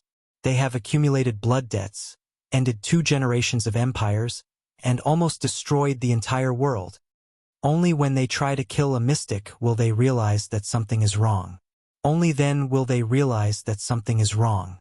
By then, it is usually already too late. Because mystics, those calamities are immortal, indestructible, and indestructible. "Young sir," Gilbert said solemnly, "if you are unfortunate enough to meet a mystic in the future, protect yourself first. Once you are safe, then try to seek help. We have a set of measures that target the mystic's weaknesses and can fight against them." Thales' expression did not change as he touched the cut on his right hand, but his teeth were trembling slightly. He might have already seen those calamities. Although Thales' heart was filled with doubts, for his own safety, he could not be too hasty in asking questions in return. Who knew what he would be seen if he was anxious? But it's still not right. If mystics are such a terrifying existence, why would they fight over a small gang? Did Constellation just let their blood bottle gang grow stronger in Constellation? Another doubtful point. So many doubtful points. Gilbert paused for a moment, as if he was wondering why Thales did not speak and ask questions. However, he did not have too many doubts. Instead, he closed his eyes and thought about something. A few minutes later, he spoke softly. "There is no need to doubt how terrifying they are. Those calamities are too powerful. More than 600 years ago, under the leadership of a powerful fighter, our most powerful army and their minions fought endlessly in blood and madness. After breaking through the outer perimeter, our most elite knights and warriors surrounded those calamities, but they could only die in battle in droves." Thales recalled the play in Dark Knight Temple. On the stage, the actors fell one by one on the path that the calamities walked on. Gods descended to the world one by one and fell. The demons also crawled to the ground and were destroyed. The powerful fighters of various races rushed to the battlefield and sacrificed themselves. The war lasted for many years. After paying a terrible price, we studied their weaknesses and finally defeated those calamities. Thales clenched his fists tightly. Asda's lonely words seemed to ring in his ears. We lost. Gilbert's words interrupted his memories of Asda. But the power of those cursed calamities is too strong. It's just too terrifying. In the final decisive battle between those above supreme class, those cursed calamities, those bastards who could almost destroy the world, Thales, who was carefully observing Tormund's charge, shuddered. He suddenly knew what was going to happen next. Gilbert calmly said the next sentence.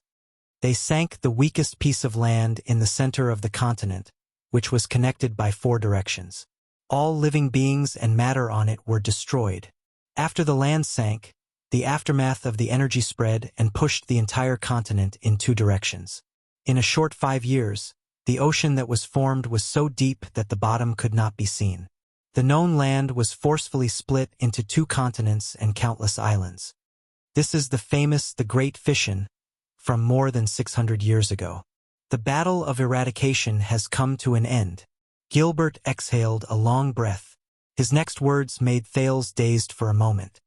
That piece of land that sank into the sea included the entire territory of the Final Empire. The Final Empire. And it ended here. Swordless scratched his head. I haven't even told much of the story. Why is it suddenly 200,000 words?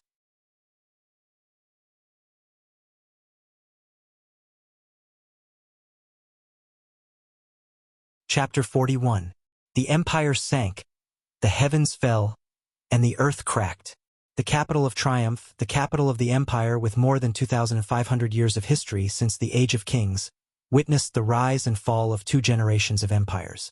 As the final empire sank, it was completely buried at the bottom of the Sea of Eradication. Gilbert's compassionate words even affected the guards on both sides. Thales could clearly feel that their hands, which were pressed against the hilts of their swords, were trembling slightly. Gilbert pressed down on Thales' shoulder and looked at the young knight on the wall, who was forever roaring and charging forward, but looked as if he would never reach the end. Thales could feel the weight on Gilbert's hand. He heard the former Foreign Affairs Minister quietly recite a poem from Cahill's Yellowhammer's collection of poems. The hero raises his flag, the king raises his spear, the empire has fallen, and the world has lost its light. 10 years of blood and fire we returned victorious, but we can never return to the homeland we fought endlessly for. The emperor no longer exists, and the nobles are all black. When he said this, Gilbert said absent-mindedly, Thales, my young sir, can you imagine that feeling? Thales stared at Tormund, who was charging forward with an indomitable will. The young knight looked so brave and fearless. Even on the horrifying battlefield, he still shone brilliantly. At that time, will he know that he can never return to his hometown? Gilbert did not wait for Thales to reply before he sighed. No, at least I can't. Thales did not say anything, but there was a strange feeling in his heart. Living beings in fear, desolate with nowhere to go. Thales calmly recited the last 2 lines of the poem. Living beings in fear. In his imagination, a majestic and magnificent city appeared, but it was slowly sinking. Everyone was running for their lives, shouting in panic and panicking, but they could only watch helplessly as the seawater drowned everything. At this moment, Thales suddenly raised his head and asked with a solemn and slightly resentful tone, Who are you? With a heavy and slightly resentful tone, he asked, Where are those people? While immersed in the memory of the King of Renaissance, Gilbert turned his head and looked at Thales in puzzlement. Thales also looked at Gilbert. He calmed himself down and his gaze was calm. Not only the royal family and nobles, but also the knights and soldiers. They were participants in the war.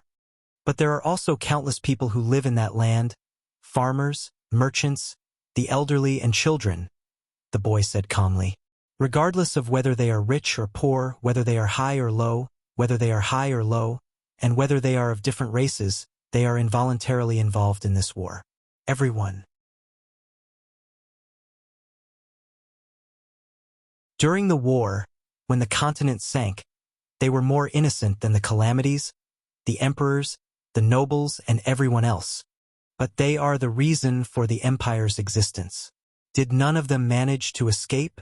Gilbert stared at Thales and narrowed his eyes slightly, as though he was seeing Thales for the first time and was re-evaluating him. Just like your grandfather, young Sir Thales, who sympathized with the people, you have a compassionate and benevolent heart. Gilbert sighed. Sympathize with the people? Those who could use the word sympathize probably never put themselves in the same dimension as commoners. As for compassion and benevolence, the prince shook his head silently in his heart. But Gilbert immediately lowered his head dejectedly. His eyes were filled with disappointment. No, the entire world, the final empire, from the nobles to the commoners, all sank into the sea. Only Tormund and his army were left. This proves that the final empire and even the ancient empire are not legends. They truly existed before.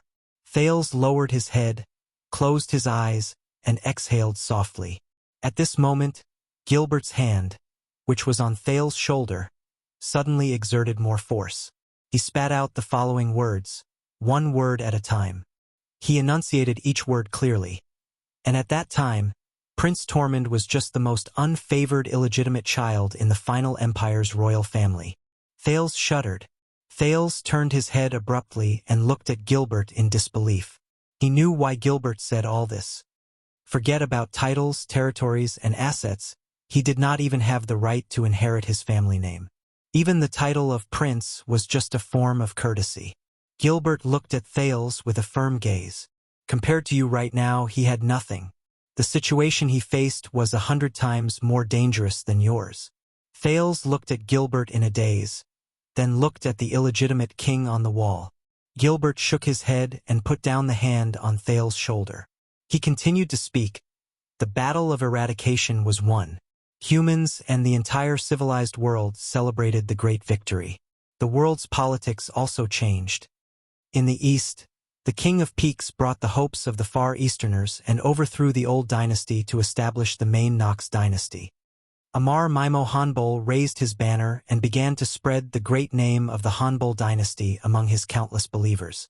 In the west, the hero Raikaru Extet was crowned king amidst the cheers of the people.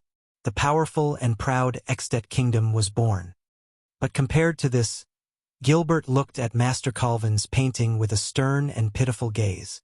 The final empire, which inherited the glory of the empire, lost all its land and citizens in one night. Only its last bloodline was left. In one night, the originally insignificant illegitimate child became the only remaining supreme leader of the empire that no longer existed.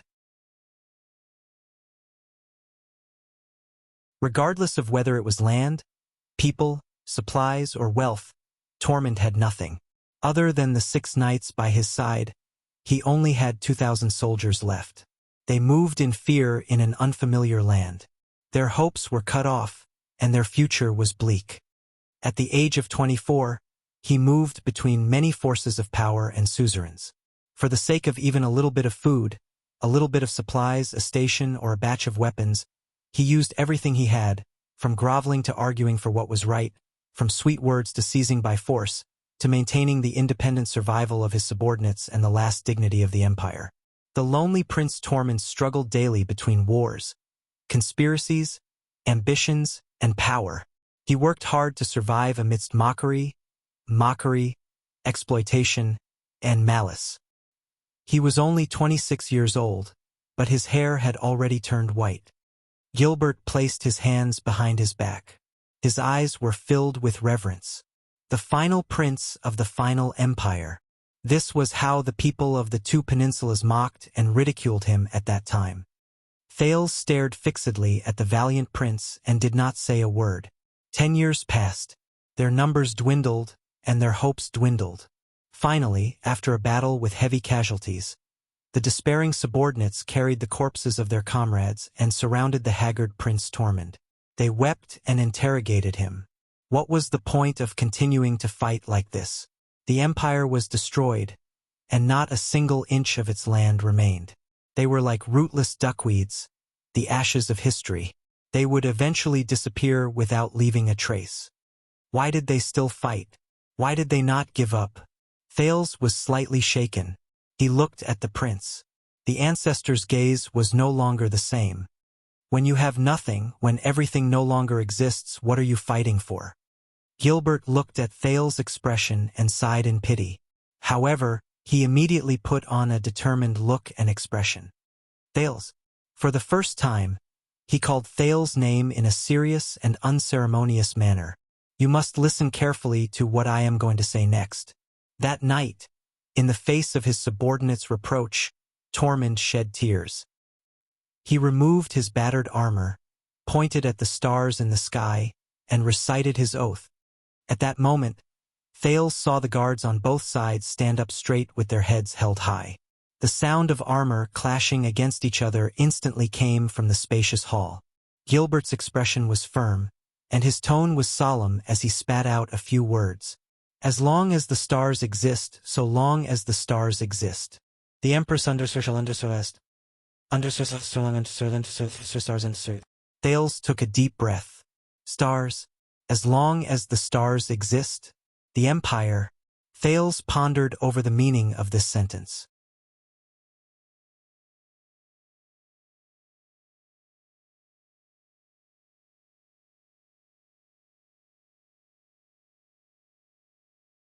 Chapter 42. That night, under Gine's piercing gaze and merciless scolding, Thales finished a dinner with a lot of rules with much difficulty.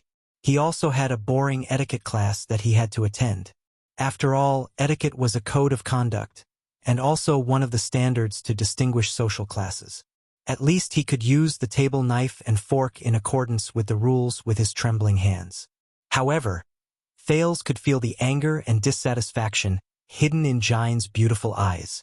He vaguely knew that it was related to the history of Constellation that Gilbert was talking about in the afternoon. As long as Constellation exists, the Empire shall exist forever. Even for someone like Thales, who was not familiar with the legend of Tormund the First's founding, he could not help but feel his heart beat faster and his blood boil with passion. Gilbert and the guards in the hall.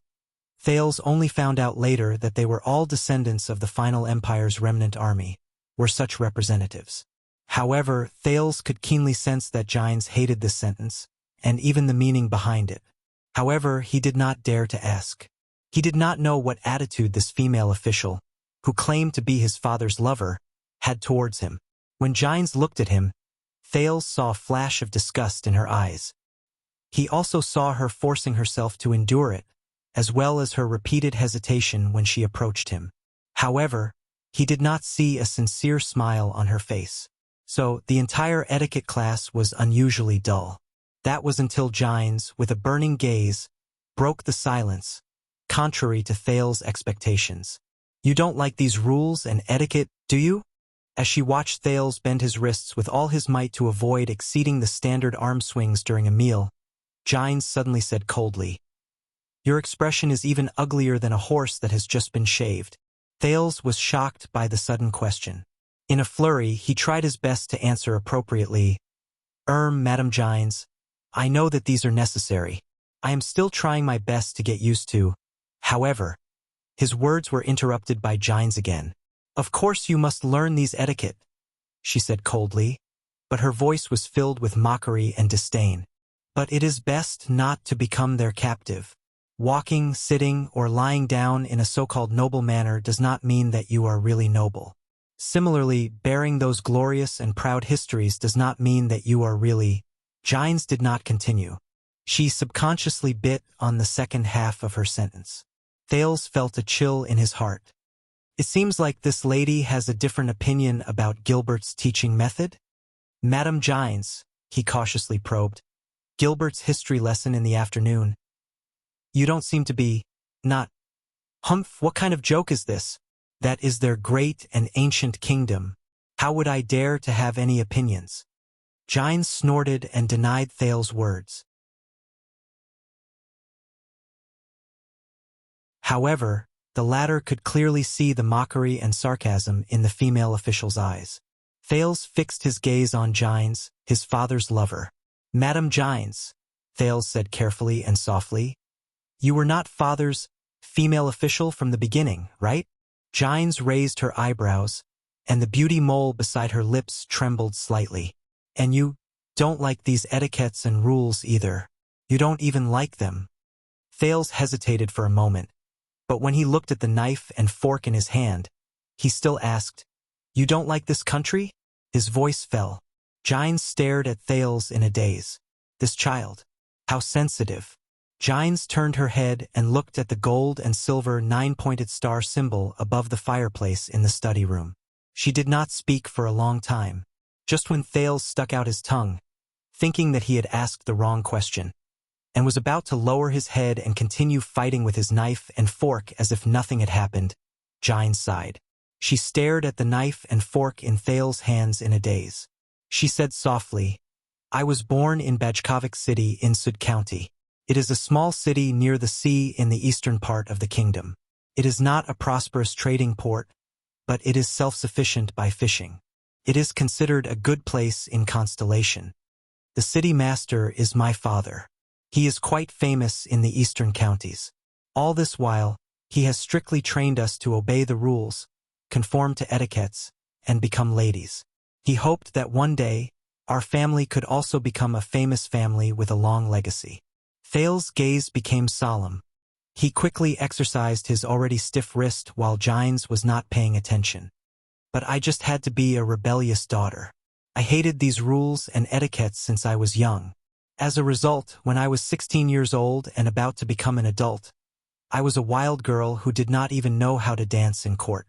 I ate crudely and talked impudently." Gines smiled bitterly under the lamp.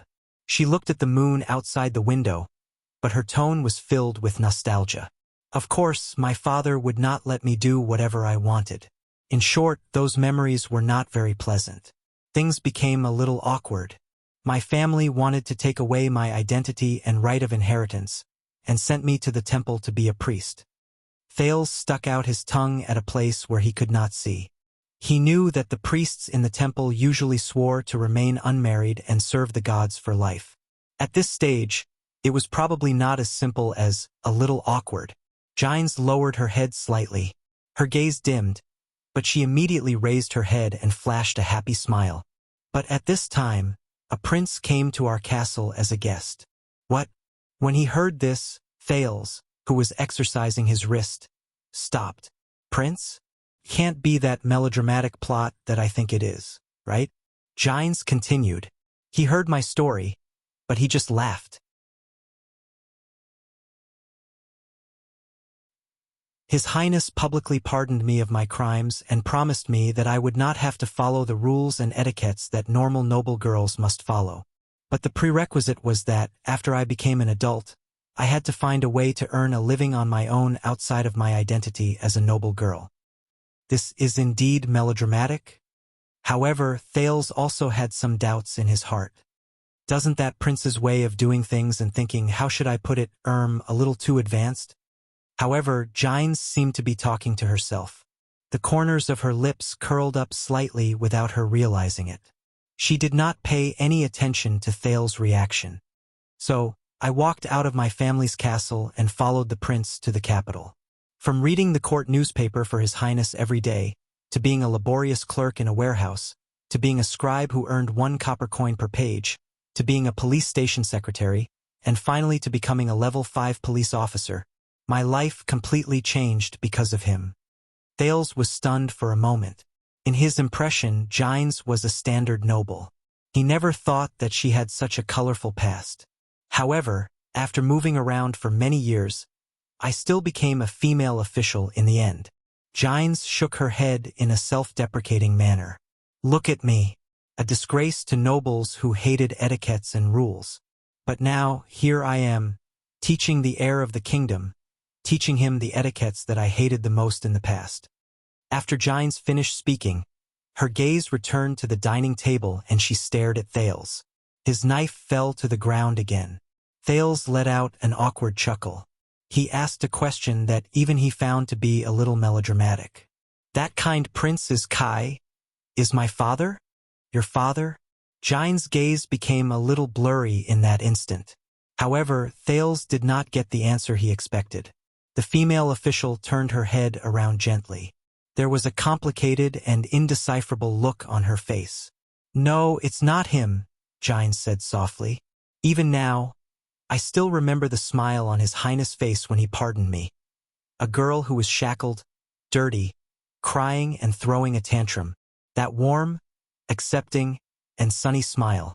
It was as if he was experiencing all the beauty in this world at every moment. No matter how ugly and dirty it would not move him. Your father, Kessel, was just a foppish prince who was famous for being arrogant and presumptuous in the capital." His face was filled with a naughty smile that would cause ladies to panic. He did not have this kind of reassuring smile. Thales looked at Gines in surprise. King Kessel, arrogant, presumptuous, foppish prince? He saw Gines' gaze flicker, as if it contained endless sentiments and sighs. Then, she slowly spat out each word. "That day, the one who came to our castle was the late king's eldest son. King Kessel's eldest brother, Meteor Jadestar, the former crown prince. So, we thought that the Corleone family had come to help us as promised. The so-called three elites." Duke Zayn furrowed his brows and put down a letter with the emblem of a black fawn as wax. He crossed his arms under the tricolor iris flower. "They were merely losers in the family's internal strife. They used the Corleone family's name, used our invitation, borrowed our long-distance voyage ship, and relied on our special customs clearance to use us, the Covendier family, like fools. They sailed across the Sea of Eradication, escaped from the Hill of Pain, and hid in Eternal Star City. They stayed in our manor for so long, and even took away a lot of blood? Is that so?" The two supreme-class knights standing in front of his study table, Lord Cassine and Lord Seychelles, did not say anything. They only stared at the middle-aged bald man between them, who was sweating profusely and kneeling on the floor, with complicated expressions. Cassine remembered that the bald middle-aged man was a fellow member of the Tower of Eradication, who came under the old duke's command with him and served Covendier's tricolor iris flowers. Unfortunately, the middle-aged man was not skilled enough and was heavily injured in a battle. From then on, he could only handle civil affairs. But even so, the old duke still pitied his situation and trusted him to manage the long-distance voyage. What was his name again? Cassine tried hard to search his memory, but he could not remember it. The kneeling middle-aged man's head was almost touching the ground as he stuttered. Yes. They showed the sacred blood emblem that only the Corleone family's direct descendants have. That golden-haired one also threatened us with a terrible attitude. They also had your handwritten letter. Enough. Duke Zayn sighed and rubbed the space between his eyebrows. Beside him, Butler Ashford immediately took the opportunity to pour a glass of fine wine from Sarah Dukedom. Zayn forced a helpless smile. "This matter is not your fault. You may leave. Remember to be more careful next time." The middle-aged bald man felt as if he had been pardoned. He kept nodding and apologizing. Under Seychelles' urging, he only left the study while trembling. "He was once a talent, but he is useless now," Zayn said with a pained expression and raised his wine glass. "Immediately send him to the Eastern Peninsula again. Get rid of him on the high seas. Don't do anything within the borders and territorial waters. I do not want to commit murder."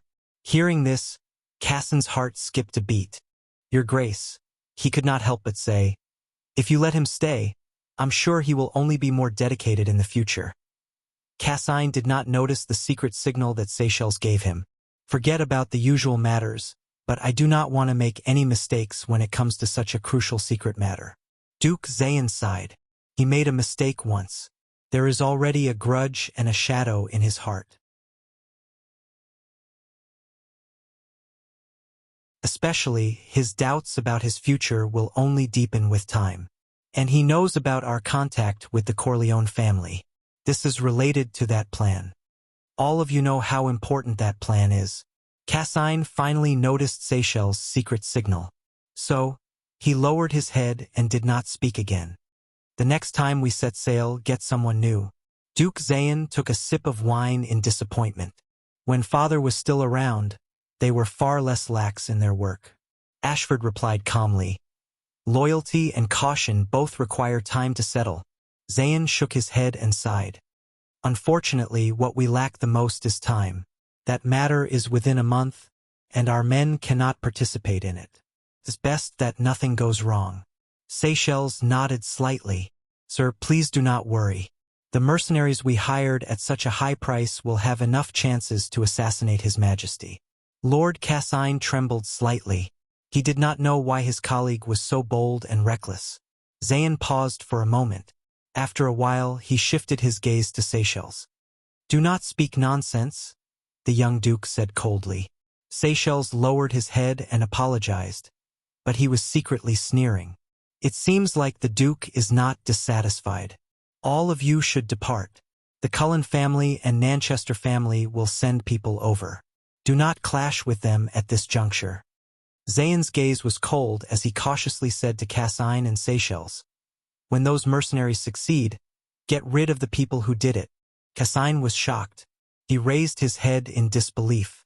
Sir, get rid of those people. Didn't we hire them under another name?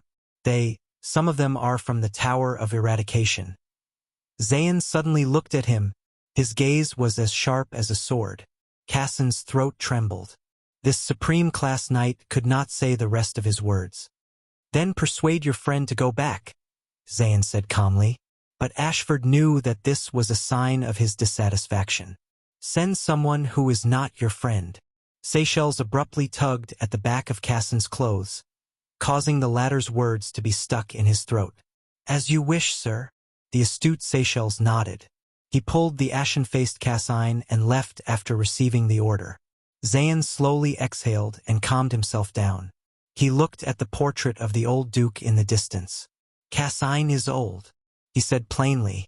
After this, send him back to Jadeite City or to his own territory. Ashford's expression was calm as he nodded slightly. As for the matter regarding the Corleone refugees, Ashford, you will personally handle it. Start with the investigation of the Cavaliers who suddenly broke into Vine Manor that night. Zayn spilled the red wine at the bottom of his glass. His gaze was cold. Contact the Corleone family. Write a letter directly to the Night Queen herself. Tell Katerina what happened here. Find the opportunity to increase our bargaining chips. Ashford nodded. As you wish. I remember that Mindy's Hall's probing was handed over to Blood Bottle Gang. Or did you not find Nikolai? Zayn narrowed his eyes and looked at Ashford. No, sir. Ashford bowed slightly. Blood Bottle Gang is now leaderless and in chaos. There are rumors that he went abroad to search for the Blood Mystic. Blood Mystic. Zayn shut his eyes tightly and exhaled through his nose. His upbringing compelled him, with all his might, to swallow the ungraceful words he so desperately wanted to say. Duke Zayn opened his eyes. There was no emotion in his pupils. He put down his wineglass and said, If there is no other way, then we will directly send our men to take control of Blood Bottle Gang. Within these 2 months, I want to control all the rumors and news from civilians to soldiers, nobles to merchants in Blood Bottle Gang's territory. Ashford nodded slightly. The messenger sent to Extet should also return. Let's see if the Archduke of Black Sand region is willing to seize this opportunity. Zayn leaned back into the comfortable recliner and narrowed his eyes. Just wait, father. Tricolor iris flowers will soon advance further. If everything goes well. Let me tell you something. Swordless had a bad habit. He liked to upload chapters first, then carefully browse through them in the reader's interface over and over again. This is more efficient. I can't see anything on the page at all. He would review and revise them. Sometimes he would even make major revisions. So, when you see a new update, look at the time first. If it is an update within 20 minutes, then Swordless is most likely still holding his notebook and revising it. He will only make the overall revision in the background after a while. Don't rush. Wait a while. After half an hour, look again. By then, it will be the final version. So, at this time, just smile. Don't rush. What if you read a draft chapter and are poisoned to death by typos and bad logic? Wouldn't that be Swordless' fault? Advertise the book group again. 397-147-168. Currently, there are only 4 people. Feels so miserable.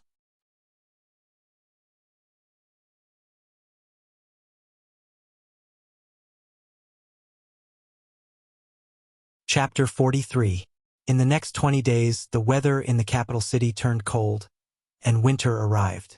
Under Jine's fierce training, Thales learned 3 defensive styles, 7 offensive styles, and 1 combined style of the ancient Northland military sword style at the cost of more than 2 hours in the morning and 2 hours in the evening, under the prerequisites of exhaustion and backache.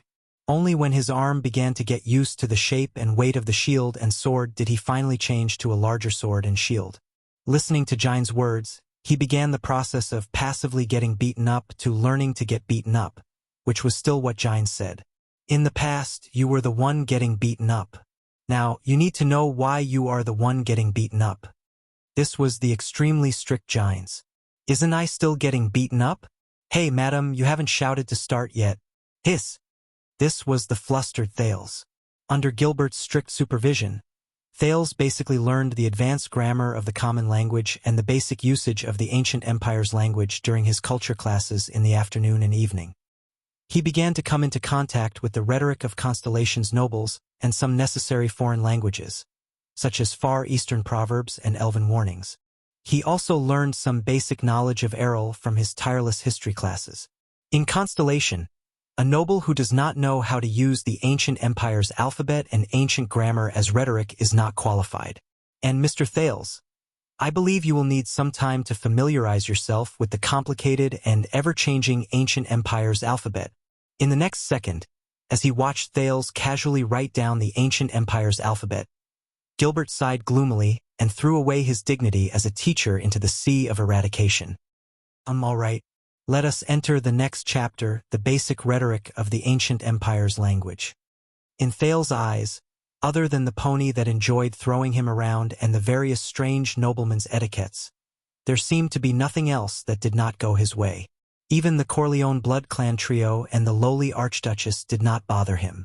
So, Thales nodded slightly in his heart. It's time to explore the mysteries surrounding me. On a slightly warmer afternoon, Gilbert, who was holding a book and a cane, saw Thales standing on a chair in the study room and searching for something on the thick bookshelf. He could not help but ask curiously, "What are you looking for, my young sir?" Gilbert, wait for me for a moment. According to this alphabetical order, it should be here. Why is this book so thick? Gilbert chuckled softly and walked to the bookshelf.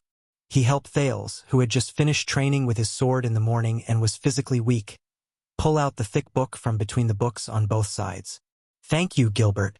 Now all the books are here. Thales tiredly tossed the thick book onto the cedarwood study table and placed it together with the few books that were already on it. This is. The middle-aged noble walked forward and saw the titles of the books at the top clearly: Jade Star Family History, Constellation's Royal Family Pedigree, Constellation's Decrees and King's Decrees from 1012 to 612, Constellation's Palace Collection, and a few other books, including the Chronicles of Constellation's Kings that he had just obtained. Oh, these are some books that I've found according to the letters and words that I've learned in the past few weeks. They might be able to record my family's history. I plan to study them slowly after I can read them fluently. Thales scratched his head and said a little awkwardly, "After all, as my father's only son, it doesn't seem right for me to know nothing about Jade Star, the royal family, and my bloodline and family." Gilbert raised his eyebrows slightly, but he soon felt relieved. When he thought about their conversation in the secret chamber, he knew that he should not underestimate this young man's adaptability and precociousness. This is especially so after I heard you talk about the King of Renaissance, Tormund, and Madame Gines told me some things about the late king's eldest son, who is also my uncle, Prince Midier. Thales spoke excitedly as he arranged the books on the table. Without batting an eyelid, he piled a few books under the other books. The prince continued to speak. "So, I am even more curious about Jadestar and the family that I come from." Gilbert looked at Thales, flashed a smile, and nodded slightly. He did not notice Thales' slightly abnormal breathing rate. Your eagerness to learn and your diligence really gratifies me. Did Madame Gines tell you the story of the late king's eldest son? Yes, although not much. Thales nodded and pushed the book to the side. I roughly know that Meteor Jadestar is a good person with a gentle smile. He seems to be very popular among the people. Out of Thales' expectations, Gilbert's gaze darkened, as if he had recalled something. He is more than popular. But he quickly recovered and nodded thoughtfully. I am afraid that you will not be able to find any records about him. After all, he is not the king of Constellation, and it has not been long since he passed away. Thales rolled his eyes and naturally flipped open a book to block the back of the pile of books beside him. With a curious expression, he asked, "If that is the case, Gilbert, do you know him? In your impression, what kind of person is my eldest uncle, Prince Meteor?" Gilbert froze for a moment, then sank into deep thought. He no longer paid attention to the pile of books beside Thales. Crown Prince Meteor. A few seconds later, Gilbert sighed softly and said in a nostalgic tone, "When the late King 80 was 60 years old, he had already begun to assist in the country's politics. At that time, no one doubted that he would be the next virtuous king after Mendes III. He supervised foreign affairs for a period of time, and I was once fortunate enough to work under His Highness. At that time, because I did not cooperate well with my colleagues, I messed up the mission of receiving Steel City's diplomat group. I used the crystal drop wine goblet with the emblem of the sacred tree to entertain the dwarf prince from the Hall of Kings. At that time, Prince Meteor used humorous words to convince the enraged prince that the goblet of the sacred tree had appeared at the banquet to commemorate the prince's grandfather, who had once repelled the army of the Sacred Tree Kingdom, and I could only feel ashamed. After the incident, Prince Meteor naturally did not punish me. He was as benevolent as the rumors said. However, he personally passed me the crystal drop wine goblet with the emblem of the sacred tree and said to me.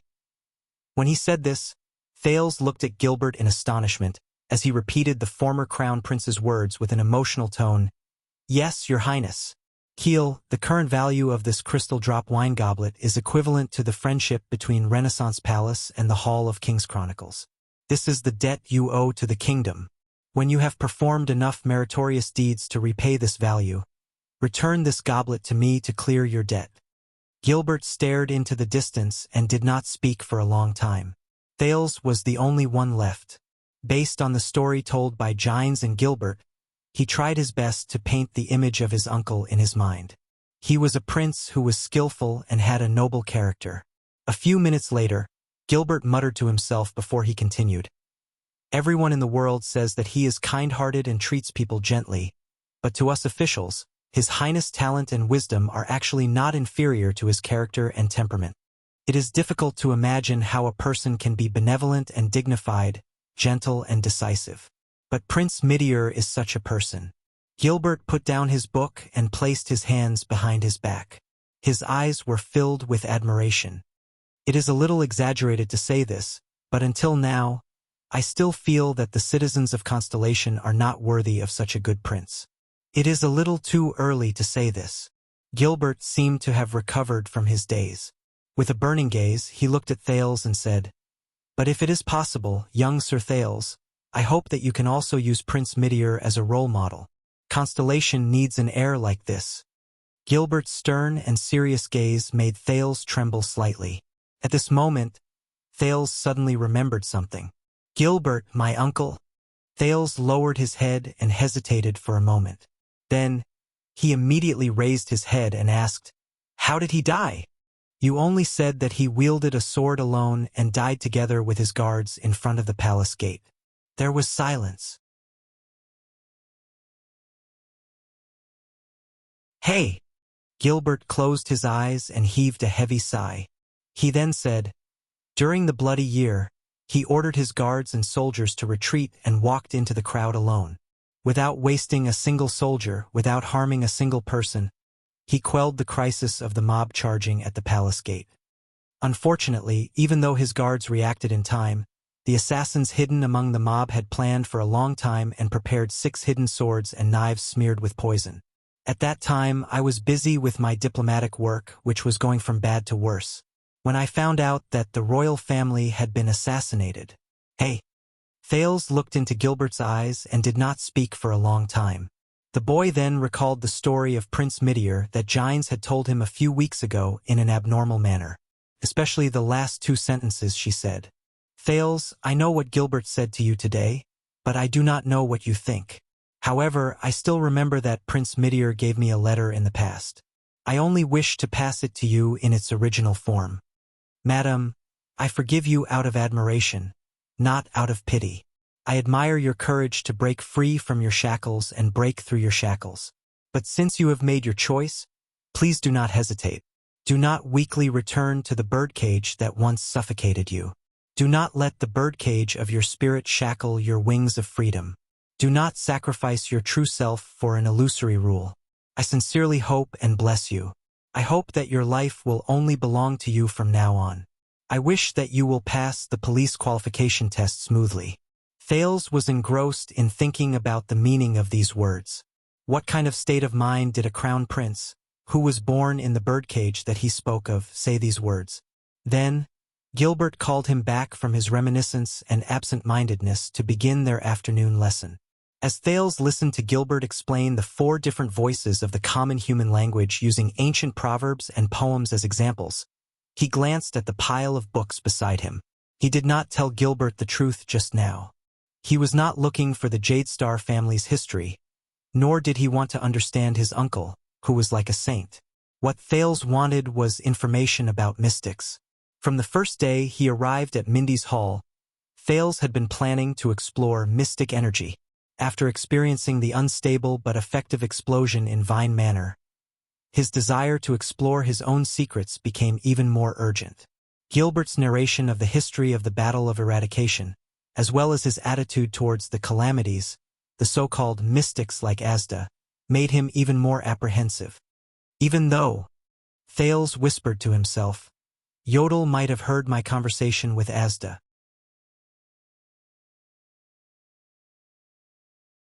The Battle of Eradication, Heaven's Fall and Earthrend, From the Final Empire to Constellation, and Cahill Yarrow's Travels.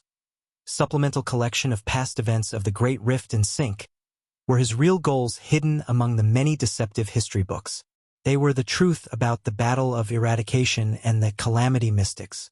No matter what, before he could ensure his safety, it was best not to reveal the secret about the strange mystic energy in his body to anyone. Once he learned how to read and write, it was the safest way to start investigating from books. And now, Thales began to copy the different voices of the nobles according to Gilbert's request. Compared to pretending to be relaxed and natural at the same time, he silently muttered in his heart, hoping that Gilbert would not personally read these books, leave after the lesson, and not help him carry the books back to his room. If everything went smoothly and these peaceful days continued, perhaps he would soon be able to make some progress regarding his own secrets. But Thales would soon find out that for people like him, a peaceful life was forever just a facade. For example, what Thales did not know was that not far away from Mindy's Hall, a meeting regarding his hidden secrets was unfolding. And his secrets were in danger of being exposed. Under the shade of a tree, Yodel stood quietly, as if he was respectfully waiting for the person in the pitch-black carriage in front of him. However, those who had seen him fight knew that Yodel was currently in a highly tense state, ready to attack at any moment. Long time no see, young Yodel.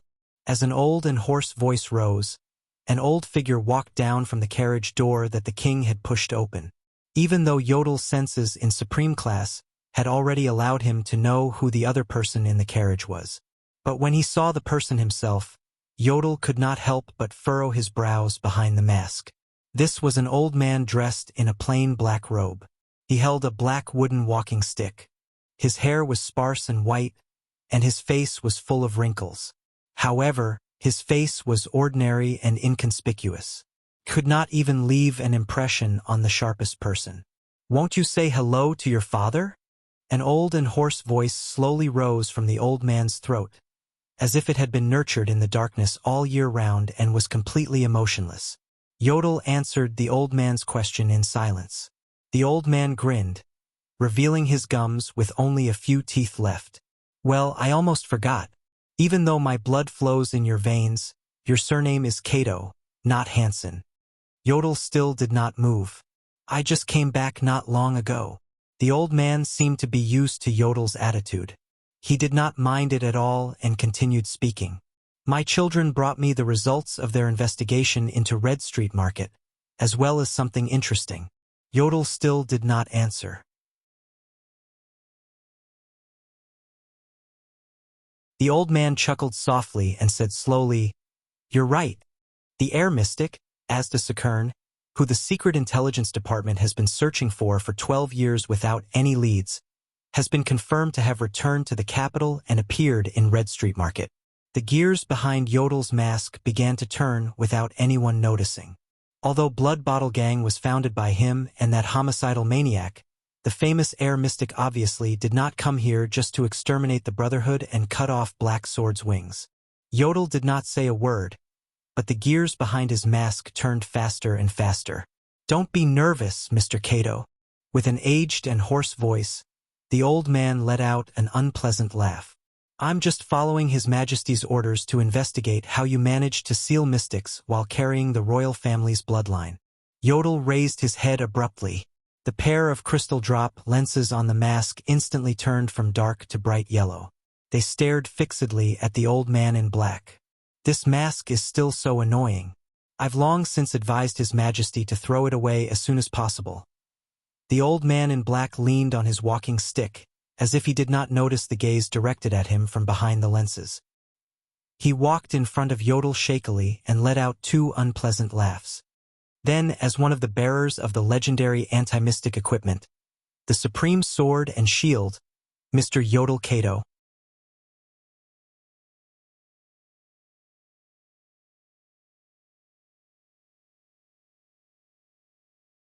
Chapter 44. Red Street Market. 8:00 p.m. The police station and the city hall had been evacuated 2 days ago. Other than the ruins that needed time to be rebuilt after the battle, Red Street Market was already open for business. The entire street was brightly lit and bustling with people. There were all kinds of men and women coming and going. The lowliest prostitute waved at them from behind the dark alley. After waiting for a person to come over and bargain for half a day, the two of them impatiently walked into the single-story house on the side. In front of the high-class hall, there were beautiful receptionists who attracted all kinds of customers. They ranged from drunken veterans to ignorant newbies, and from the new nobles of the kingdom who had been rich since they were young to the rich merchants who reeked of money. They used a dazzling array of services and a dazzling array of bodies to devour the wallets that came and went. The best were the coachmen dressed neatly in front of the doors. They parked their low-key and luxurious carriages without any insignia in front of the various clubs.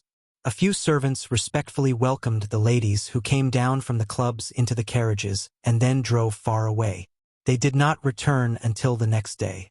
These were the truly powerful and extravagant guests. The hidden identities behind them could even make the bosses of the club's teeth chatter. Everything was the same as it was 20 days ago. It was as if Red Street Market had never experienced a bloody and terrifying gang fight. The protectors of the street and the collectors of profits did not change from the Blood Bottle Gang to the Black Street Brotherhood, except for the center of Red Street Market. There, the ruins of more than 10 houses that were blasted into pieces by the air mystic were still pitch black. In this pitch-black darkness, dozens of people were busy digging under the ruins with great effort. The sound of iron colliding with the soil could be heard continuously. Under the moonlight, one of the 6 powerhouses of the Black Street Brotherhood, the head of intelligence, the sleepless Icobian Lance, draped in a scarlet cloak, stood in the ruins. He looked at the darkness around him, then looked at the lights of tens of thousands of homes in the distance. He could not help but frown. Too close, he thought. Those newly opened guilds are still too close to our excavation site. In the distance, a sleepless whistled. That was the signal. 2 people passed by. Everything is normal. Lon nodded at the other sleepless in the darkness. But he saw the lights on the top floor of a club next door, and the light faintly illuminated a path leading to this place. Lon snorted through her nose. It was too close. Immediately, a sleepless who understood the situation left behind him and communicated with another member of the Brotherhood for a while. The latter then strode towards the guild hall. Not long after, the lights on the top floor of the clubhouse dimmed, and the surroundings of the ruins fell into darkness once more. Lance then nodded. I should have asked Rick to extend the closed hours. It will affect our homework too much, and we could only do it at night. However, Lance knew that it would be faster for the nobles to cut off an acre of land from their own territories and hand it over to the Brotherhood rather than forbid Red Street Market from doing business. Londa walked forward slowly. It had been 10 days and 10 nights. They had dug 10 meters deep and 20 meters wide under the chess room, but they had found nothing. Right now, he could still use the excuse of searching for clues about the air mystic and finding the truth behind the deaths of the Talon brothers in Moria to cover it up. But if he still could not find it, if we don't, we'll be discovered sooner or later, Londa thought grimly. Whether it was the secret intelligence department or the stubborn blood bottle gang. Even the other venomous snakes hidden in the darkness. Even if Red Street Market now belonged to the Brotherhood. Fortunately, the air mystic had blown up the surroundings for them. Otherwise, they would have had to put in a lot of effort to seize the ownership of all the houses in the vicinity from the owners of Red Street Market, who had more or less powerful backgrounds. However, the current situation was not bad. According to the plan, the excavation could only start after a year and a half or even longer. Now, they could start just a few days after taking over Red Street Market. Of course, the unconcealed excavation site also made it more difficult for them to cover up the secret. That was why they had to dig quickly. Lance could not help but feel a little annoyed. At this moment, found it! A rough and heroic voice came from afar. Lance could not help but be moved. He waved the sleepless behind him away and quickly walked forward.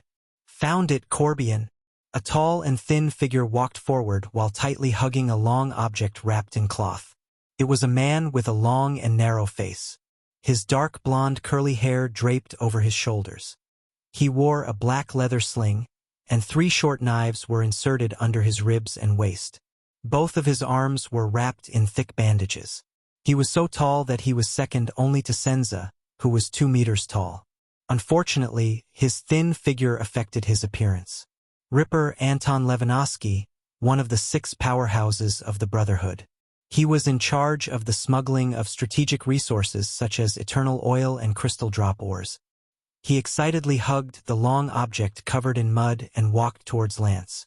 Behind him, a fat figure, one of the 6 powerhouses, Morris, who was in charge of the human trafficking business, walked forward with a displeased expression. This should be it. I opened it and took a look. Wow. It's exactly the same as the painting. Anton's rough accent sounded especially ear-piercing. You wouldn't have thought that after digging for 10 days and almost digging through the sewers, it wasn't buried in the ground. Instead, it was hidden in the partition between the basement and the surface. If I didn't slip and step on it when I was peeing, haha, I told you not to overcomplicate things. You and Morris dug like crazy for 10 days, haha. Morris, who was behind him, crossed his arms and clenched his teeth in displeasure. Look, I've only been here for 5 minutes.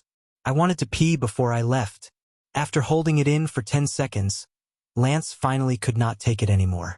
This person from the eastern continent who had been nagging endlessly for more than 10 years. Shut up, skinny. Lance fiercely snatched the long object from Anton's hands.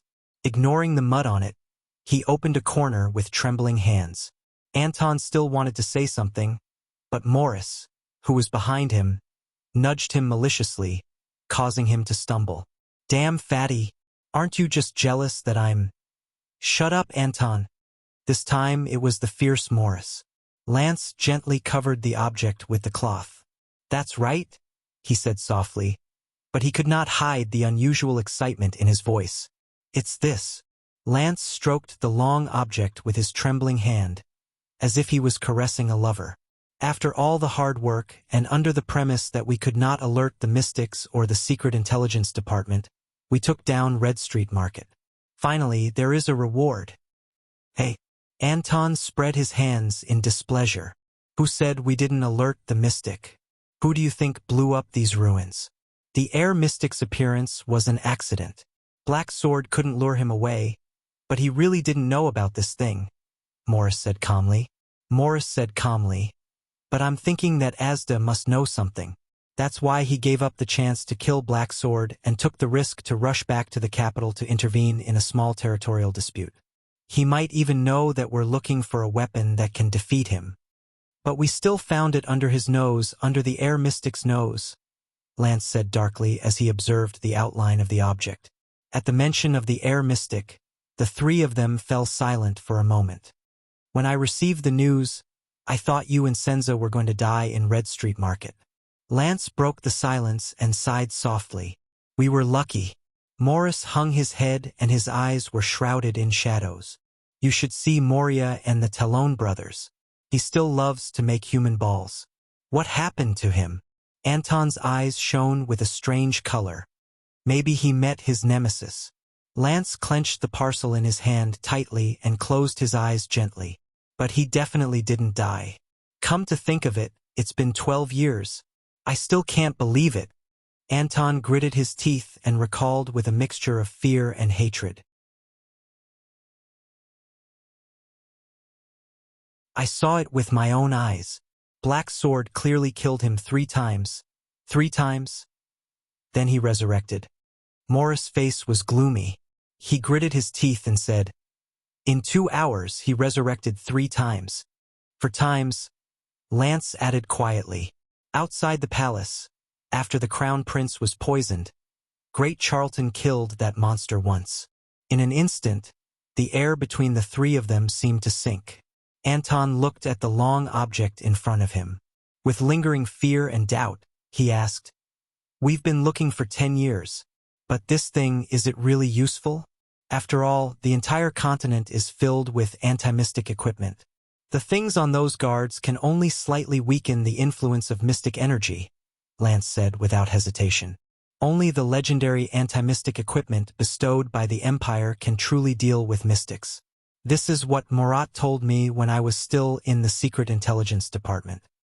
I don't really dare to believe the information about your former boss. Anton's expression changed. As if remembering something, he shuddered again. That old man, even his saliva was poisonous. Oh, right. The kingdom's Secret Intelligence Department actually didn't intervene in our operation this time? Morris said worriedly.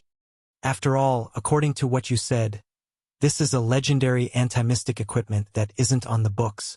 It's even more serious than privately owning a mystic gun. Privately owning a mystic gun? Lance snorted softly in his heart. Privately owning a mystic gun is nothing more than a death sentence. As for the legendary anti-mystic equipment that isn't on the books, However, Lance just shook his head. The king is almost 48 years old. The matter of choosing the nobles as the crown prince is enough to make them anxious. Besides, I made a deal with Ekstet's secret room. They will release news that Murat is interested in. Ramon will attract all the attention of the Secret Intelligence Department. Murat will not discover our goal. I know my teacher too well. But fortunately, neither the Blood Bottle Gang's mystics nor the Secret Intelligence Department know the importance of this thing. Lance caressed the cloth in his hand and pondered about something. Oh, right.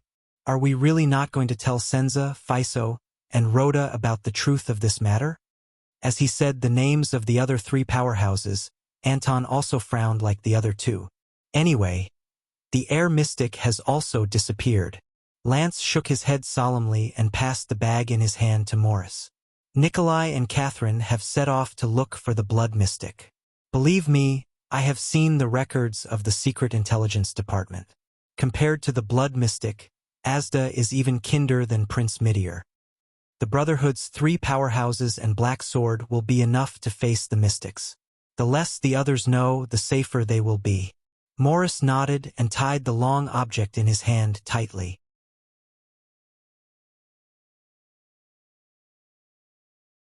There was sadness in his voice. For the former 9 powerhouses. You're tuning in to the Legend of the Vagabond YouTube channel. Don't forget to subscribe and join us on this journey to catch the most captivating stories.